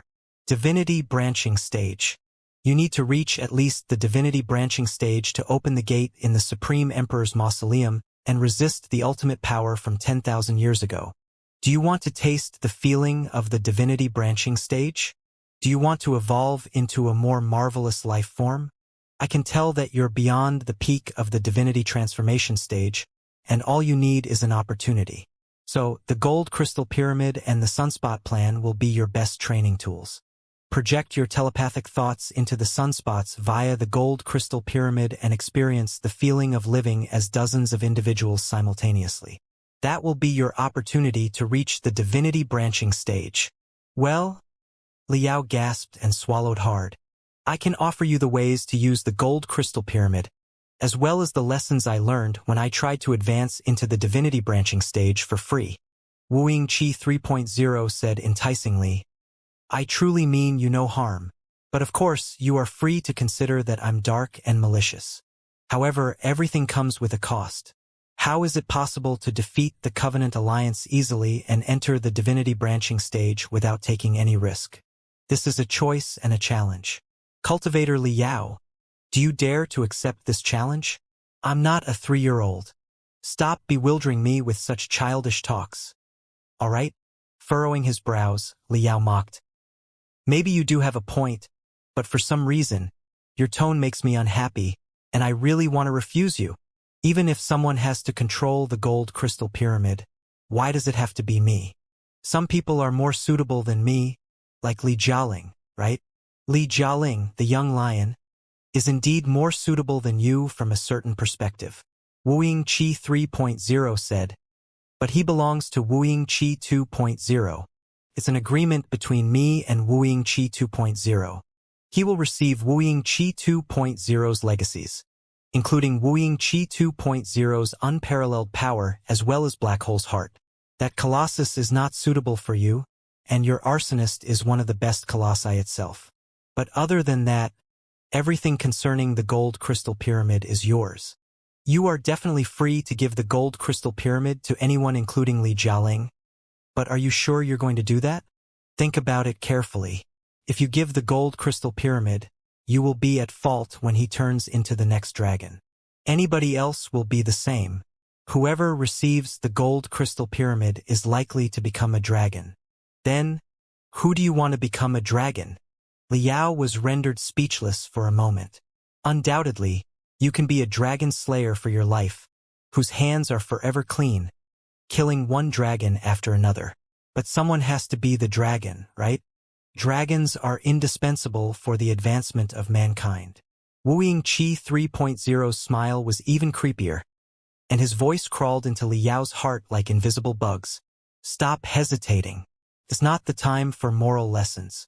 Yes, the technology of massive inoculation is deeply flawed, and I should have looked for a better solution. But in this pathetic reality, it's often the case that we have to choose among the deeply flawed plans to take care of complicated problems. If we leave the future of the Star Glory Federation aside, if we ignore whether or not Li Linghai and Lei Qinghu will liberate all hominoids, and whether or not it will cause another turmoil in the Imperium, and if we leave the Covenant Alliance aside, yes, let's put everything aside for now. Then what about the new generation virtual lives, Xiaoming, Wenwen, and the Fist King? You know better than anybody else how powerful the information lives, virtual lives, crystal processor lives, or mechanical lives are. Since the day the crystal processor and the spiritual puppet were invented, countless people had dreaded that they would replace humans and even enslave and destroy the obsolete human beings. Such robots and cyborgs are so strong, swift, and elegant. Their very existence highlights the sluggishness, weakness, and insignificance of obsolete humans. Humans view them with helplessness, jealousy, fury, and fear, just like how the Pangu clan viewed humans. One day they will replace the obsolete humans as new humans, and this process won't be peaceful and painless. A war of blood and fire that is 100 times more horrible than any wars in the past will be inevitable. Face the reality. It's impossible for mankind to gladly accept Xiaoming, Wenwen, and the Fist King. Now, Boss Bai and Long Yangjun have accepted Xiaoming and Wenwen partly because they are sort of eccentrics themselves, partly because they boasted unparalleled computation and analysis abilities, and most importantly, it's because Xiaoming and Wenwen are still too weak and do not seem dangerous at all. However, when the new generation information lives thrive, and the billions of ordinary people, who are idiotic, weak, selfish, insecure, short-sighted, and easily provoked, learn of them, do you think that they will gladly accept the new lives like you, Boss Bai, and Long Yangjun did? That's impossible. There's bound to be a war, just like the war that destroyed the civilization in the Martial Meritocrat sector. Nobody knows the consequence when billions of ordinary people are instigated better than I do. They will be completely unreasonable. If you want the world to accept virtual lives with no bloodshed, and if you want mankind to peacefully reach the new phase where reality and illusion coexist, use the gold crystal pyramid. Yes, it sounds like brainwashing if you do that, but you will be able to stop the total war between mankind and information lives. Wouldn't it be in the best interest of your civilization? Li Yao's eyes were like boiling swamps. Hold on a second. He almost lost his calmness when he discovered something impossible. How can you know about Xiaoming and Wenwen? I have never told you anything about them. I buried the memories of them so deeply in my soul that you couldn't have read it even when you brainwashed me. You're not supposed to know them. Yes, Wu Yingqi can't know Xiaoming and Wenwen, but he somehow knows. How are you going to explain this self-contradiction? Wu Yingqi 3.0 chuckled. His face blurred, and his voice changed into a tone that Li Yao was very familiar with. The reason is simple. Because I'm already dead. The real Wu Yingqi died when he detonated his soul. What happened next was that his memories, his power, and his soul pieces entered your brain, and you digested and absorbed them. I'm not Wu Yingqi, but you are. It was not Wu Yingqi who tried to persuade you to use the gold crystal pyramid. It was yourself. You know the value of the gold crystal pyramid and that you have to get it under control. That's why you created me, to convince yourself with Wu Yingqi's image. You knew that you were destined to be the master of the gold crystal pyramid from the very beginning, but you still needed an excuse, and I was your excuse. That can't be helped. Human beings are all hypocritical. Even someone at the peak of the divinity transformation stage can barely cross the mental obstacle on his own. Now you have completely overcome the obstacle. Do you realize who you are and who I am? Wu Yingqi 3.0's shadow rippled out and changed into Li Yao's own appearance, who looked at Li Yao peacefully. It looked like a gigantic mirror in the depths of the memory palace that was reflecting Li Yao's heart. Li Yao saw that his heart was examining himself unemotionally. Bam! The enormous mirror fell apart, and its pieces reflected 10,000 different Li Yao from 10,000 different angles. Every Li Yao seemed to be caged in the mirror pieces, unable to break free. However, the cages were shattered in the next second, and the glittering powder gathered into infinite gray butterflies that replaced Li Yao above the volcano in the Martial Meritocrat sector. Shwa! Shwa! Shwa! Shwa! The gray butterflies danced and fell on Li Yao like volcano ash and dirty snowflakes, leaking into his soul. Wu Yingqi's final legacy, including the ways to modify and use the gold crystal pyramid, the details of the sunspot plan, the traps in the Supreme Emperor's mausoleum, his understandings when he reached the divinity branching stage and upgraded to 3.1, were all melted into Li Yao's soul mysteriously and became part of Li Yao. I never figured out something that had bothered me for 1,000 years until this moment. Wu Yingqi 3.0's voice echoed in Li Yao's head again, like Li Yao's own whisper. How could I have slain an unparalleled man like the blood god 1,000 years ago when I grew strong only by accident and did not have any belief at all except for my addiction to power? The battle between me and the blood god is like a nightmare etched to my soul. I thought that I was going to be killed by the blood god. My final victory was uncanny and perplexing. But I've realized the answer at this moment. It's just like how a shameless cockroach like you could kill Blackstar the Great. As a matter of fact, I never really killed the blood god. The blood god has been living in my heart. I never received his full legacy, filled the last gap of his belief, and helped him finish the glorious journey of his life until the moment I killed him. Now, it's time for you to ask yourself the same question. Liao, have you really killed Wu Yingqi? Can you really kill Wu Yingqi? When this memory palace collapses and you wake up from unconsciousness, who will you be? Hehe. It's all the same. Perhaps everything is the same. As long as we can break out of this goddamn universe, the blood god, Wu Yingqi, Liao, immortal cultivators, and demonic cultivators will be no different. The memory palace trembled violently. It was the sign of a collision. Eventually, hundreds of gray butterflies constituted a gray statue, which vaguely looked like Wu Yingqi or the blood god or Liao himself. The statue extended its hand to Liao with a smile, but when Liao extended his hand to it, he realized that it was nothing but another mirror and a vivid reflection. Boom! Liao was suddenly shocked. The memory palace collapsed all of a sudden, and infinite memory pieces flooded into his head. As if he had slept for 1,000 years. He woke up in excruciating pain. He woke up from 1,000 years of sleep. Like the bones that were rising from a black swamp as thick as oil. His memory pieces ran amok in his brain like glittering butterflies. The butterflies from 100 years ago, 1,000 years ago, and 10,000 years ago crashed, resulting in brilliant and hazy fire, which licked his brain cells and cleansed and reorganized his soul again and again. He put on a mysterious smile. There were indescribable cunningness and unstoppable ambition in this smile. He slowly opened his eyes, and the two swirls in his eyes stopped spinning, changing from the original black, white, and red into mysterious gray. He moaned, like any person would after a good night's sleep. His immeasurable consciousness surfaced in the gray swirls. He was back. He was finally back. Then, Liao saw a big hand that was turning larger and larger still before his hands, until it smacked his face brutally. Ouch! His facial organs were displaced, his teeth were dancing, and he was flung away in midair, but before he sensed the pain, he had been slapped again on the other side of his face. The two slaps refreshed him and pulled him back from the lost abyss. He felt that he was not the Black Star the Great who dominated the universe 10,000 years ago, nor Black Star the Great who claimed the country 1,000 years ago, but more like a big spinning euro. Liao, wake up! He heard a determined voice, followed by another heavy blow on his face. The person shouted, "Don't be lost! Don't be deceived by Wu Yingqi. Do you hear me? I'm your best friend. Long Yongjun. I have to wake you up today.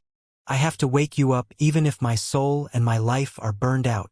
A storm of fists, palms, knees, and feet landed on Liao's face and body mercilessly and incessantly. Ah!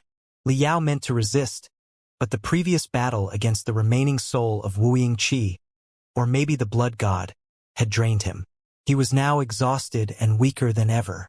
How could he resist Long Yongjuan's brutal savaging? He could only hold his head and scream like he was a pig being butchered. Go away. No matter whether you are Wu Yingqi or anything even eviler, get away from my best friend, Liao. Long Yongjun roared deafeningly and kicked Liao crazily again, almost making Liao throw up. Liao, hang in there. I'm trying to save you. You need to pull yourself together and fight side by side with me. Stop kicking. It's me. Liao finally cried devastatingly, with tears running on his swollen face. I'm Liao. I'm really Liao. What are you doing exactly? Cut the crap. I don't believe you. Long Yongjun was still kicking him hard. You must be Wu Yingqi's remaining soul who has possessed Liao. I knew that you wouldn't be defeated so easily. Anyway, I'm going to kick you to death today. Liao felt that the whole planet had rolled over him hundreds of times. Even the battle against Wu Yingqi was not as painful as this. You're just getting back at me for what I did to you earlier. Liao shouted as loudly as possible. It's me. It's really me. Stop beating. I've already taken care of Wu Yingqi's remaining soul. It's really me. I'm gonna fight back if you don't stop. I mean it. Is it really you, Liao? Long Yongjun kicked Liao brutally yet again before she finally stopped in satisfaction. But she still gazed at Liao vigilantly, as if she would not hesitate to attack again if anything goes wrong. Of course. You know it. Grimacing in pain, Liao held his cheek and roared. You just wanted to beat me up. You had always wanted to beat me up. Hadn't you? You were only trying to get back at me. That's outrageous. Ouch. That's too outrageous. Hee, a scoundrel views all other people as scoundrels. It's true that I do not like you and often have the urge of punching you in the face, but I certainly wouldn't really do it without a good reason. Long Yongjun rubbed her fists that had become swollen due to the beating. Appreciating her masterpiece, she said, just now, when you and Li Jialing fought Wu Yingqi's remaining soul, Wu Yingqi's remaining soul suddenly exploded into two streaks of light that dashed into each of you. Then you became weird. You were like a rigid statue, with gray mist popping up. You were also murmuring to yourself non-stop, as if you were possessed.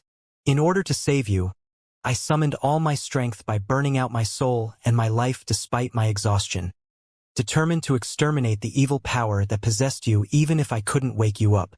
But instead of thanking me, you're questioning my motive? That's too. Ha ha ha ha ha ha. Sorry, I'm sorry. I didn't mean to beat you so hard. Ha ha ha ha ha ha ha ha ha. The solemn expression on Long Yongjun's face collapsed. She laughed so hard that she could barely catch her breath. If you hadn't laughed in the end? Liao squinted and glared at Long Yongjun. I might have believed you. I was not lying. Long Yongjun took a deep breath and tried to stop laughing. She found a broken piece of a suit and gave it to Liao as a mirror. Look at yourself right now. This is... Liao gasped hard as he looked at the mirror. In the mirror, although his face had been deformed by Long Yongjun, there was grayness in his messy hair. Near his temples, the grayness looked like a flower or a mysterious crown. How did I turn into this? Liao stroked his hair and cried. Why have I grown such mysterious gray hair?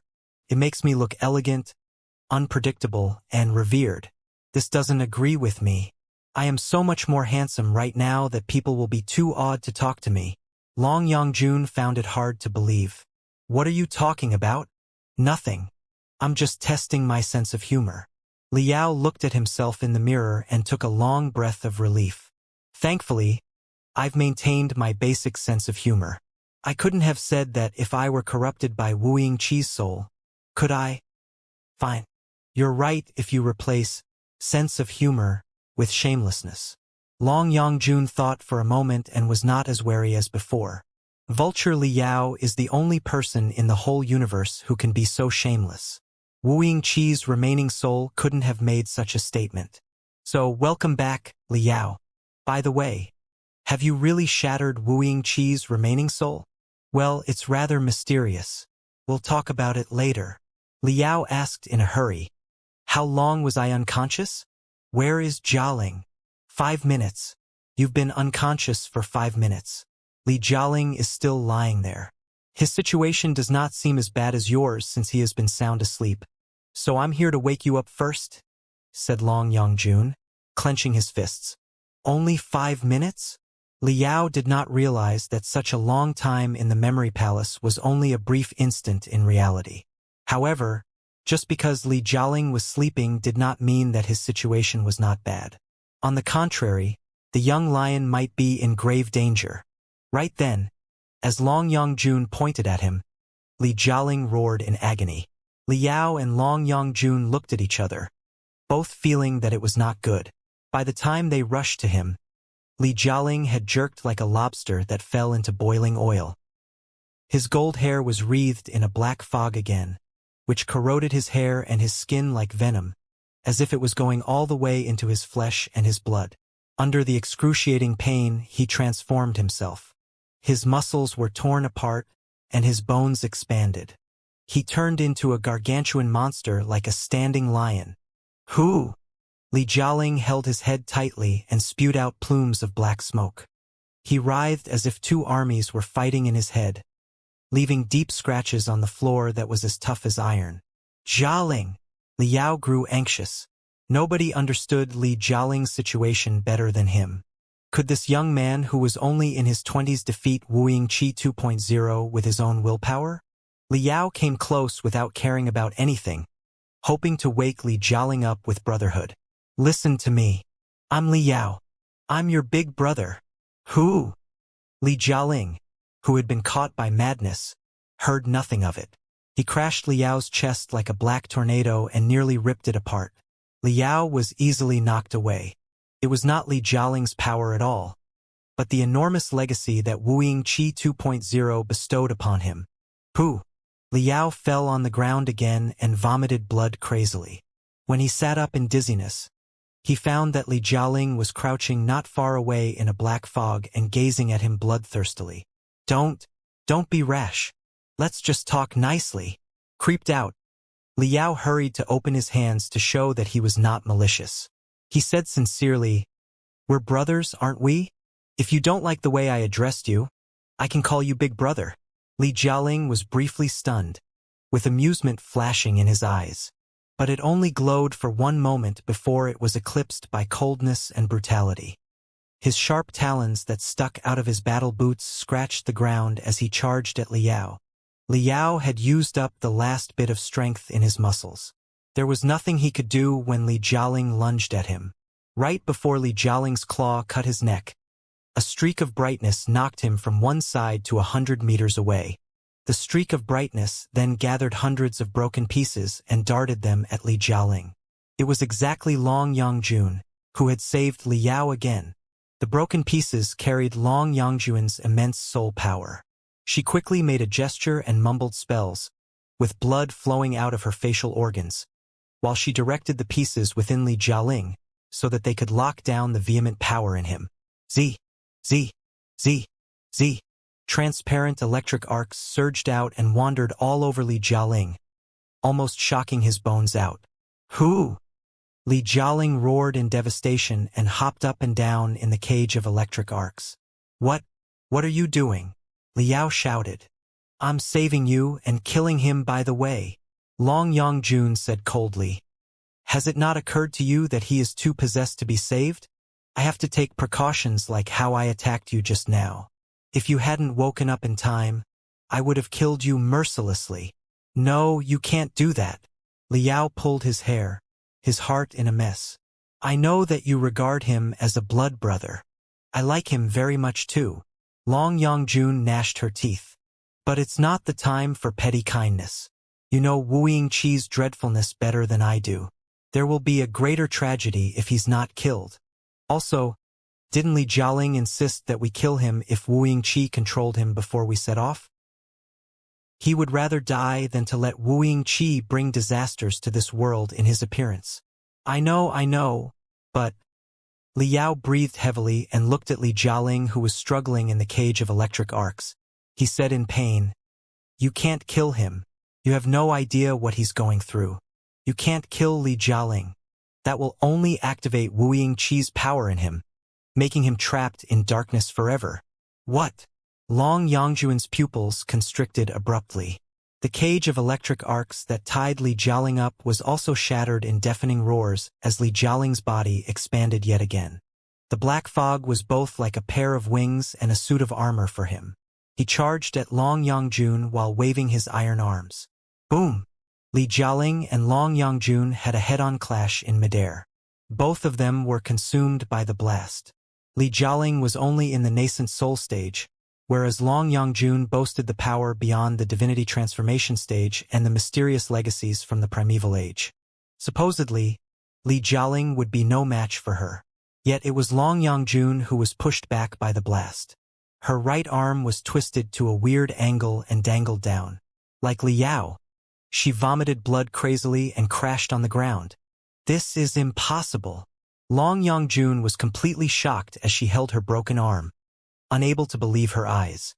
How can Li Jialing's power be so dark and terrifying? He's no longer Li Jialing, but he. The blast that just consumed Li Jialing and Long Yangjun was consumed by the intense black fog which turned into Wuxia's image. Like an armor, it enshrouded Li Jialing, who was walking close. Li Jialing stared at Li Yao and Long Yangjun in a cold and strange way, like a lion that was examining its prey. Jialing, stop and figure out what you want exactly. Holding back his pain, Liao stood up and roared desperately. This is your war. We can't help you. You must rely on yourself to defeat Wu Yingqi's soul. I trust that you can defeat him. Humph! With a brutal smile on his face, Li Jialing waved his black claw, and a strong wind slashed Liao's chest like a sharp edge, blowing Liao backward again. However, Liao did not fall this time. He gritted his teeth and persevered with a blood-stained smile. I already know Wu Yingqi's plan. Is this the best you can do? Black Star the Great. Liao burst into laughter. He grimaced in pain as his wounds were affected by his laughter, but he shouted again despite the pain. Maybe this is what Wu Yingqi wished to see. He purposefully split himself into a 2.0 and a 3.0 so that we would fight each other. If we do fight each other like he wished, no matter who kills whom in the end, the survivor will become his puppet, his slave, and the successor of his pathetic destiny, never to escape. But I believe that you won't be tricked, Jialing. Everything is up to you now. My life, Long Yangjuan's life, your mother's life, and the fate of the Sea of Stars is in your hands. You won't disappoint us or yourself. I trust you. I believe in you. Who? Li Jialing's face became hideous and hesitating. He roared desperately and attacked Liao nonstop. Liao was knocked back and vomited blood. He barely looked like a human anymore. But no matter how he was brutalized, Liao stood on the ground without falling like a nail. I won't fight back. Smiling miserably, Liao continued. Because I believe that Wu Yingqi 2.0 has always been a superficial weakling and the biggest loser. How can a loser like you defeat my most beloved brother? My brother won't kill me. He will only blow up your head with me. Li Jialing's eyes were bloodshot, and he breathed heavily. Black and gold flames of spiritual energy were burning from the cracks on his face. He staggered toward Liao, leaving burning footprints behind him. Murmuring in blurs, he slowly extended his claw to Liao. There was no telling whether he was going to tear Liao's heart apart, or if he was asking for his brother's help when he was sinking in the black swamp. Jialing, I'm always ready to help you, but not this time. You have to help me and everybody else. Liao's head was as swollen as a ball, but his eyes were clearer than ever. He tried to put on a smile. It seems that you made the right decision to sneak into the capital. Maybe you are the real hero of this war. Now, it's time to end it by blowing up Wu Yingqi 2.0 and save us all. I can't. Li Jialing's voice was shivering, and his face was in pain. The bones all over his body were cracking as he said, Help me, brother Yao. He was still walking to Liao uncontrollably, and the claws where black venom was dripping were only 1 inch away from Liao's throat. Liao, on the other hand, had backed off to a wall. He could not retreat any further. Fine. If brotherhood cannot wake you up, I guess we have to invite the holiest feeling in the world now, mother's love. Liao sighed and said, There's nothing I can do now except to sing a few classic songs that praise mother's love for my good brother. Li Jialing quivered so hard as if a piton of ice had pierced into his skull through his whole body. He was also woken up, like when Liao was beaten up by Long Yongjun. Chi. Infinite black gas was leaking from his face and his wounds, but before it escaped, it had been burnt up by the bright gold fire behind and purified into basic information and power. Li Jialing's body was transformed and reborn again. The tusks, claws, and abnormal muscles retreated, and his gold fur dropped 1 hair after another. He regained the appearance of a human, save his bulging canine teeth and the bright gold colors in his eyes and his hair. He became the handsome young man that Liao saw at the very beginning again. However, an ocean of ambitions and determination were hidden under his seemingly young appearance. Black Star the Great's shadow, and he had been perfectly melted and could not be separated anymore. He gazed at his palm that was as smooth as jade. He waved his hands, and a cluster of black fire was raised. He waved his hands again, and a gold fire consumed the black fire and turned into a raging dragon. On a closer look, the dragon even had a pair of purple eyes, as if it were a living creature. Boom! Li Jialing rolled his hands and crumbled the purple fire dragon. The broken fire spread out and gathered into a burning sword that ruled the universe in his hand. In the meantime, Li Yao and Long Yongjun both heard an ear-splitting explosion that shouted, "True dragon is here." Only one technique could have demonstrated such a domineering fire. Dragon over the sky, which belonged to the Supreme Emperor 10,000 years ago. The Blood God naturally knew the Supreme Emperor's technique. He taught it to Blackstar the Great 10,000 years later, and Blackstar the Great revealed it under Li Linghai's appearance when Li Yao met her in the Sand Primitive Sector. Li Yao did not expect to sense the same power again in Li Jialing today. It seemed that Li Jialing had completely absorbed Wuying Qi 2.0's power, or he couldn't have controlled his spiritual energy so deftly. Li Yao looked at Li Jialing's hands and his own hands that were like chicken claws, before he suddenly grabbed his wrist and shook it hard. Long Yongjun had finally suppressed the surging blood in herself. Noticing that Li Yao was shivering as if he suffered an electric shock, she asked curiously, "What are you doing?" "I'm checking if I can create such a splendid fire too." Li Yao shook his wrist for a long time, but nothing except for a mist that seemed to be sick was rising from his hand, and it dispersed the moment he got distracted. Li Yao was rather bummed. Seriously? Wuying Qi left 99% of his power and battle experience to Li Jialing and an opportunity to become a vicious dragon to me? That's so unfair. Ugh! Li Jialing watched the sword for a long time in fascination. Then, the blade suddenly fell apart into purple flames that died out soon. As if exhausted, Li Jialing became pale and fell on his knees, gagging. He vomited deep purple blood that was mixed with black threads, as if countless parasites that had been luring in his body were being discharged. As he vomited out the blood, Li Jialing was finally back to himself. But he seemed weak and exhausted. He was a 20-year-old young man after all. He had fought Wuying Qi brutally earlier and inherited Wuying Qi's enormous power later. It was too much for him to absorb all at once. Li Yao hurried to give him a hand and input feeble spiritual energy into his body.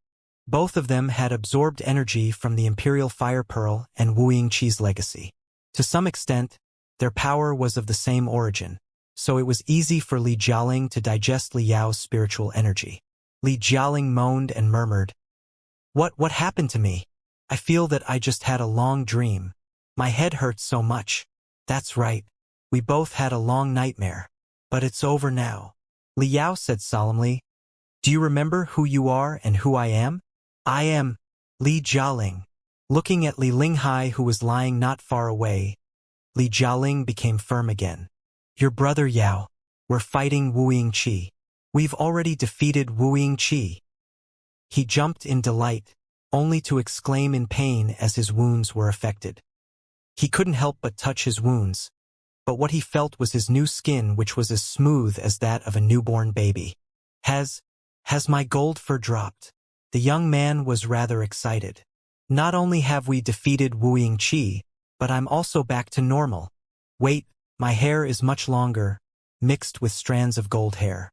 Is this the last trace of the gold lion? Ah, Brother Yao, your hair has turned partly gray."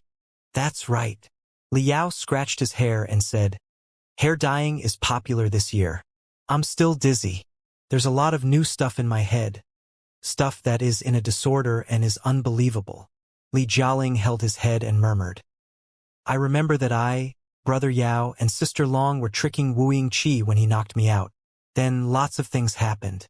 I saw a violent black sun and a rising red star. After that, the black sun fell apart, and its pieces gathered into a black river of magma which flooded into my brain and burnt up my soul. I sank into a place that felt like hell, in an abyss where a black fire raged. I saw how Wuying Qi changed from a cultivator into an immortal cultivator. In the meantime, a persuading voice had been talking to me, trying to convince me that the true path of immortality was correct. I was almost convinced. I was about to be convinced. But at the most dangerous moment, I suddenly heard the most unpleasant singing of a man. His singing was so tormenting that I felt my life back in the city in the sky was not as miserable as that. Liao, fine. Let's skip over the details. How do you feel right now? Li Jialing took a deep breath and extended his hand again. Both Liao and Long Yongjun focused their eyes on his palm. This time, no matter how Li Jialing concentrated, he could not unleash the purple fire anymore. Yet, a stream of vague purple spiritual energy in the shape of a dragon was slowly flowing under the skin of his palm, like a fish that was swimming under the ice. Suddenly, the purple spiritual energy glittered. Ah! As if his hand was burnt. Li Jialing cried and subconsciously retreated his hand. When he opened his hand again, the purple dragon had been melted with his palm print, transforming it into a new pattern that was emitting a purple glow. That's weird.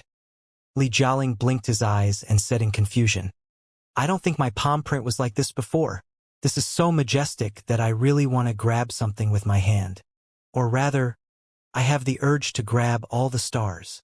Recalling the unusual phenomenon that Li Jialing just caused and what Wuxia 3.0 told him before death, Liao did not know what to say. What would come would come. It was impossible to avoid one's destiny. They had to embrace the challenge with courage. Brother Yao, what happened to me exactly? Li Jialing clenched his fists in confusion. I have the same question. What happened to you and Li Jialing when you passed out and struggled? Is Wuxia really dead? Long Yongjun was also puzzled. It's very hard to explain. Since our time is limited, let's just cut the long story short. Liao pondered for a moment and said, just now, when Jialing and Wuxia were fighting, Wuxia detonated his soul and split into two different personalities. His righteous personality invaded my brain, and the dark and evil one invaded Jialing's, trying to corrupt us and turn us into his successors. Hold on a second. Long Yongjun raised her hand. What did you just say? His righteous personality chose you as his successor and invaded your brain, and his dark and evil personality chose the young lion to inherit the sordid, shameless, and degenerate stuff. Are you sure you're not mistaken? Shouldn't it be the other way around? Liao glared at Long Yongjun and said angrily, I'm certainly not mistaken, because his righteous personality was actually even eviler than his evil personality. In conclusion, Jialing and I have both swallowed part of Wuxia's personality and soul power. The good thing is that we've killed him and divided his legacy without paying any price. The world is back to peace again. Li Jialing thought for a moment and said, what about the bad thing? The bad thing is that, although we destroyed his soul, we might still be influenced by his personality without us realizing it until we sink into darkness and become another Wuxia, or even another blood god. Liao opened his hands and said, of course, there's another possibility that is even worse. Actually, we may have been swallowed by Wuxia or the blood god, and they are just mimicking the way we talk to deceive other people. I might not be the real Liao, and you might not be the real Li Jialing. Or rather, maybe Liao and Li Jialing were just distractions, and the real Wuxia or blood god had already escaped into Long Yongjun's body. Ha! Li Jialing was rather scared. That's hard to believe. How are we going to confirm it? Don't be scared. It's indeed hard to believe. I'm just putting it in perspective. Liao smiled and said, it's impossible to find the answer to the ultimate question, who am I? Besides, we don't need Wuxia or the blood god to do bad things. Would we not be lost or corrupted if we are not affected by Wuxia or the blood god's power? On many occasions, Wuxia and the blood god are just excuses for our own evil thoughts. Wow! Li Jialing was rather stunned. I feel that Brother Yao is much more philosophical after the battle against Wuxia. Of course. Liao opened his fingers and combed the gray hair on his temples. He grinned and said, so, stop fretting. Life is a continuous battle and we've at least won this one. As for the future, we'll just see what comes and deal with it correspondingly. As they talked, enormous earthquakes came from the depths of the gold crystal pyramid again. Not good. The gold crystal pyramid is still running. Long Yongjun exclaimed. But our colossi have both been damaged. It's impossible for us to destroy the core of the gold crystal pyramid for now. What do we do? It's all right. I can get it under control. Liao patted Li Jialing's shoulder and rose quickly. With glittering eyes, he strode to the depths of the gold crystal pyramid and said resolutely in a voice that only he could hear, I must get it under control, and I will. Liao rushed in the dark and long pathway. The gold crystal pyramid that was as complicated as a labyrinth became crystal clear in his eyes, as if his retina had been covered with a map. The gift from Wuxia 3.0 surged in his brain in information streams. The overwhelming information crashed and raised colorful tides whether or not he was willing to accept it. Shwa, shwa, shwa, shwa. Reality and illusions interchanged before Liao's eyes. He seemed to be watching Wuxia modify the gold crystal pyramid on a large scale in the past months. He also saw how Black Star the Great made plans to upgrade the gold crystal pyramid based on the remains of the Book of Revelation left by the Nuwa clan. He seemed to be even going back to hundreds of thousands of years ago, when infinite black beetles in a life form that resembled jellyfish polished rocks, established high towers, carved rune arrays, and built their final weapon. The information of Wuxia, the Blood God, the Nuwa clan, and even the Hui clan exploded inside Liao's head, making him feel that this place was his home and his fortress. The whole gold crystal pyramid was an extension of his body and mind. It was part of him, and he was the master of the gold crystal pyramid. In only half a minute, he found a secret channel to the control center and appeared before the mental devil. Even Long Yangjun and Li Jialing could barely keep up with him. They exclaimed in shock, wondering why he grew so familiar with the gold crystal pyramid all of a sudden. The mental devil's exclamation, however, was even sharper than theirs, not because it was surprised at Liao's familiarity with this place, but because it detected the abnormal energy deep inside Liao's head. As one of Liao's two personalities, the mental devil had always been particularly sensitive about the unusual energy that invaded Liao's brain. What's wrong with you? Light of blood crawled out of the mainframe crystal processor of the gold crystal pyramid and re-entered Liao's brain. So many things have entered you. My head when I'm away. Too much debt is no debt. Liao said, I'm used to being possessed by people anyway. Those things will be digested soon. Tell me the situation of the gold crystal pyramid first. Can you shut it off with your power? That's impossible. The mental devil displayed thousands of graphs and illustrations in front of Liao by stimulating his retina. Look, the central database of the gold crystal pyramid is defended by a dozen flawless firewalls. I have to unlock all of them at once. If any one of my guesses is wrong, their passwords will be changed at the same time.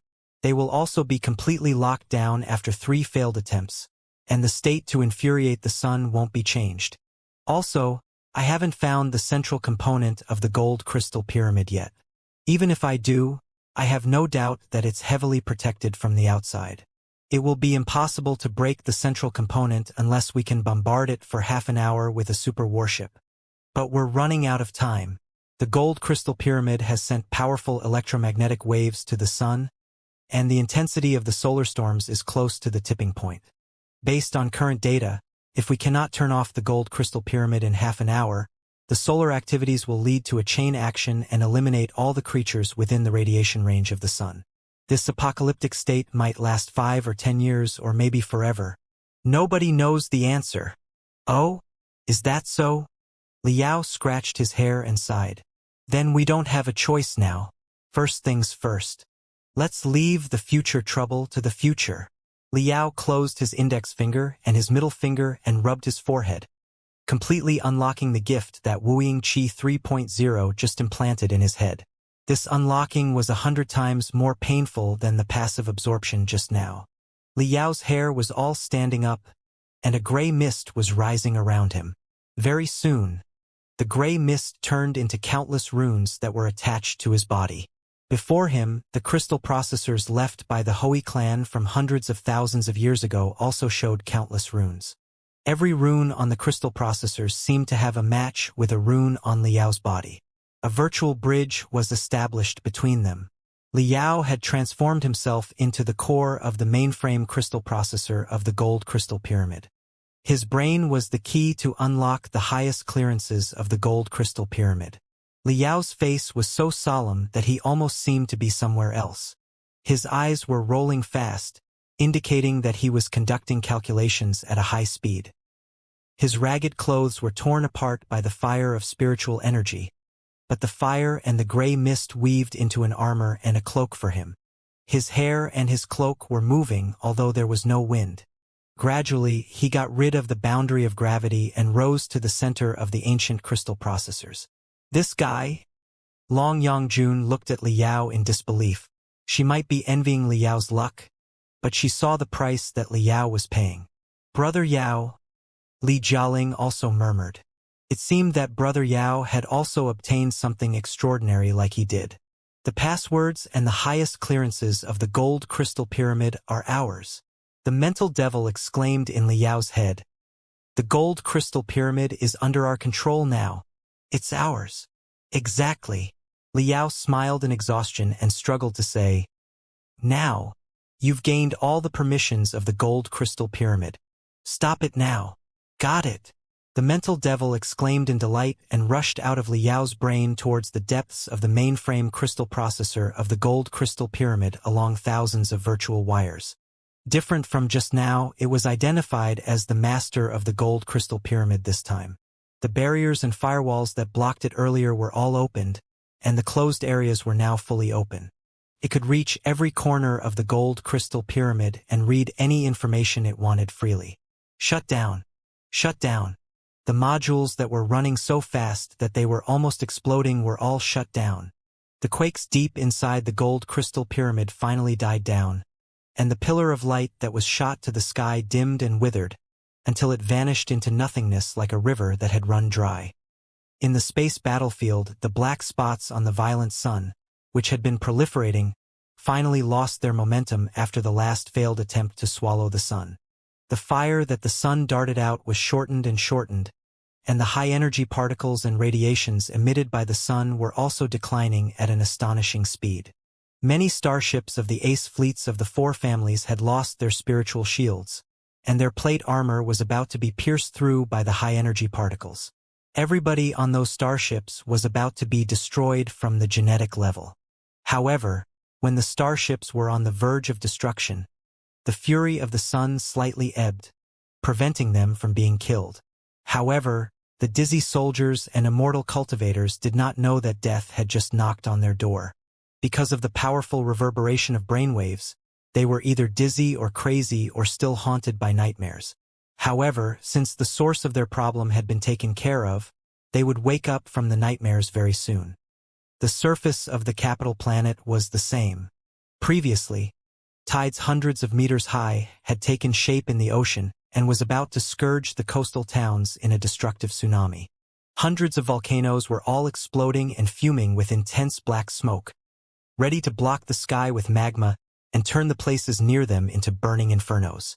Animals were escaping from forests. Many rivers were uncannily dry, leaving the dying fish patting their tails at the bottom. Shocked birds were swooping among the skyscrapers in cities until they hit the glass windows and crashed. Even the most inert person could tell the anomaly of the sun. The ever-expanding black spots turned the sun into a cold and heartless eye, marking the beginning of a millennial eclipse. However, everything died down when people were caught by desperation. The surging tides in the ocean collapsed to 20 meters high before they reached the coastal towns. They were easily shattered by the defense rune arrays deployed at the shore. The seething volcanoes were mostly tranquilized. Some of them erupted, but their magma only covered several square kilometers around the volcanoes, instead of being thrown hundreds of kilometers away. The shocked birds soared again and returned to their homes like other animals. The rivers were running again. The water of the rivers was dirty at first, but it became as clear as before very soon. On the orbit of the capital planet, the Fist King managed to reach out to Xiaoming and Wenwen as the solar storm was ebbing. He sent a signal to the Seven Seas space zone again, reporting that the environment was good enough for a space jump with enough electromagnetic protection. Twisted vortexes immediately appeared in the vast cosmos. The three-dimensional universe seemed to have been twisted by a gigantic, invisible hand, which opened a channel to the four-dimensional world. The astounding Thunder Fleet and the Arsonist Fleet finally arrived. By the time the astounding Thunder Fleet and the Arsonist Fleet arrived at the Imperial Terminus sector across the space turbulence, the battle in the capital had approached the end. At this moment, 20% of the starships of the four families had been destroyed by solar storms, ending up as burning coffins, and another 30% could not move anymore because their crew had been killed by the radiation or each other. As for the other half starships, even though their crew members had got rid of the nightmares, they were still too dizzy to fight. It was barely possible for them to fly their starships away. Normal troops would collapse after 10% of them were lost. The elite troops, such as the four families fleet, could handle 20% to 30%. However, now that more than 50% of the soldiers could not fight anymore, nothing could possibly support the remaining soldiers to continue the battle. As a result, they simply waited to be captured, without any determination to resist the astounding Thunder Fleet and the Arsonist Fleet. For the astounding Thunder Fleet and the Arsonist Fleet, the trickiest thing was not to defeat the ace fleets of the four families, but to control all the miserable, ragged, and panicked starships of the enemy when they were terribly outnumbered. They had to be fast because plenty of starships did not suffer any substantial damage, although their crew was still under immense mental shock. Once their crew was back to normal, they would definitely flee even though they dare not attack the astounding Thunder Fleet and the Arsonist Fleet. Although they had foreseen the difficulty and complexity of the mission, Lei Qinghu and Boss Bai still found it tricky. Only with the reliability of Lei Qinghu and the precision of Boss Bai could they accomplish the seemingly impossible mission step by step. They separated the ace fleets of the four families, which were a mess, as soon as possible, before they locked onto most flagships and powerful warships and installed tremendous crystal bombs to the engine compartments of those warships. They also blocked all the cannons and wrecked the turning units on the turrets. In such a way, 90% of the combat ability of a warship would be sealed, and the warship would be completely captured. The process took a very long time. Thankfully, the mental shock caused by the solar storm was too powerful, and most soldiers of the ace fleets of the four families weren't back to themselves so quickly. Even though some of them did, they knew that it was impossible to turn things around when they saw the messy starships on their side and the well-organized battle formations on the enemy's side. Only the hardcore supporters of the four families on a few starships woke up in time and led their starships to escape from the battlefield before the arrival of the astounding Thunder Fleet and the Arsonist Fleet. They had run to the edge of the Imperial Terminus sector, ready to run home after they had fully recovered. Lei Qinghu and Boss Bai did not stop the rebels, partly because they did not have enough men to catch every enemy, and partly because the solar storms had seriously damaged the shells of those starships. The chances were small that those starships could run back home through space jumps without being destroyed in the four-dimensional storms. So Lei Qinghu and Boss Bai simply let them go. The whole capture operation lasted 3 days and 3 nights before the flag of the reformists was finally raised on every starship of the ace fleets of the four families. The Battle of Seven Seas was over, and the battle in the capital was about to be. However, another war that was more subtle and complicated had been started without anybody realizing it. In the gold crystal pyramid below the ground of the capital planet. In the past 3 days, while the astounding Thunder Fleet and the Arsonist Fleet were seizing every moment to deal with the remaining soldiers of the ace fleets of the four families, Li Yao had been absorbing all the information on the gold crystal pyramid and re-establishing the defense system and the control modules that solely belonged to himself. The old firewalls were gone in the wind, replaced by new ones that were safer and more unnoticeable. The silent defense rune arrays were activated again, releasing dazzling electric arcs. The thousands of battle puppets around the gold crystal pyramid opened their eyes warily again. They had resumed their patrol in more complicated and meticulous routes. They were the extension of Li Yao's will. Immortal cultivators would not be allowed to enter this place without Li Yao's permission. Should I hibernate the central modules of the gold crystal pyramid? At the last step, the mental devil asked Li Yao. It will be safer and steadier if the central modules hibernate, but if we want to infuriate the sun again, we'll have to preheat the system for a long time, so we might not have enough deterrence. Li Yao immediately understood what the mental devil meant. That's right. Over the past 3 days, the mental devil had figured out what Wuxia 3.0's legacy was. As Li Yao's dark personality, it did not resist the identity as the master of the gold crystal pyramid at all. In fact, it was actually very interested in threatening the whole imperium of true human beings on its own. Couldn't wait to become the next deterrent. The mental devil couldn't care less about turning into a vicious dragon. It might even feel that the dragon scales looked awesome. It seemed that splitting his soul so that his dark and evil personality would mess up the mainframe crystal processor of the gold crystal pyramid, and that his righteous personality would deal with Wuxia 3.0 was the best decision that Li Yao had ever made. Otherwise, he might have been absorbed by Wuxia 3.0 on the spot.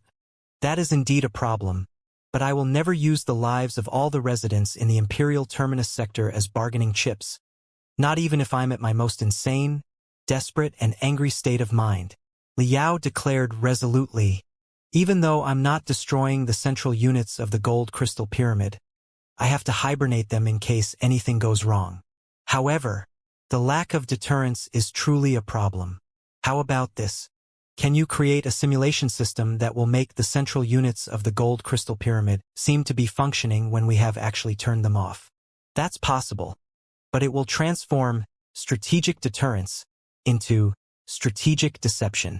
The mental devil snorted. I feel that it's much less awesome. Also, I need to remind you that successful strategic deterrence must be based on the premise that all your enemies and allies believe that you are an insane lunatic who will make use of the deterrence when necessary. But in fact, you do not boast this convincing power. For the immortal cultivators who are as determined as Lei Qinghu, they might ignore your strategic deterrence and even construe it as strategic deception.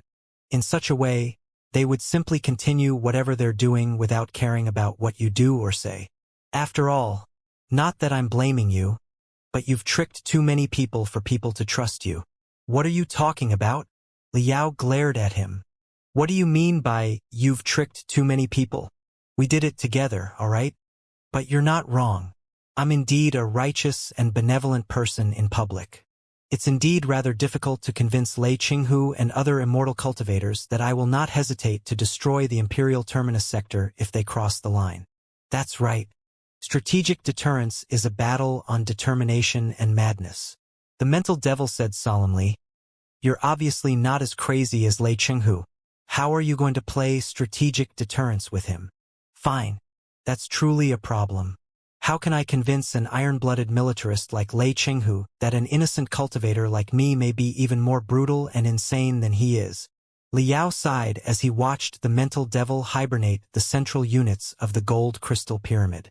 Scratching his hair, he left the control room. I need to think about it. Long Yangjun and Li Jialing were both waiting anxiously. Seeing Li Yao, they immediately approached him and scanned him both concernedly and warily. What are you doing?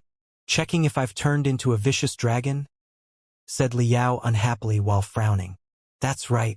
I have to say that Wuxia 3.0 has truly played a sordid move on you.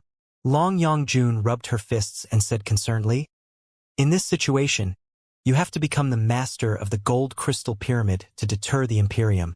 But who knows whether or not you will be lost in front of such immense power. We certainly need to keep an eye on you so that we can wake you up when you're about to be corrupted. That's right. Brother Yao, I've been digesting the legacy left by Wuxia 2.0 in the past days. I have to say that his power is indeed dark and overwhelming. Li Jialing also said, I was almost lost several times even though Sister Long was looking after me. How about you? How do you feel now? I feel fine. Nothing special. Li Yao scratched his head and thought for a moment, before he said solemnly, I've considered the possibility that the Dragon Slayer turns into a dragon after they're contaminated by the blood of the dragon. I also read a lot of books on the deterrence theory. It's actually not a big deal. At first, I was frightened by Wuxia 3.0's claim, but on second thought, many dragon slayers who turned into dragons had themselves to blame. It was nobody else's mistake. Those people were usually particularly unsociable and proud. They often thought that they were the only sober people in the world and that they had to save the world on their own. So, whenever they found a great secret, they would keep it to themselves while they tried to save the world in silence, until they reached a breathtaking and mistaken outcome. They were obsessed with the ecstasy of self-sacrifice. Also, their fortresses or caves were usually gloomy if not creepy and barely had any visitor. So, they lived in those places by themselves and considered how to save the world with their own brains. Come on. If it goes on, even the sanest person would go crazy. Is it really surprising that they became vicious dragons? Li Jialing said, deep in thought. Brother Yao, you do have a point. I've been locking myself up in the past days. The more I stayed alone, the more scared I was. And the more scared I was, the less willing I was to meet other people. Had it not been Sister Long, I might have been caught in the state that you described, unable to free myself. That's right. You're too scared to get in touch with other people or ask for their help because of Wu Yingqi's legacy on your shoulder. So you can only stay in the darkness in panic and self-pity until you walk on Wu Yingqi's path again. This is what Wu Yingqi wished to see, isn't it? Liao patted Li Jialing's shoulder and said solemnly. In fact, it's completely unnecessary. However powerful we are essentially human beings who have one head and two arms just like all the other human beings do. This world is too big for us to save on our own. So we have to believe in the people, or at least our lovely family and friends. We have so many dear family members and friends helping us. How could they watch us degenerate into vicious dragons without doing anything? Exactly. Long Yongjun rubbed her fists and said, even though I can watch you become dragons, my fists can't. Get away from me. Liao glared at Long Yongjun and said to Li Jialing, I've given it a lot of thought. The battle against Wu Yingqi's legacy can't be finished overnight. But we can try to make the battlefield as warm and lively as far as we can. I'm talking about the Gold Crystal Pyramid. Even though I have truly become the master of the Gold Crystal Pyramid, it doesn't mean that I have to live in this dark and creepy place by myself miserably. When the situation in the capital is under control, the first thing I will do is to redecorate this place so that it will be brighter and merrier. The Gold Crystal Pyramid is not just Wu Yingqi's legacy for me, but also the legacy of the primeval civilizations for mankind. The secrets buried here belong to mankind. I am neither capable of nor interested in claiming the secrets for myself. So, I'll establish a research institute in the Gold Crystal Pyramid. Both the cultivators from the Star Glory Federation and the vetted immortal cultivators are free to explore the secrets of the Gold Crystal Pyramid. I don't think it's necessary to keep it to myself. Also, I think there's enough room in this place for a museum, where the artifacts and books on the battle between the Supreme Emperor and the Blood God 10,000 years ago can be exhibited. We can explore the mysteries behind the collapse of the Star Ocean Imperium and learn from history so that the Imperium and the Federation will not repeat their mistakes. Furthermore, we can even establish a large school near the Gold Crystal Pyramid for the children who were born in the Great Iron Factory and the underground shelters and who have never seen the sun in their lives. I have no doubt that the underground people will return to the ground one day, but they still have a lot to learn in order to live in sunlight. The experiment school near the Gold Crystal Pyramid will be the first step of the attempt. The Research Institute, the museum, and the experiment school will all be open to the public. The visitors to this place will make it warm and lively. I believe that the darkness here that has been accumulated for hundreds of thousands of years will be dissolved. Won't it? Li Jialing and Long Yongjun were both fascinated, not expecting that Liao had such a marvelous plan for the future of the Gold Crystal Pyramid. The more Liao talked, the more excited he became. Besides, we can establish a fancy entertainment center in the Gold Crystal Pyramid, with all kinds of nightclubs. Jialing, we will enjoy ourselves every night in those places. Let's see how we can possibly turn into vicious dragons if we are happy every day. Of course. Long Yongjun said. In such a case, it won't be you who will turn into a dragon, but your wife. Liao blinked his eyes and shivered hard. You're not wrong. Fine. No nightclubs. But I'm sure that you see my point now. Li Jialing had heard of Ding Lingdang many times. He couldn't help but ask, Sister Long, what kind of person is my sister-in-law? Why is Brother Yao so scared of her when he is already beyond the peak of the divinity transformation stage? Don't be silly, little guy. You think you are stronger just because your level is higher. Long Yongjun said, strength is just strength. Some people are strong even though they're only in the refining stage, but for people like Wu Yingqi, They are weaklings even though they're in the divinity branching stage. As for Li Yao's wife, let me put it this way. Even if you know that she can't, you will somehow believe that she can destroy the whole Imperial Terminus sector without a gold crystal pyramid. She's as strong as that. That is... Li Jialing was rather shocked. You're only exaggerating it. My wife is gentle, loving, and very reasonable. All right? Li Yao clenched his fists determinedly. For her, I won't allow myself to turn into a vicious dragon. I bet you won't. Long Yongjun said casually. If Ding Lingdang were here to wake you up, I don't think she would have been as gentle as I was. Li Yao coughed and said, All right, enough of this discussion. Xiaoming and Wenwen are here. The three of them left the gold crystal pyramid, and Xiaoming and Wenwen were leading the battle puppets that had been defending the royal palace here to better protect the gold crystal pyramid. They were all the most advanced models in the Imperium of true human beings. Xiaoming and Wenwen were definitely among the greatest winners in the Battle of the Capital. When the solar storm swept across space, and when Li Linghai and Wu Yingqi, the two leaders of the reformists, were unable to command the troops of the reformists on the ground anymore, the reformists could barely put up a fight. At that moment, only the spiritual puppets were carrying out their missions dutifully, but Xiaoming and Wenwen hacked their control network and claimed them all. When Wu Yingqi's two personalities perished, their legacies for Li Yao and Li Jialing included the permissions for the control system of the royal palace, as well as the ultimate password that could mobilize multiple puppet legions. With the help of the permissions and the ultimate password, Xiaoming and Wenwen were able to hack any database in the royal palace. Before the power of the solar storm ebbed, they collected a lot of secrets when most crystal processors were seriously affected. Naturally, they also controlled the tremendous and most advanced battle puppets and drones. The whole capital planet was under their control. For Li Yao, it was better to ask Xiaoming and Wenwen to control the capital planet than to let the planet fall into anarchy.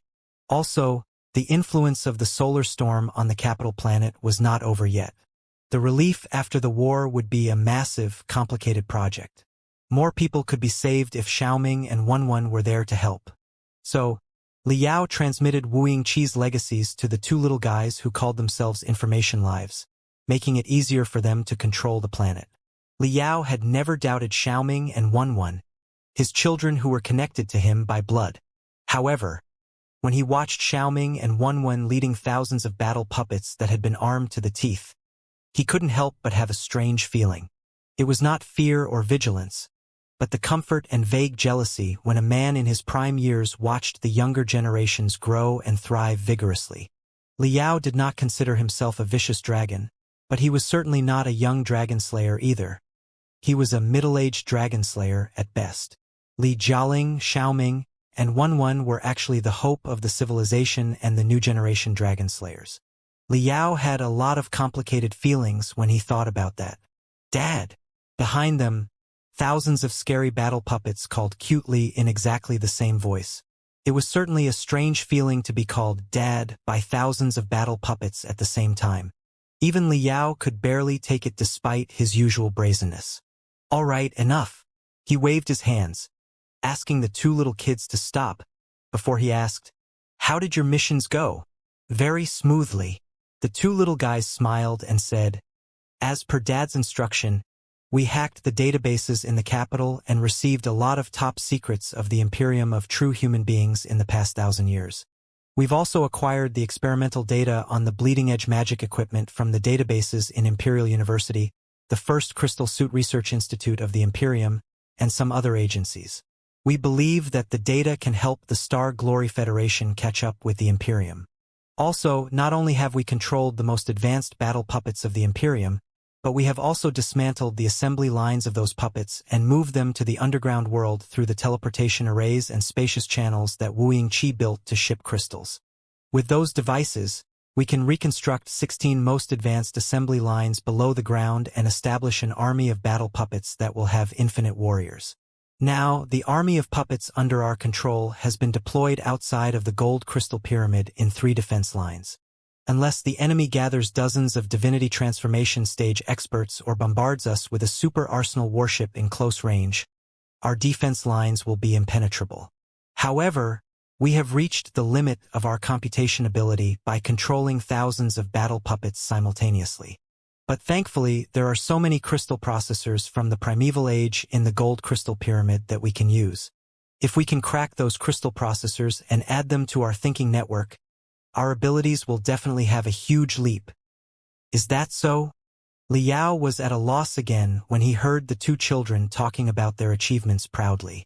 Pondering for a long time, he glanced at Long Yangjun and Li Jialing and asked the children, "Tell me, Xiaoming and Wenwen, if I give the control permissions of the gold crystal pyramid to you so that you can decide when to activate the gold crystal pyramid, what will you do? Will you? What?" The two children blinked their eyes innocently. Liao could barely continue. He did not know what he really wanted to ask, nor did he know what answer he was expecting to hear. "Your dad wants to know." Observing them coldly, Long Yangjun continued for Liao. "If you have the permissions to activate the gold crystal pyramid, will you destroy mankind with it?" "Destroy mankind?" The children looked at each other and burst into laughter. "No, we won't. Dad's concerns are unnecessary. Even if we are to destroy mankind, we will not use the gold crystal pyramid or the next sun plan. They're human beings' approach, not ours." Smiling, Xiaoming said, "If dinosaurs had wisdom, what do you think they would have pictured as the new dominator of the continent that would destroy and replace them? Something bigger, stronger, with sharper claws and teeth, right? By the same logic, if the ancient fish that once dominated the ocean were wise, the best that they could have imagined about a new generation life that would replace them was higher speed, better agility, and greater biting force, but nothing more, right? If turtles were wise, what life form would replace them in their eyes? Something with a thicker shell and a longer life? Look, in the eyes of every life form, they are perfect, and their replacements, which should be more perfect, are only stronger than them in their strongest suits. That's the limitation of imagination and the cause of fear. But we all know that it was not a faster and bigger fish that replaced the ocean dominator, but a small fish that was forced to immigrate to the continent under the pursuit of predators. Also, it was not a stronger and fiercer dinosaur that replaced the obsolete dinosaurs, but mammals that were much weaker than them. If a dinosaur saw an ape that was shuddering in the cold wind after accidentally falling off from a tree, it would never believe that it had seen a new king that would replace it. What I'm saying is that every life form has its limitations. Mankind can never imagine the power of the new generation lives, and you can only infer our modes of thinking with your own. However, both the gold crystal pyramid and the next sun plan are your ways to destroy yourselves, and we're not interested in them at all. Ha! Long Yangjun blinked her eyes and asked, "Then, how will you destroy us, them? If you're going to replace mankind? We don't have to. Do you not understand, Aunt Long? We don't have to destroy mankind." Wenwen said, "Did mammals have to kill all the dinosaurs in order to claim the continent? Did the small fish from the ocean have to seek revenge from their predators and annihilate the latter after they evolved into amphibians and reptiles? Did mankind rise because human beings were able to kill all the 13 carbon-based lives? No, that's completely unnecessary.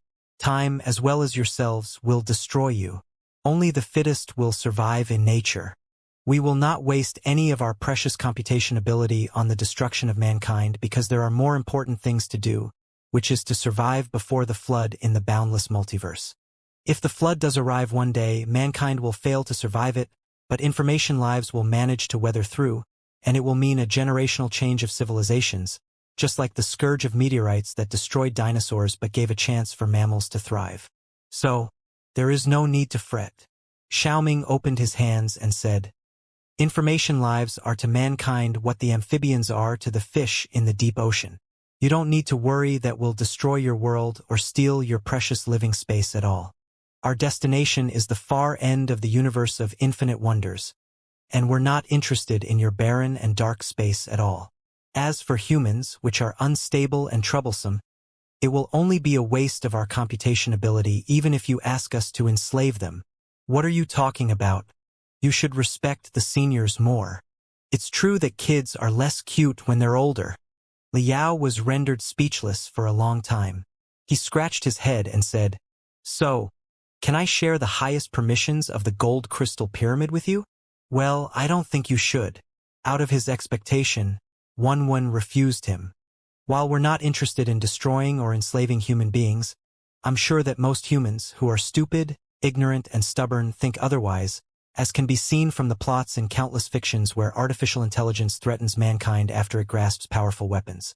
Like what Xiaoming just said, it's in the nature of mankind to infer the evilness of new lives with your own evilness. For now, we hope that we can live in peace with mankind, so we cannot provoke the general public who are dogged and stupid.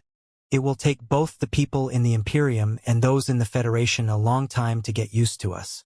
Until then, they will attack us in fury when they know that the gold crystal pyramid is under our control. That's right. It will be great if we can perfect our thinking circuits with the crystal processors in the gold crystal pyramid, but we certainly do not want to control the whole gold crystal pyramid. Xiaoming pouted his lips. Wouldn't it be the best choice if you control the gold crystal pyramid in person, Dad? But Liao hesitated for a moment and said, I'm scared that I do not have enough deterrence. Also, I may have psychological problems if I control a fatal weapon like the gold crystal pyramid for a long time. That's simple, Wen said. All you need to do is to design various requirements and subdivide the procedure to activate the gold crystal pyramid into countless steps that are controlled by different people, who will complete their respective steps when the requirements are met. The person who controls a step has no idea what he's doing at all. It will be a simple input-output process. Someone gives him a parameter, and he will send out a corresponding parameter.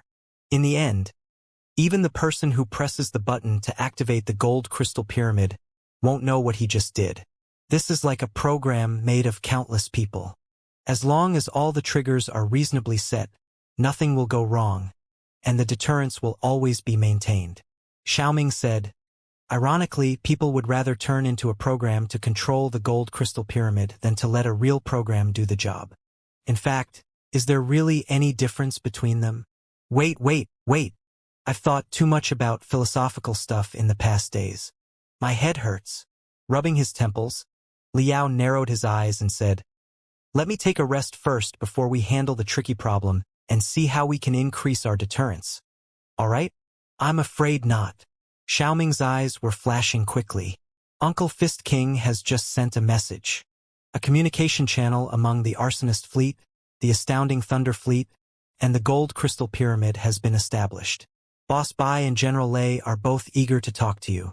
Also, Boss Bai asked you to be wary of the Astounding Thunder Fleet. What do you mean by wary? Liao's head hurt even more badly. He said, it's not like Lei Qinghu is already ending our cooperation, is he? I don't think he is, but all in all, Xiaoming said, you can talk to Boss Bai and General Lei in person. Motivated by the two children, a dozen battle puppets stepped forward and surrounded Li Yao before shooting out rays that formed Boss Bai's look from their eyes. Li Yao! Boss Bai seemed to be pissed. He cried the moment he saw Li Yao. How well have you controlled the capital? Make sure that the key facilities are not transferred to the Astounding Thunder Fleet. You cannot even allow the Astounding Thunder Fleet to land? Do you understand? What's up, Boss Bai? Liao was greatly surprised. You and General Lei are not having conflicts while you're dealing with the ace fleets of the four families, are you? Humph. We're about to. Gloomily, Boss Bai gnashed his teeth and said, Lei Qinghu forbade the Arsonist fleet from reaching the number 1 base on the orbit of the capital planet and drove us away to the number 9 base, which is furthest away from the capital planet. He's obviously going to turn his back against us. Well? Before Liao figured out what was going on, Lei Qinghu had appeared on the light beam and shrouded in the smoke of war. He stared at Liao angrily as if he were going to eat Liao alive. Crept out, Liao managed to smile. Why, General Lei, are you still angry about me? Like I said, playing the romantic action movie starring Black Star the Great in a sacred place such as the capital was only a last resort. I never meant to strike the faith of the immortal cultivators. Actually, I really respect the true path of immortality. You don't have to act as if you're going to kill me every time you see me. Do you? After staring at Liao for a long time, Lei Qinghu finally moved his eyes back. We appreciate your assistance in quelling the chaos in the capital, but it doesn't mean that you can do anything you want. After all, This is the capital of the Imperium of true human beings, and we should be in charge. Considering your remarkable contribution, we have tried to give you more trophies. Most of the warships in the four families' fleets have been allocated to you, and the number 9 base, which is the biggest base of all, has been cleared for you to stay in. We have done our best. If you are unsatisfied with the arrangement, we won't be responsible for the fallout of our alliance.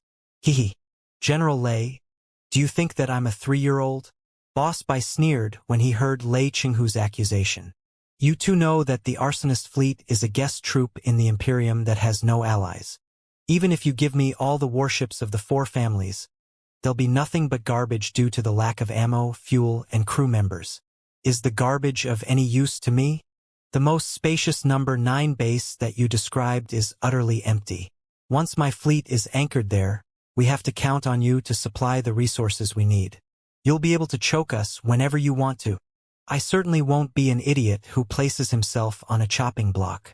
The arsonist fleet has to move into the number 1 base and establish our own logistical channel between the surface of the planet and the orbiting base.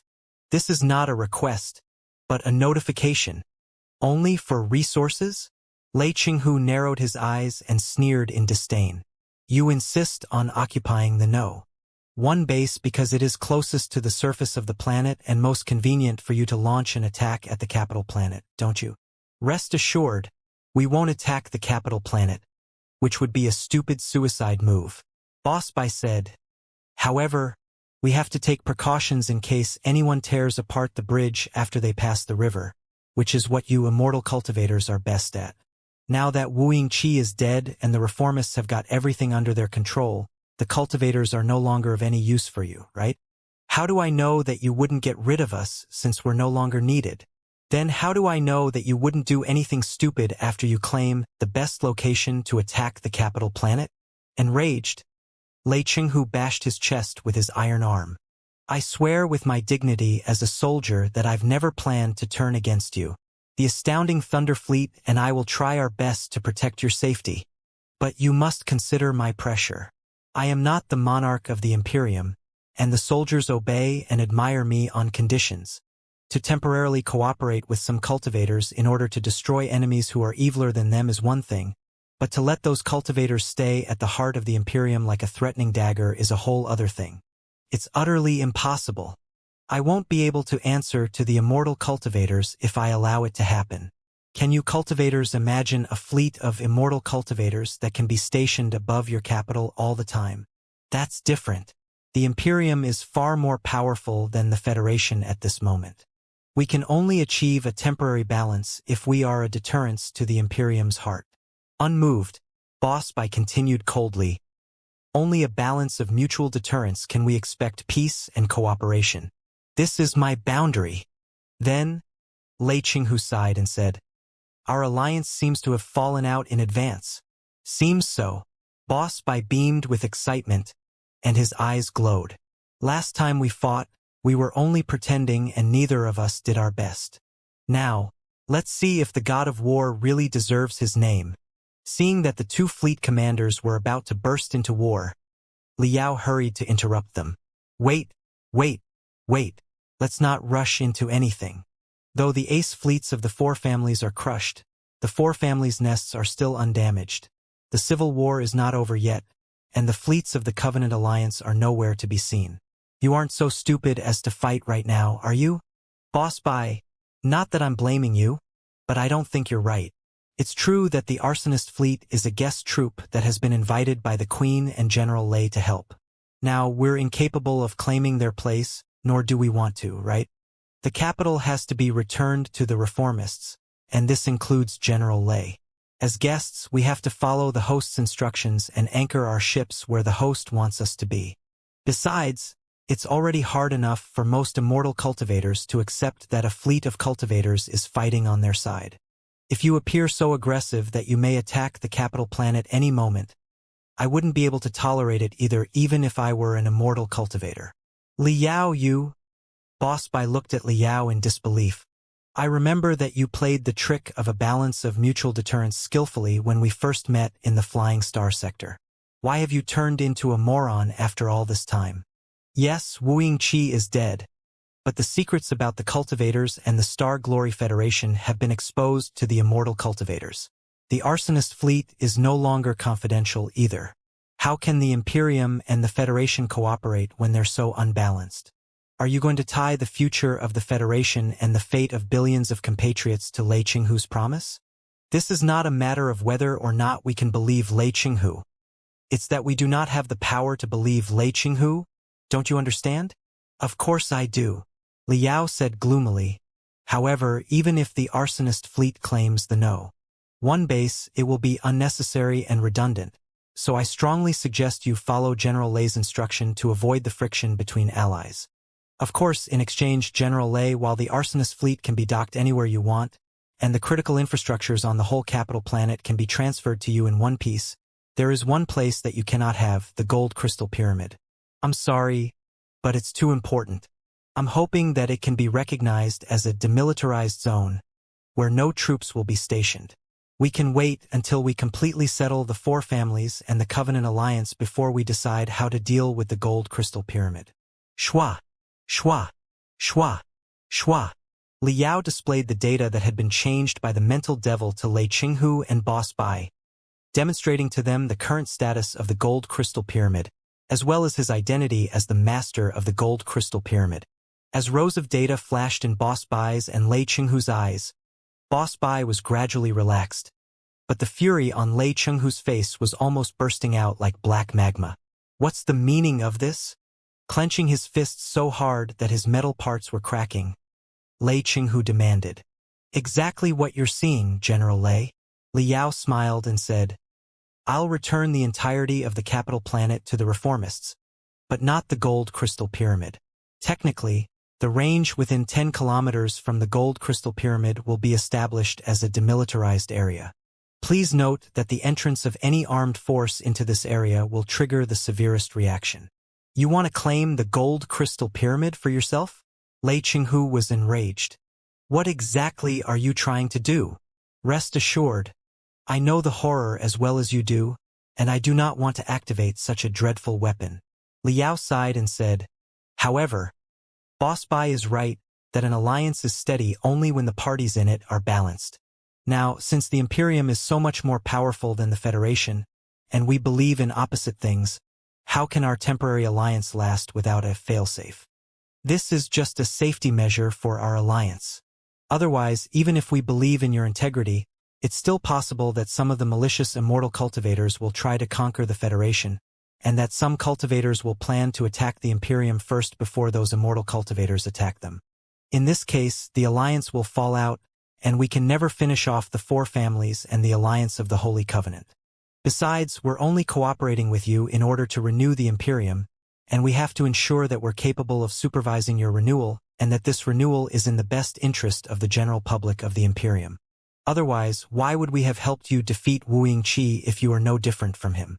The Gold Crystal Pyramid is very important for us as supervisors. It's the treasure of all human beings, including the underground hominoids.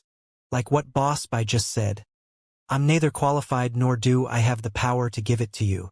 Supervise our renewal. Narrowing his eyes, Lei Qinghu gnashed his teeth in obvious fury. Liao, are you threatening me? It's not a threat, but it's indeed a deterrent. Liao was not scared at all.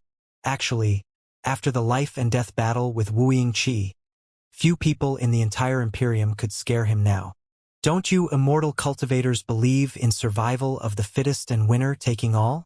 Why would you work with the cultivators on equal terms if we do not have the power to intimidate the capital?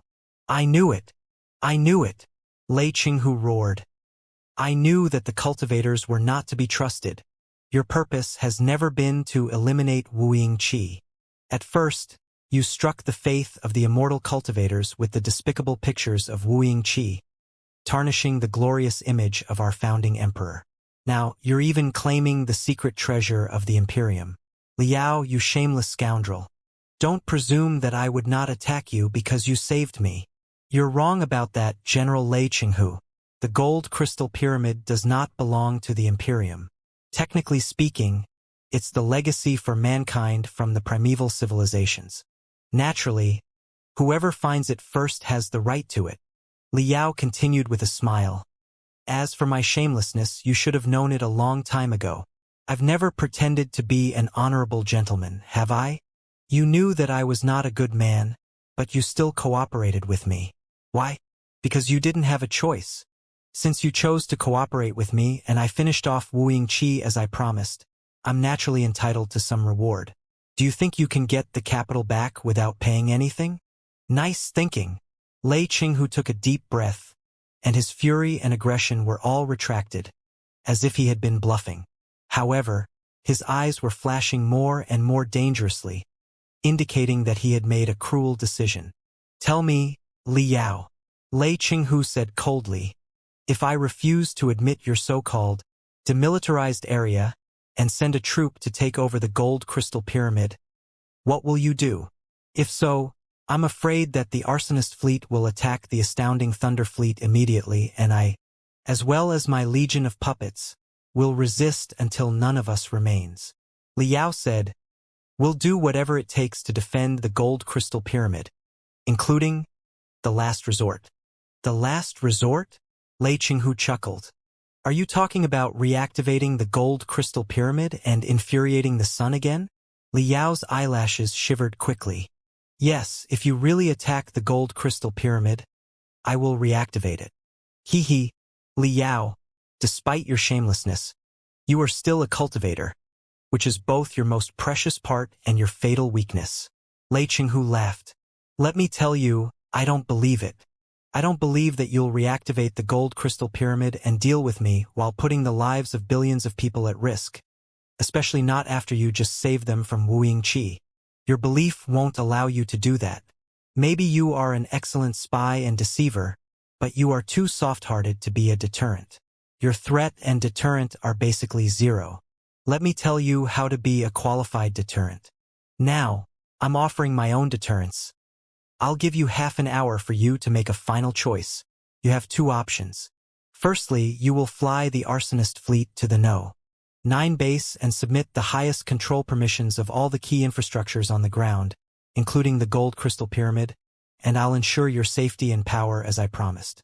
You, Liao, will be acknowledged by me and the military of the Imperium as the King of Black Wind. The Black Wind sector and the neighboring worlds can be regarded as a special area for cultivators, and the fleets of the cultivators can move in the Imperium under the name of the Black Wind Legion. This is the best the immortal cultivators and I can tolerate. Secondly, if the arsonist fleet does not fly to the number 9 base within half an hour, and you refuse to submit the highest control permissions, my troops will land on the capital force and take over all facilities. What happens next will be beyond anyone's control. Lei Qinghu, you're playing with fire. Boss Bai roared. You're giving away our hard-earned victory. Exactly. But that's how deterrence works. Folding his arms, Lei Qinghu said casually, this will definitely cause great trouble to the cause of the reformists and the rebirth of the Imperium, but I believe that the cultivators will be struck 10 times more badly. I'm just wagering on the possibility that you dare not really end the cooperation, but of course, if I lose the bet, I'll put my threats into action without hesitation. That's what a qualified deterrent should do. Boss Bai fell into silence and looked at Liao. Liao was pale and in a panic, as if he did not know what to do at all. Look, Liao, it's in your nature. Seeing through Liao's weakness, Lei Qinghu smiled and said, it's not exactly a weakness, but more like inappropriateness. Everybody has a suitable role for them, and yours is not a deterrent. You can't play a game where the lives of billions of people are at stake. In any case, my troops will land half an hour later. If you want to reactivate the gold crystal pyramid, be my guest. I'll watch you press the button of destruction. But will you? I won't. Liao sweated heavily, as if he would have a meltdown at any moment. Biting his lips hard, Liao heaved a sigh. You're right, General Lei. I'm truly no deterrent material. You've seen through my threat so easily. How useless I am. It's true that I won't reactivate the gold crystal pyramid in any case. If I do that, my belief will probably collapse in 0.1 seconds. I can't handle the pressure, which is too brutal and stimulating. That's all right. It's not your fault. It's even your advantage. Lei Qinghu smiled. It seems that we have agreed that you are not a qualified deterrence, and I'm a better candidate to control the gold crystal pyramid than you, right? You're absolutely correct. Blinking his eyes, Liao wiped the sweat on his forehead while he put on a vague smile. However, since I'm too indecisive and undetermined, there are a lot of people who are more suitable as the deterrent than I am, so I do not have to give the gold crystal pyramid to you, do I? Right. Have I ever introduced to you my two children, Xiaoming and Wenwen? The confidence on Lei Qinghu's face, which indicated that he had everything under his control, fell apart like a sand wall in a storm. Are you crazy? Shocked, he looked at Liao in disbelief. You're giving the ultimate weapon that can destroy the Imperium to two monsters virtualized by crystal processors? Watch your mouth, General Lei. Liao turned grave too. They're my children. They are a life form that exists in reality. They're neither virtual nor monsters. On the contrary, they can be more calm and rational than us in complicated dilemmas, and they can make the best decision as fast as possible. I know myself very well. I admit that I'm not qualified to be a deterrent.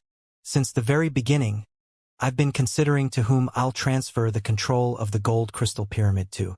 Long Yongjun and Boss Bai are both more suitable than me, but my children are definitely the most suitable. How can you trust them? Lei Qinghu was almost jumping out of the light beam. He roared thunderously. Whatever they are, I do not trust them, and I will not let the gold crystal pyramid fall into their hand. They're my children that were born based on infinite data in the Star Glory Federation. Why would I trust you over them? Smiling, Liao said unhurriedly, all in all, I still have the control of the gold crystal pyramid, but I know that the responsibility is too heavy for me, so I signed an agreement with Xiaoming and Wenwen and put a trigger in their logic circuits. They will monitor my biophysical parameters including brainwaves, heartbeat, breath, etc. 24 hours a day. The moment they detect that my mind is about to collapse because I can't handle the pressure as the deterrent, they will automatically take over the highest permissions of the gold crystal pyramid. Also, if I die accidentally, say I got unfortunately killed while fighting your troops, they will also take over the highest permissions and become the new masters of the gold crystal pyramid. I did not ask them to do anything specific with the gold crystal pyramid. I simply asked them to defend the best interest of mankind with the gold crystal pyramid. As to how they comprehend the best interest of mankind, sorry, I don't know. You don't know? Lei Qinghu looked at Liao angrily as if his eyes were about to swallow Liao. You don't know what they will do after they get the gold crystal pyramid? No.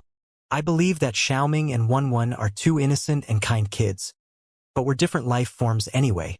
Inferring their way of thinking with our own is like a dinosaur considering the ways an ape fights. It's utterly impossible. Liao opened his hands and said, I don't know how they will understand the best interest of mankind, or what they will do after they get the gold crystal pyramid. But I know one thing for sure. While you are 100 times colder than me, they're probably 100 times colder than you. Perhaps the billions of creatures in the capital are nothing but some numbers and instructions in their eyes. If you insist on landing on the capital planet and intruding the demilitarized area near the gold crystal pyramid, you will have conflicts with Xiaoming and Wenwen as well as their puppet legions. Well, I don't know what impression you will leave on them, or what decisions they will make to defend the gold crystal pyramid. After all, they are only two kids. Lei Qinghu fell in his chair and glared at Liao, breathing heavily. You can't do that. You can't give the fate of mankind away to two lives that are entirely different from us. His voice was hoarse, but there was a vague weakness behind his toughness. Then you'd better not provoke me. Liao pointed at his head. I'm now weak and can't stand any provocation. I'm now wondering if I should give the gold crystal pyramid to Xiaoming and Wenwen. But if you provoke me, maybe I'll make the final decision. This time it was Lei Qinghu who fell silent. Look, betting with the lives of the billions of people in the Imperial Terminus sector is not my style or my threat. Liao said, my real threat is to give my place away to someone else. I'm too soft-hearted to be a deterrent, which is why every party can accept me as a deterrent. Otherwise, would you prefer Boss Bai, Long Yongjun, or Xiaoming and Wenwen to be the deterrent? Lei Qinghu lowered his head and thought for a long time. What if, he struggled to say. If something happens to you in other battlefields, will the gold crystal pyramid go to the 2 information lives too? I do not intend to go on any adventure for now. I'm not made of iron anyway. After finishing off wooing Qi and saving the Imperium, I deserve a holiday and a good rest. Liao said, I think nothing can threaten my life if I stay on the capital planet, right? Also, didn't you promise that you will protect me as the King of Black Wind? General Lei. As for the future, like I said just now, we can establish a committee in the demilitarized area and study the secrets of the gold crystal pyramid together, and the committee will control it. But that is on the premise of sincere cooperation. For us to cooperate sincerely, I have to maintain minimal deterrence. Don't you agree? Lei Qinghu thought for a long time and took a deep breath. I do. It was the first time that Lei Qinghu spoke in the sound of a mosquito when he always rumbled. Hearing Lei Qinghu's reply, Liao took a long breath and smiled in relief. You wouldn't demand to take control of the gold crystal pyramid now, would you? Liao asked again. Yes. Lei Qinghu gnashed his teeth and said, but everything apart from the gold crystal pyramid must be transferred to us immediately. Of course. Then, the battle in the capital has come to end, hasn't it? Liao extended his hand to Lei Qinghu on the light beam. We've won. For now, only for now. Lei Qinghu unwillingly extended his hand and shook Liao's. A temporary victory is better than an eternal failure. Liao blinked his eyes and said, even a forced alliance can still bring us precious peace, can't it? No matter how many setbacks were awaiting them in the future. The victory and the hope for peace had truly arrived at the capital that had almost been swallowed by the wrath of the star at this moment thanks to the hard work of Liao, Long Yangjun, Li Jialing, Lei Qinghu, Boss Bai, and many other people. In the following month, the reformists seized every second to coordinate their forces, including Lei Qinghu's expedition army, the Business Alliance of 10,000 Sectors Army in the 7 Sea Space Zone, and the deep-sea fleet that previously belonged to Wu Yingqi and Li Linghai. Those forces were gathered into the greatest troop that mankind had ever witnessed. Of course, the arsonist fleet as well as the cultivators also joined the reconstruction of the capital under the name of Black Wind Legion. The immortal cultivators were reluctant to admit or talk about the cultivators. Many of them were worried and embarrassed, and some found the cultivators utterly unacceptable. However, Liao was the legitimate king of Black Wind and a strong expert beyond the divinity transformation stage. Many people knew that it was he who blew up the remaining soul of Black Star the Great. For the immortal cultivators who worshipped power, Liao's strength was his best shield. Plus the insincere endorsement from Lei Qinghu, the theory that most immortal cultivators heard was that Vulture, a new generation king of Black Wind, conquered the Star Glory Federation, a country of cultivators at the edge of the cosmos, and returned to the center of the cosmos for the renewal of the Imperium. The Imperium of true human beings was based on the Star Ocean Republic, and the first batch of immortal cultivators mutated from the cultivators. So, it was not entirely unacceptable that there were a lot of cultivators in the Black Wind Fleet who were going through the same mutation. The relocation and reorganization of the ace fleets of the 4 families went quite well too. Most soldiers in the fleets were crushed in the Next Sun plan. Even though their souls had recovered, they lost their will of resistance. When they realized that their fleets were gone and the Deep Sea Fleet, the Astounding Thunder Fleet, the Arsonist Fleet, and the Imperial Guards were united, they gave up fighting for their families. In particular, when they heard that it was Liao, the King of Black Wind, who played a vital role in the Battle of the Capital, a lot of them even asked to join the Black Wind Legion and serve Liao. Of course, not everybody was willing to surrender. Many of the 4 families' forces that intruded the capital had escaped back to their nests before the scourge of the solar storm. Just because they had lost the ace fleets did not mean that the 4 families would give up their resistance. The grand nobles were still hiding in their nests, preparing for their final struggle. In fact, the brutal failure in the capital made them unprecedentedly united. They even gave up the competition for the crown and elected a new emperor at a speed like never before. The reformists would certainly not sit around and watch. Since the coronation ceremony on the 4 families' side was about to be held, the reformists decided to hold their own too in order to reassure the soldiers and the people. In the days to come, There were bound to be two emperors in the Imperium of true human beings, and it remained to be seen which of them would declare the other one a counterfeit. However, none of that was Li Yao's business. He did not care who would be the new emperor because they would only be a puppet on the surface, and the real power was controlled by Lei Qinghu, Jin Yuyan, and also the King of Black Wind.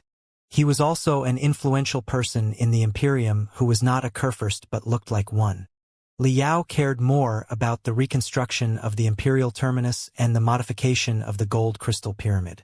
The solar storm was highly destructive. Although Li Yao turned off the gold crystal pyramid in time before the tipping point, the aftermath of the storm still wrecked the surface of the capital planet. Also, after Wu Yingqi died, the capital had been in complete anarchy. The mayhem of such an enormous planet could not be quelled by several fleets in a couple of days. 3 months after the Battle of the capital planet was still plagued by the problems caused by the solar storm. Too many people lost their homes. Some had fatal symptoms due to radiation diseases. Some were robbing other people, claiming that they were eliminating the followers of the Kurfürsten, giving a great headache to the real reformists.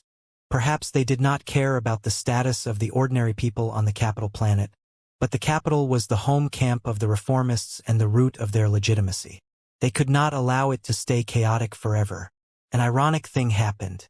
In order to settle the mess in the capital, to ship the assets of the business alliance of 10,000 sectors to the capital planet for disaster relief, and to coordinate the different fleets and troops, they had to depend on advanced crystal processors for automatic work. Xiaoming, Wanwen, and the Fist King were the perfect candidates for such missions.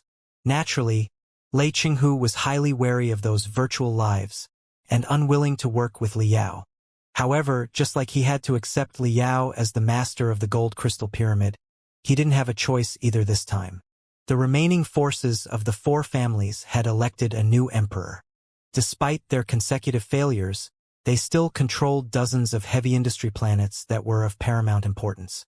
If they were given a year or two, they could probably establish another great army and seek a comeback. To avoid future trouble, the reformists had to combine their forces and attack the territory of the 4 families with their high morale in order to reunite the Imperium again. However, the fleets of the Covenant Alliance were still coveting in the darkness, perhaps waiting to attack the Imperium's heart when the reformists' army was fighting the 4 families in the 4 families' territory. Lei Qinghu did not have much time, and the future was hardly promising. So, no matter how vigilant he was of Xiaoming, Wanwen, and the shameless cultivator Li Yao, he had to deepen their cooperation and to renew the Imperium with the help of the Information Lives and the Star Glory Federation. Therefore, more and more of the most advanced crystal processors of the Imperium were given to Xiaoming, Wanwen, and the Fist King as part of their thinking network. Thanks to the increase of their computation abilities and their data analysis abilities, Xiaoming, Wanwen, and the Fist King accomplished various missions, such as re-establishing order on the capital planet, reorganizing the fleets of the 4 families, setting up sailing routes between the capital and the 7 Seas space zone, etc. The potential that they revealed astounded Li Yao, Lei Qinghu, and all the other people who knew them. Of course, not everybody was aware of the Information Lives yet. For those who were ignorant, they felt that the reformists were settling the complicated problems with unbelievable efficiency, as if they were helped by God. What slightly reassured Lei Qinghu was that Li Yao did not claim the gold crystal pyramid for himself. Though no troops were allowed to reach within 10 kilometers from the gold crystal pyramid, people like Lei Qinghu were free to visit it as long as they did not carry any weapon. Seeing Li Yao's modifications on the gold crystal pyramid, including a research institute and a museum, Lei Qinghu had to admit that Li Yao was probably the most suitable person to control the gold crystal pyramid if he couldn't control it. Another piece of good news was that Li Linghai made it and was not killed in the battle. Of course, after being possessed by Wu Yingqi for years, and after the attack of the solar storm in the next sun plan, her body and her soul were weaker than ever, and she had to rest in a special ward in a military hospital. Her injuries were on the genetic level, and it was impossible for her to fully recover. She only had 2 options. She could either give up her cultivation and live until she died of old age as an ordinary person, or she could transfer her soul to an artificial body and regain her strength as a spectral cultivator. Of course, the transference could be highly risky, and it was possible that her soul would perish even if she had the protection of the best specialists. Thankfully, There was no need to make any hasty decision. She could heal her soul first in the hospital. Li Jialing had also been staying in the hospital with his mother. He also studied his body that was corrupted by Wuxia Qi 2.0. The mother and the son, whose relationship had been special, must have had a lot to talk about. The leaders of the reformists disagreed greatly on how to deal with Li Linghai. On one hand, she was the leader and even founder of the reformists as a party. The deep-sea fleet, which was the fundamental force of the reformists, was established by her in person too. Although the astounding Thunder Fleet had replaced the deep-sea fleet as the most powerful troop of the reformists, no war could be won by a single fleet. Lei Qinghu had to consider the attitude of the deep-sea fleet. If he punished Li Linghai severely, would he leave Li Linghai's subordinates with the impression that he was initiating a purge? On the other hand, everything Li Linghai did was because she was instructed by Wuxia Qi so that he could reclaim the Imperium. However, neither Li Linghai nor anyone else could have resisted Wuxia Qi if Wuxia Qi possessed them back then. So, it was not entirely Li Linghai's fault that she allowed Wuxia Qi to take her body to do evil things. Besides, Li Linghai still had a lot of secrets, including the location of the Supreme Emperor's mausoleum, which was critical for the future of the Imperium. So, after weighing the pros and cons, the leaders of the reformists decided to understate Li Linghai's negative role in the next Sun Plan and to not judge her openly so that everything could come to a peaceful end. Naturally, everybody was delighted by the result. Even Li Yao felt that it was the best arrangement. 3 months after the Battle of the Capital, Li Yao had digested most of Wuxia Qi 3.0's legacy in his head. He also had a deeper understanding of how to control the gold crystal pyramid. An enormous super-remote base of communication was established at the edge of the Imperial Terminus sector under the supervision of Xiaoming, Wanwen, and the Fist King. It sent a message to the Star Glory Federation on the details of what happened after Li Yao arrived at the Imperium, and it asked for the Parliament's decision on the relationship between the Federation and the Imperium. The information highway between the center of the cosmos and the edge of it was about to take shape. In the land of eternal night, in the ancient sages sector, in the Star Glory Federation, the land of eternal night was not nearly as desolate and dangerous as when Li Yao set foot on it with the 3 saints and 4 rapscallions. The weather specialists and professional engineers had reshaped the place and established lively heat oases on the iceland where a drop of water would be frozen into ice immediately. The hard-working people in the heat oases were exactly the epitome of the rising Federation. The Federation had undergone great changes yet again in the past 3 years. After their surrender, the Black Wind Fleet brought new technology and knowledge to the Federation. The specialists from the Black Wind Fleet also offered new perspectives for the Federation's projects to explore Kunlun and learn the primeval technology. The development of Skeleton Dragon and the solidarity of the 7 sectors when they worked together to defend the Federation made the country more united than ever. The federal citizens had never seen the view at the center of the cosmos more clearly or known the gap between themselves and the Imperium better. All the cultivators were filled with ever-burning fire and worked day and night for their motherland, so that the Star Glory Federation could rise sooner and appear as a worthy rival for the Imperium and the immortal cultivators. At this moment, Ding Lingdang was standing in the cold wind above the land of eternal night with her hands behind her back. Her red hair was burning like fire, forming a scarlet field around her that vaporized the ice in the cold wind when it reached her into popping steam, making her look even more mysterious and magnificent. Having been a leader for 2 years, Ding Lingdong's previous aggression was gone, and she seemed much more mature than before. However, her eyes that were glittering in the wild wind and the dark night were telling everyone that she was as unstoppable as before.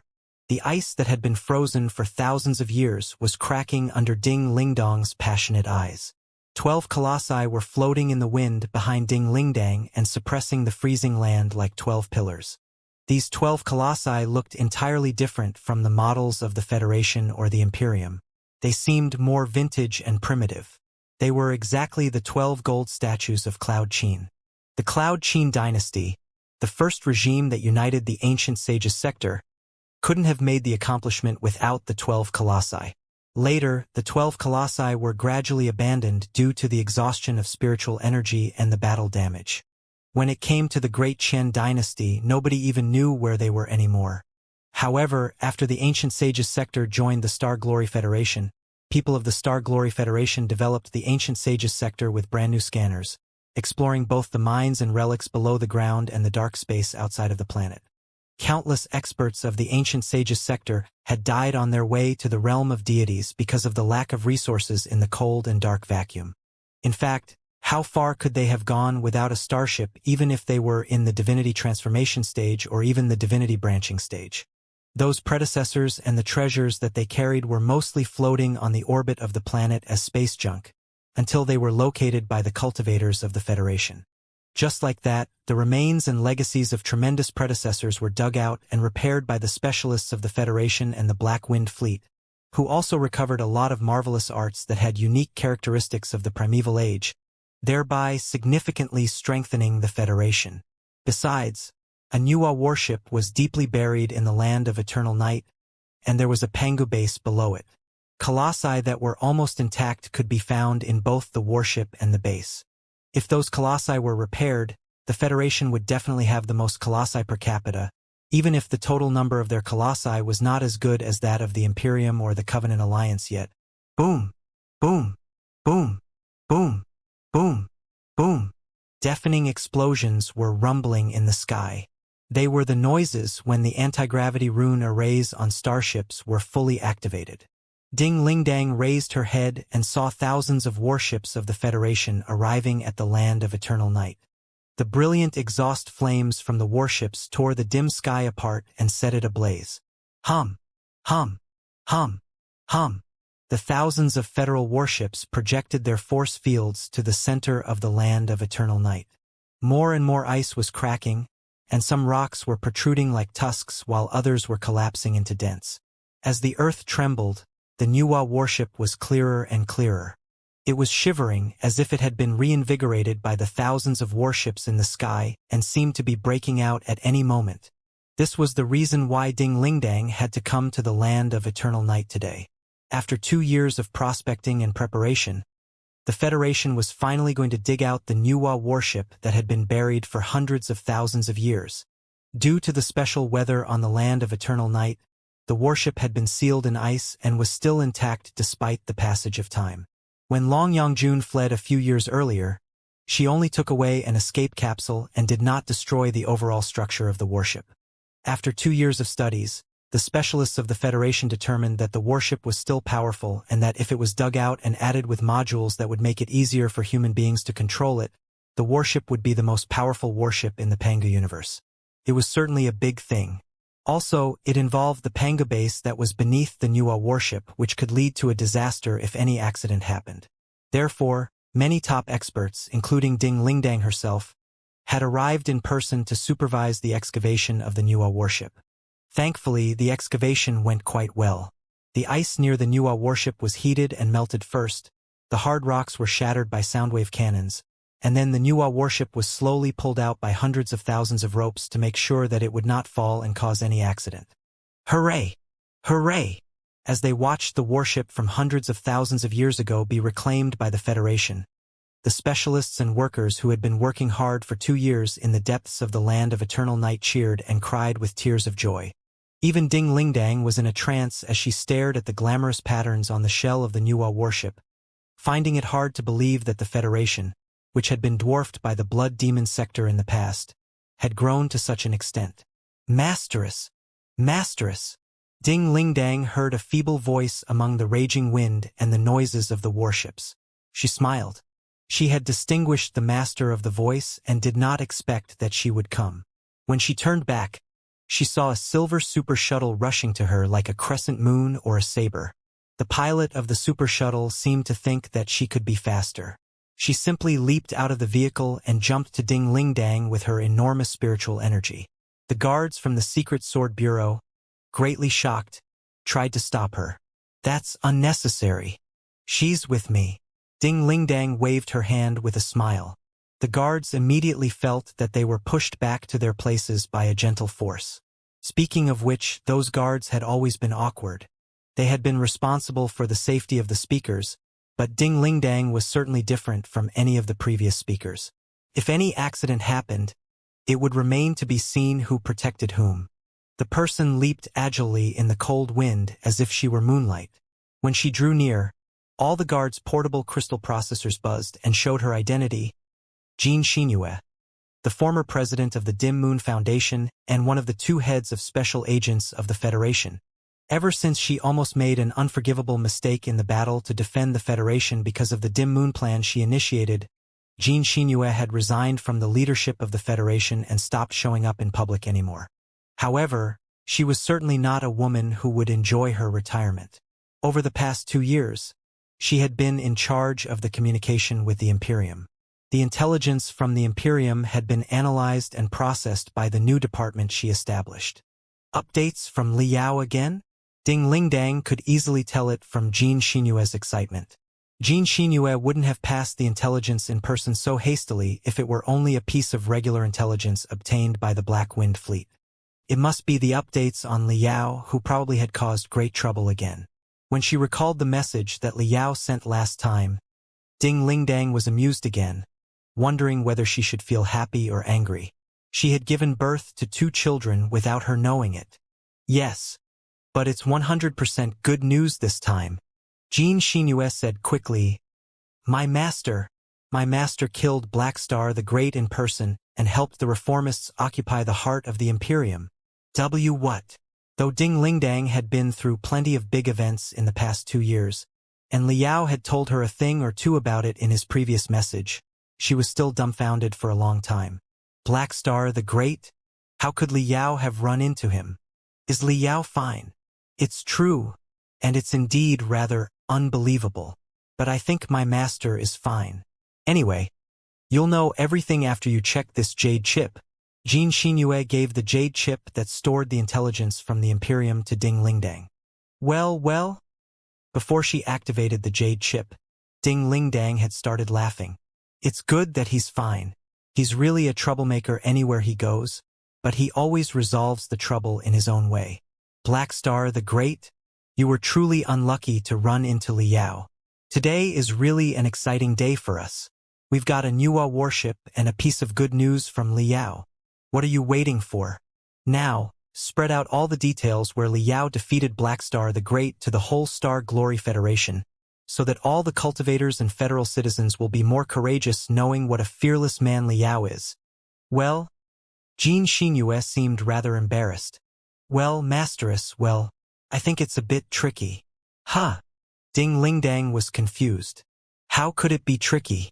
Aren't you best at propaganda?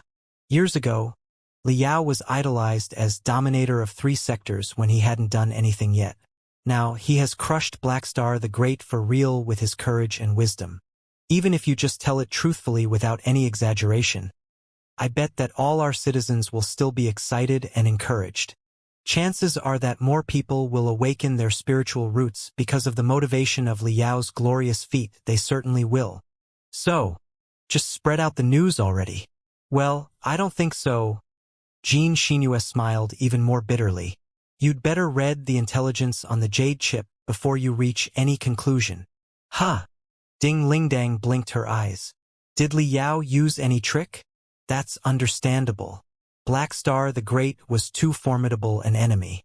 I'm sure that Liao had to try everything he could. Can't you cover up for him as long as he didn't cross the line of the cultivators? I'm not sure whether or not my master crossed the line, but I'm sure that my propaganda machine can't work this time. Xianxia said, Perhaps, Masteress, you can teach me how I can edit and modify those materials so that they can be publicized to the whole Federation. Suspiciously, Ding Lingdang unlocked the jade chip. Shwa, shwa, shwa, shwa. Infinite information streams were launched into her brain as mystic rays. 5 minutes later, her expression changed from shock to embarrassment, and from embarrassment to stupefaction. Ding Lingdong's face was even redder than the exhaust flames on the warships in the sky. She was dumbfounded. What the hell? You're bothered too, right? Xianxia said, I've given it a lot of thought, but I don't know where I should focus. Should I telecast the videos that my master displayed to the whole universe or the part where my master sang Mom is the best toward the end? I think Holding the jade chip, Ding Lingdang took a deep breath and said, "Forget it. Just ignore all the details and simply say Vulture Liao, the superhero of the Federation, has defeated Blackstar the Great with his hot blood, his wisdom, and his persistence. That's all." Jean Xinyue asked, "Wouldn't it be too simple?" "No, it's enough." Ding Lingdang rubbed her nose hard. "I don't know what I should say about this guy." The two women stared at each other for a long time and both burst into laughter. "Only my master could have come up with such a way and defeated an enemy as powerful as Blackstar the Great," Jean Xinyue remarked. "That's right. In any case, he's still as alive as can be. That's good enough." Ding Lingdang smiled, with tears of relief in her eyes. "Then, Masteress, what about that other thing that my master mentioned, about the Federation strategy next?" Jean Xinyue said, "The civil war in the Imperium is not over yet, and Master has controlled the gold crystal pyramid. I don't think the next emperor of the Imperium will be crazy enough to attack the Star Glory Federation. The safety of the Federation is guaranteed in the coming decades. But the question remains, should we step forward and send an expedition army to join the war at the center of the cosmos?" Ding Lingdang was deep in thought. Things were changing too fast. A couple of years ago, the Federation only wished to keep itself safe under the threat of the Black Wind Fleet, and it never thought that it could really march further into the Sea of Stars. However, a rarely seen opportunity had been presented to the cultivators now. Should they seize it? March to the center of the cosmos, help the reformists eliminate the four families and resist the Covenant alliance, expand the influence of the cultivators within the Imperium, and gradually change the nature of the Imperium. That seemed to be the best way for the Star Glory Federation to spread out its doctrine. The powerful technology and magic equipment at the center of the cosmos had to be studied by the specialists in person too, since the simple data that Liao sent back were not nearly enough. Soon, the Supreme Emperor's mausoleum would be explored, and the cultivators had to be part of it. At the very least, Ding Lingdang, Fiendblade Peng Hai, Jean Xinyue, and many other experts of the Federation were all highly interested in the Supreme Emperor's mausoleum. They would not allow Liao to explore it with a bunch of immortal cultivators, in which case Liao would have nobody to help him if the immortal cultivators turned against him. So, it seemed inevitable for the Federation to join the rivalry at the center of the cosmos. However, the risks were obvious too. The Federation was only as powerful as one of the four families, and the expedition army of the Federation was only equal to one of the ace fleets of the four families at best. Even 4 ace fleets had careened in the Battle of the Capital. Who knew whether or not worse battles would happen in the war between the Imperium and the Covenant Alliance? If the expedition army of the Federation entered the Imperium, it would have no trustworthy allies because the reformists could likely change their attitude. Once the expedition army was lost, the Federation would be barely able to protect itself, and it would definitely be swallowed. But in the meantime, the Federation's location was no longer a secret. After the war was settled, the final victor, be it the Imperium or the Covenant Alliance, would definitely move their eyes to the Federation. So waiting and doing nothing would mean doom too. It was too important a decision to make. Even Ding Lingdang was deep in thought despite her decisiveness. "Masteress," Jean Xinyue smiled bitterly. "Do you think that the next step is very tricky too?" "Yes, it's a very important decision. I have to listen to the opinions of the think tanks and the parliament. I can't make a decision by myself." Deep in thought, Ding Lingdang stared at the Nuwa warship that was rising higher and higher and murmured, "I remember that when I was a little girl, my town was once surrounded by a beast tide. The overwhelming demon beasts drowned our town, and everybody shuddered in fear." Jean Xinyue blushed and said, "It was a long time ago, when we were not clear and couldn't see the future." "That's right. Nobody can see the future. When I shivered and cried in the shadow, I couldn't have foreseen what would become of me or the Federation." Ding Lingdang clenched her fists and said, "But everything has changed after 100 years. Who knows whether or not the new generation of the Federation will be the master of the Sea of Stars 100 years later. Anyway, the future entails infinite possibilities, but only if we make the first step toward it. So to speak," Jean Xinyue said delightedly.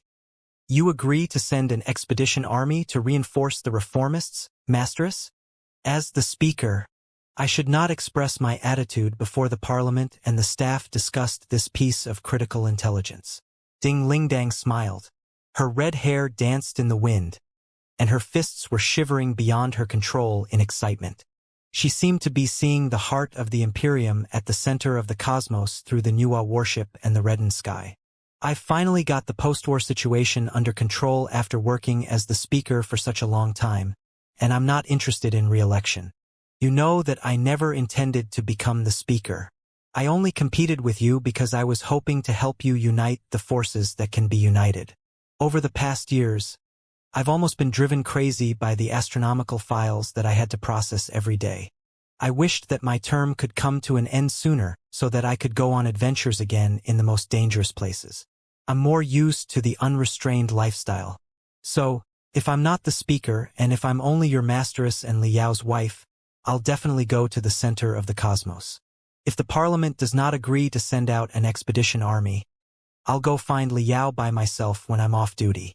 I can't let him fight on his own anymore. Also, I believe that a lot of people are interested in the Imperium and will come with me. Ding Lingdang glanced at the colossi behind her that were driven by the 12 experts of the ancient sages sector. One of them was measuring the Nuwa warship in the sky with its longsword, as if it were considering if it could cut the Nuwa warship into halves. It was exactly the colossus controlled by Yen Liren, the sword maniac. Ding Lingdang's smile was even more brilliant. How I look forward to it, she mumbled. The future federation, the future universe, and the future civilization of mankind. At the same time, in a military hospital in the Imperial Terminus sector at the center of the cosmos, before Liao met Li Linghai again. He never thought that the queen of the Imperium would be painting butterflies in a small garden under the warm sun. Judging from her vivid work, she seemed to be as good as a professional painter. Her body had been greatly weakened, but she did not look very fragile. Instead, warmed by the sunlight, even her white hair and her transparent skin did not seem as chilling as before. Well, standing behind Li Linghai for a long time, Liao watched her dye the wings of a butterfly with glamorous colors, not knowing what he should say. He finally said, "Your Highness, have you decided to get rid of this body and turn into a spectral cultivator? If you have, I can make an artificial body for you in person. After all, I'm still your special refiner." Haha. Thank you. Li Linghai finished the last stroke and smiled. For everything. Everything? Liao was even more embarrassed, feeling that his head was itchy. When he fought Wu Yingqi, he was too focused on his enemy to feel anything wrong. But several months later, after he calmed down, when he thought about what happened in retrospect, displaying Wu Yingqi's porn videos and singing "Mom is the best" were both humiliating. Even Vulture Liao did not love losing face. This battle was the greatest taint of his glorious life. He was not brazen enough to accept Li Linghai's gratitude.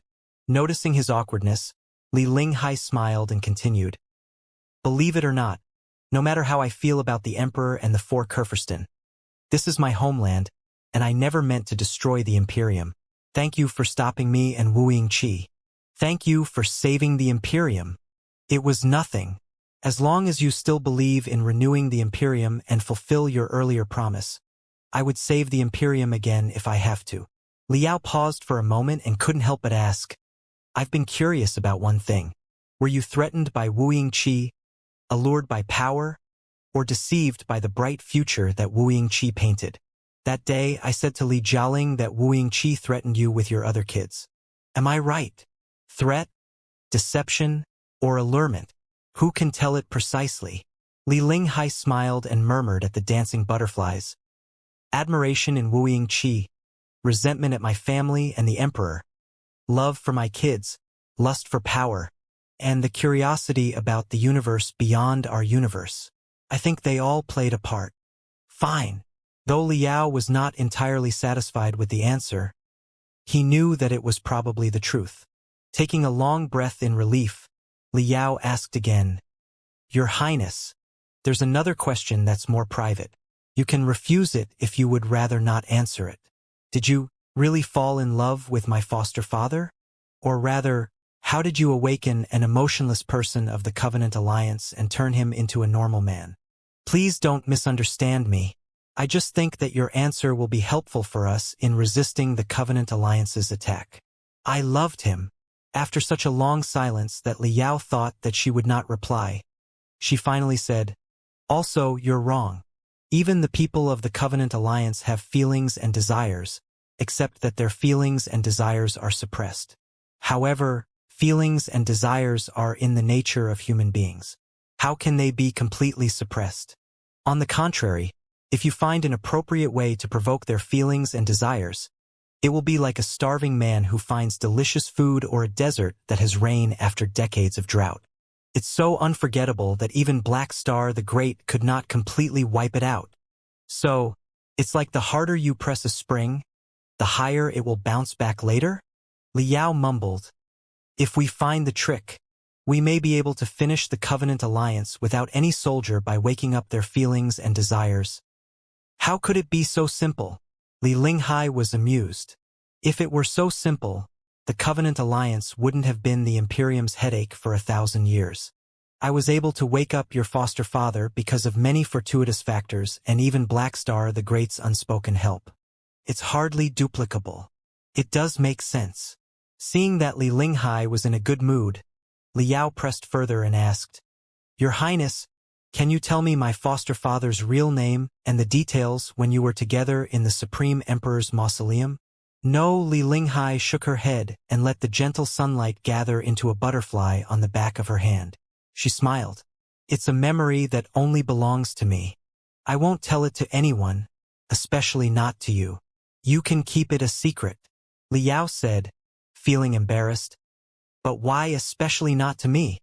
I do not want to tell you my privacy, but as compensation, I can tell you something else."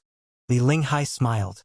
"You've known a thing or two about the coordinates of the Supreme Emperor's mausoleum and its secrets from Wuxia 3.0? But do you want to know more?" "Of course I do." The Supreme Emperor's mausoleum was an important location for Liao in the next phase. He pricked his ears and said, "Please, Your Highness, I'm all ears. In the past thousands of years, the Supreme Emperor's mausoleum has been a top secret for all the experts. Everybody tried to find it, but until 1,000 years ago, nobody had any success."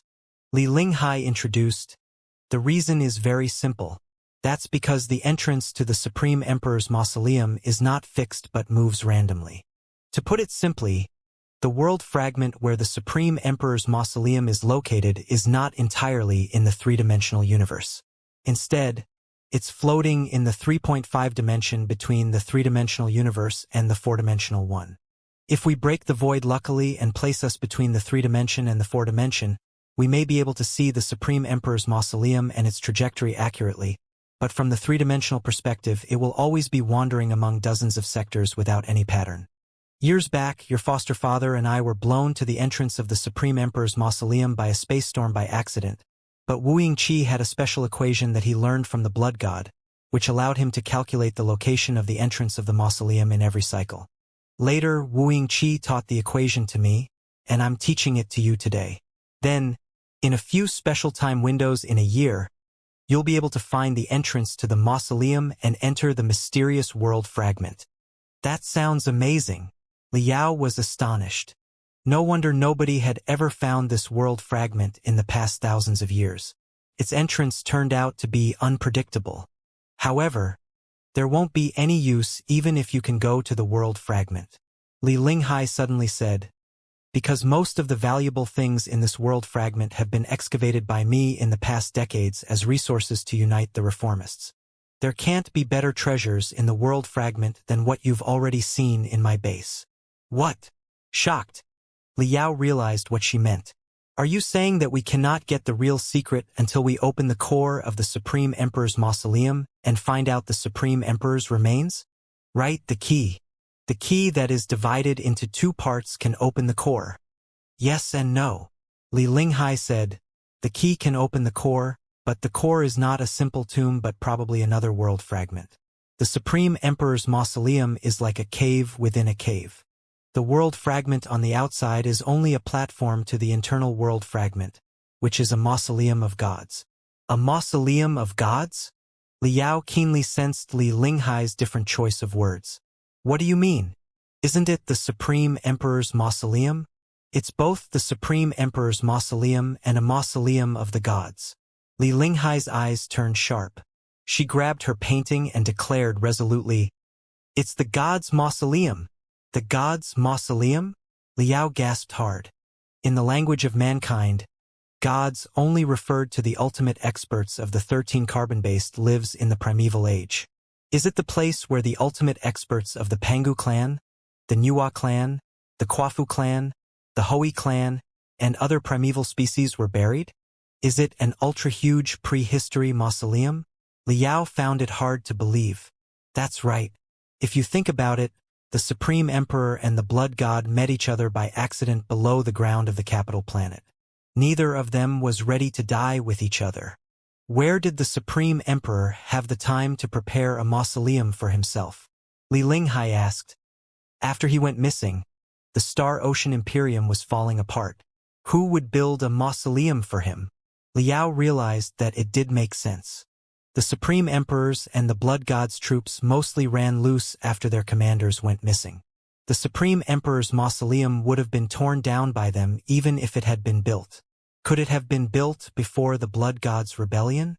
At that time, the Star Ocean Imperium was still expanding. Liao did not think that the Supreme Emperor would have devoted a lot of resources to build a mausoleum for himself. So, while people called the place the Supreme Emperor's mausoleum, it couldn't have been the Supreme Emperor's at the beginning. It belonged to somebody more ancient and powerful than the Supreme Emperor, the primeval experts. Are you not curious about the Supreme Emperor's rise? Li Linghai continued. Neither the Star Ocean Republic nor the Imperium of true human beings solved the puzzle of the Supreme Emperor's rise. When the prospect of mankind was still gloomy, the Supreme Emperor shined like a shooting star and accelerated the renaissance of mankind almost purely on his own. Nobody knows how he picked up his unparalleled strength and his unbelievable commanding arts. In many legends, the Supreme Emperor became the strongest cultivator in history because of 3 volumes of the Book of Revelation. But where did he get the 3 volumes of the book? Intrigued, Liao asked. The Supreme Emperor found the 3 volumes of the book from the god's mausoleum and passed them on to mankind? Everything makes sense now. Yes, Li Linghai said. The Blood God told that to Wuxia, and Wuxia told it to me. As a person who sort of experienced it in person, the Blood God is definitely more trustworthy than the scholars outside. The Supreme Emperor was only a gladiator caged in a bloody arena at the beginning. He escaped in an uprising and accidentally found the god's mausoleum on his way of escape. He grasped unparalleled arts in the god's mausoleum and found 3 volumes of the Book of Revelation. It was the beginning of his glory. At that time, he still lacked the personnel and resources to develop the god's mausoleum. But after he united the Sea of Stars again, he mobilized tremendous starships and engineering legions to the external world fragment, ready to open the gate of the god's mausoleum.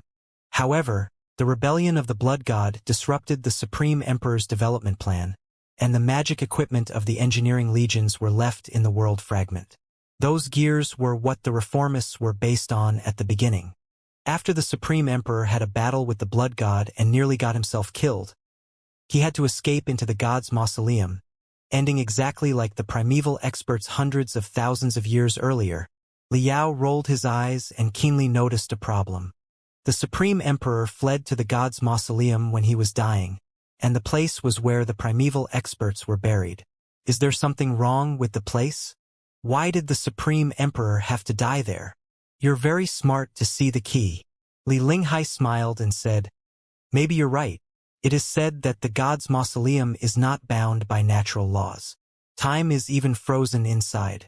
While the Supreme Emperor would die for sure because of his heavy wounds, he would remain in a mysterious state of neither alive nor dead in the god's mausoleum. Not bound by natural laws? Liao was at a loss. What do you mean? Also, what do you mean by time is frozen? I have no idea. Those were what the blood god told to Wu Yingqi before Wu Yingqi forwarded to me. Li Linghai said, while the blood god was the Supreme Emperor's strongest clone, he only had the Supreme Emperor's parts on battle, exploration, and conquest, and he had few memories except fighting. Also, I'm not sure he told Wu Yingqi everything, or that Wu Yingqi told everything to me. All in all, my understanding is that the god's mausoleum is even more distant from our three-dimensional universe. If our three-dimensional universe can be compared to a planet, the god's mausoleum will be a satellite that is very far away from us and may be under the attraction of another planet, which gives it unbelievable laws. As for neither alive nor dead, Wu Yingqi also forwarded to me something the blood god said to him.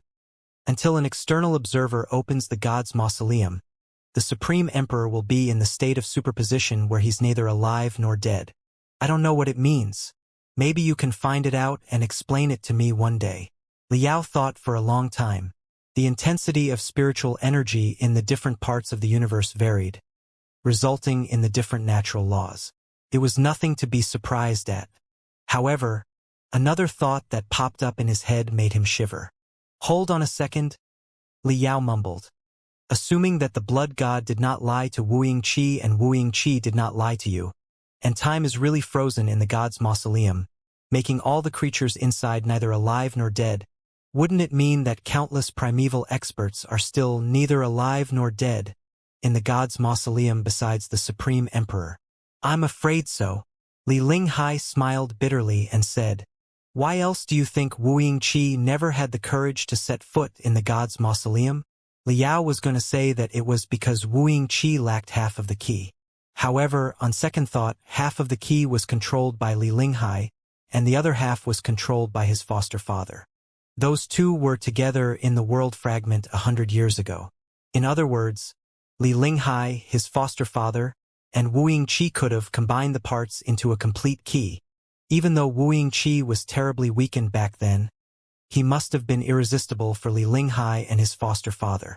If he weren't concerned for what was in the god's mausoleum, he probably wouldn't rob them of the key and enter it. No wonder Wu Yingqi 3.0 kept reminding me that I was not worthy enough to explore the god's mausoleum. Liao said in fear. He said that I must not open the gate to the god's mausoleum until I reach the divinity branching stage. Yes, nobody knows what will happen if the gate to the god's mausoleum is opened. Li Linghai said, the worst-case scenario is that hundreds of primeval experts who were neither alive nor dead are woken up after the god's mausoleum is opened. Who can bear such a consequence? Liao sweated hard in fright. He remembered the member of the Pangu clan he executed in Kunlun.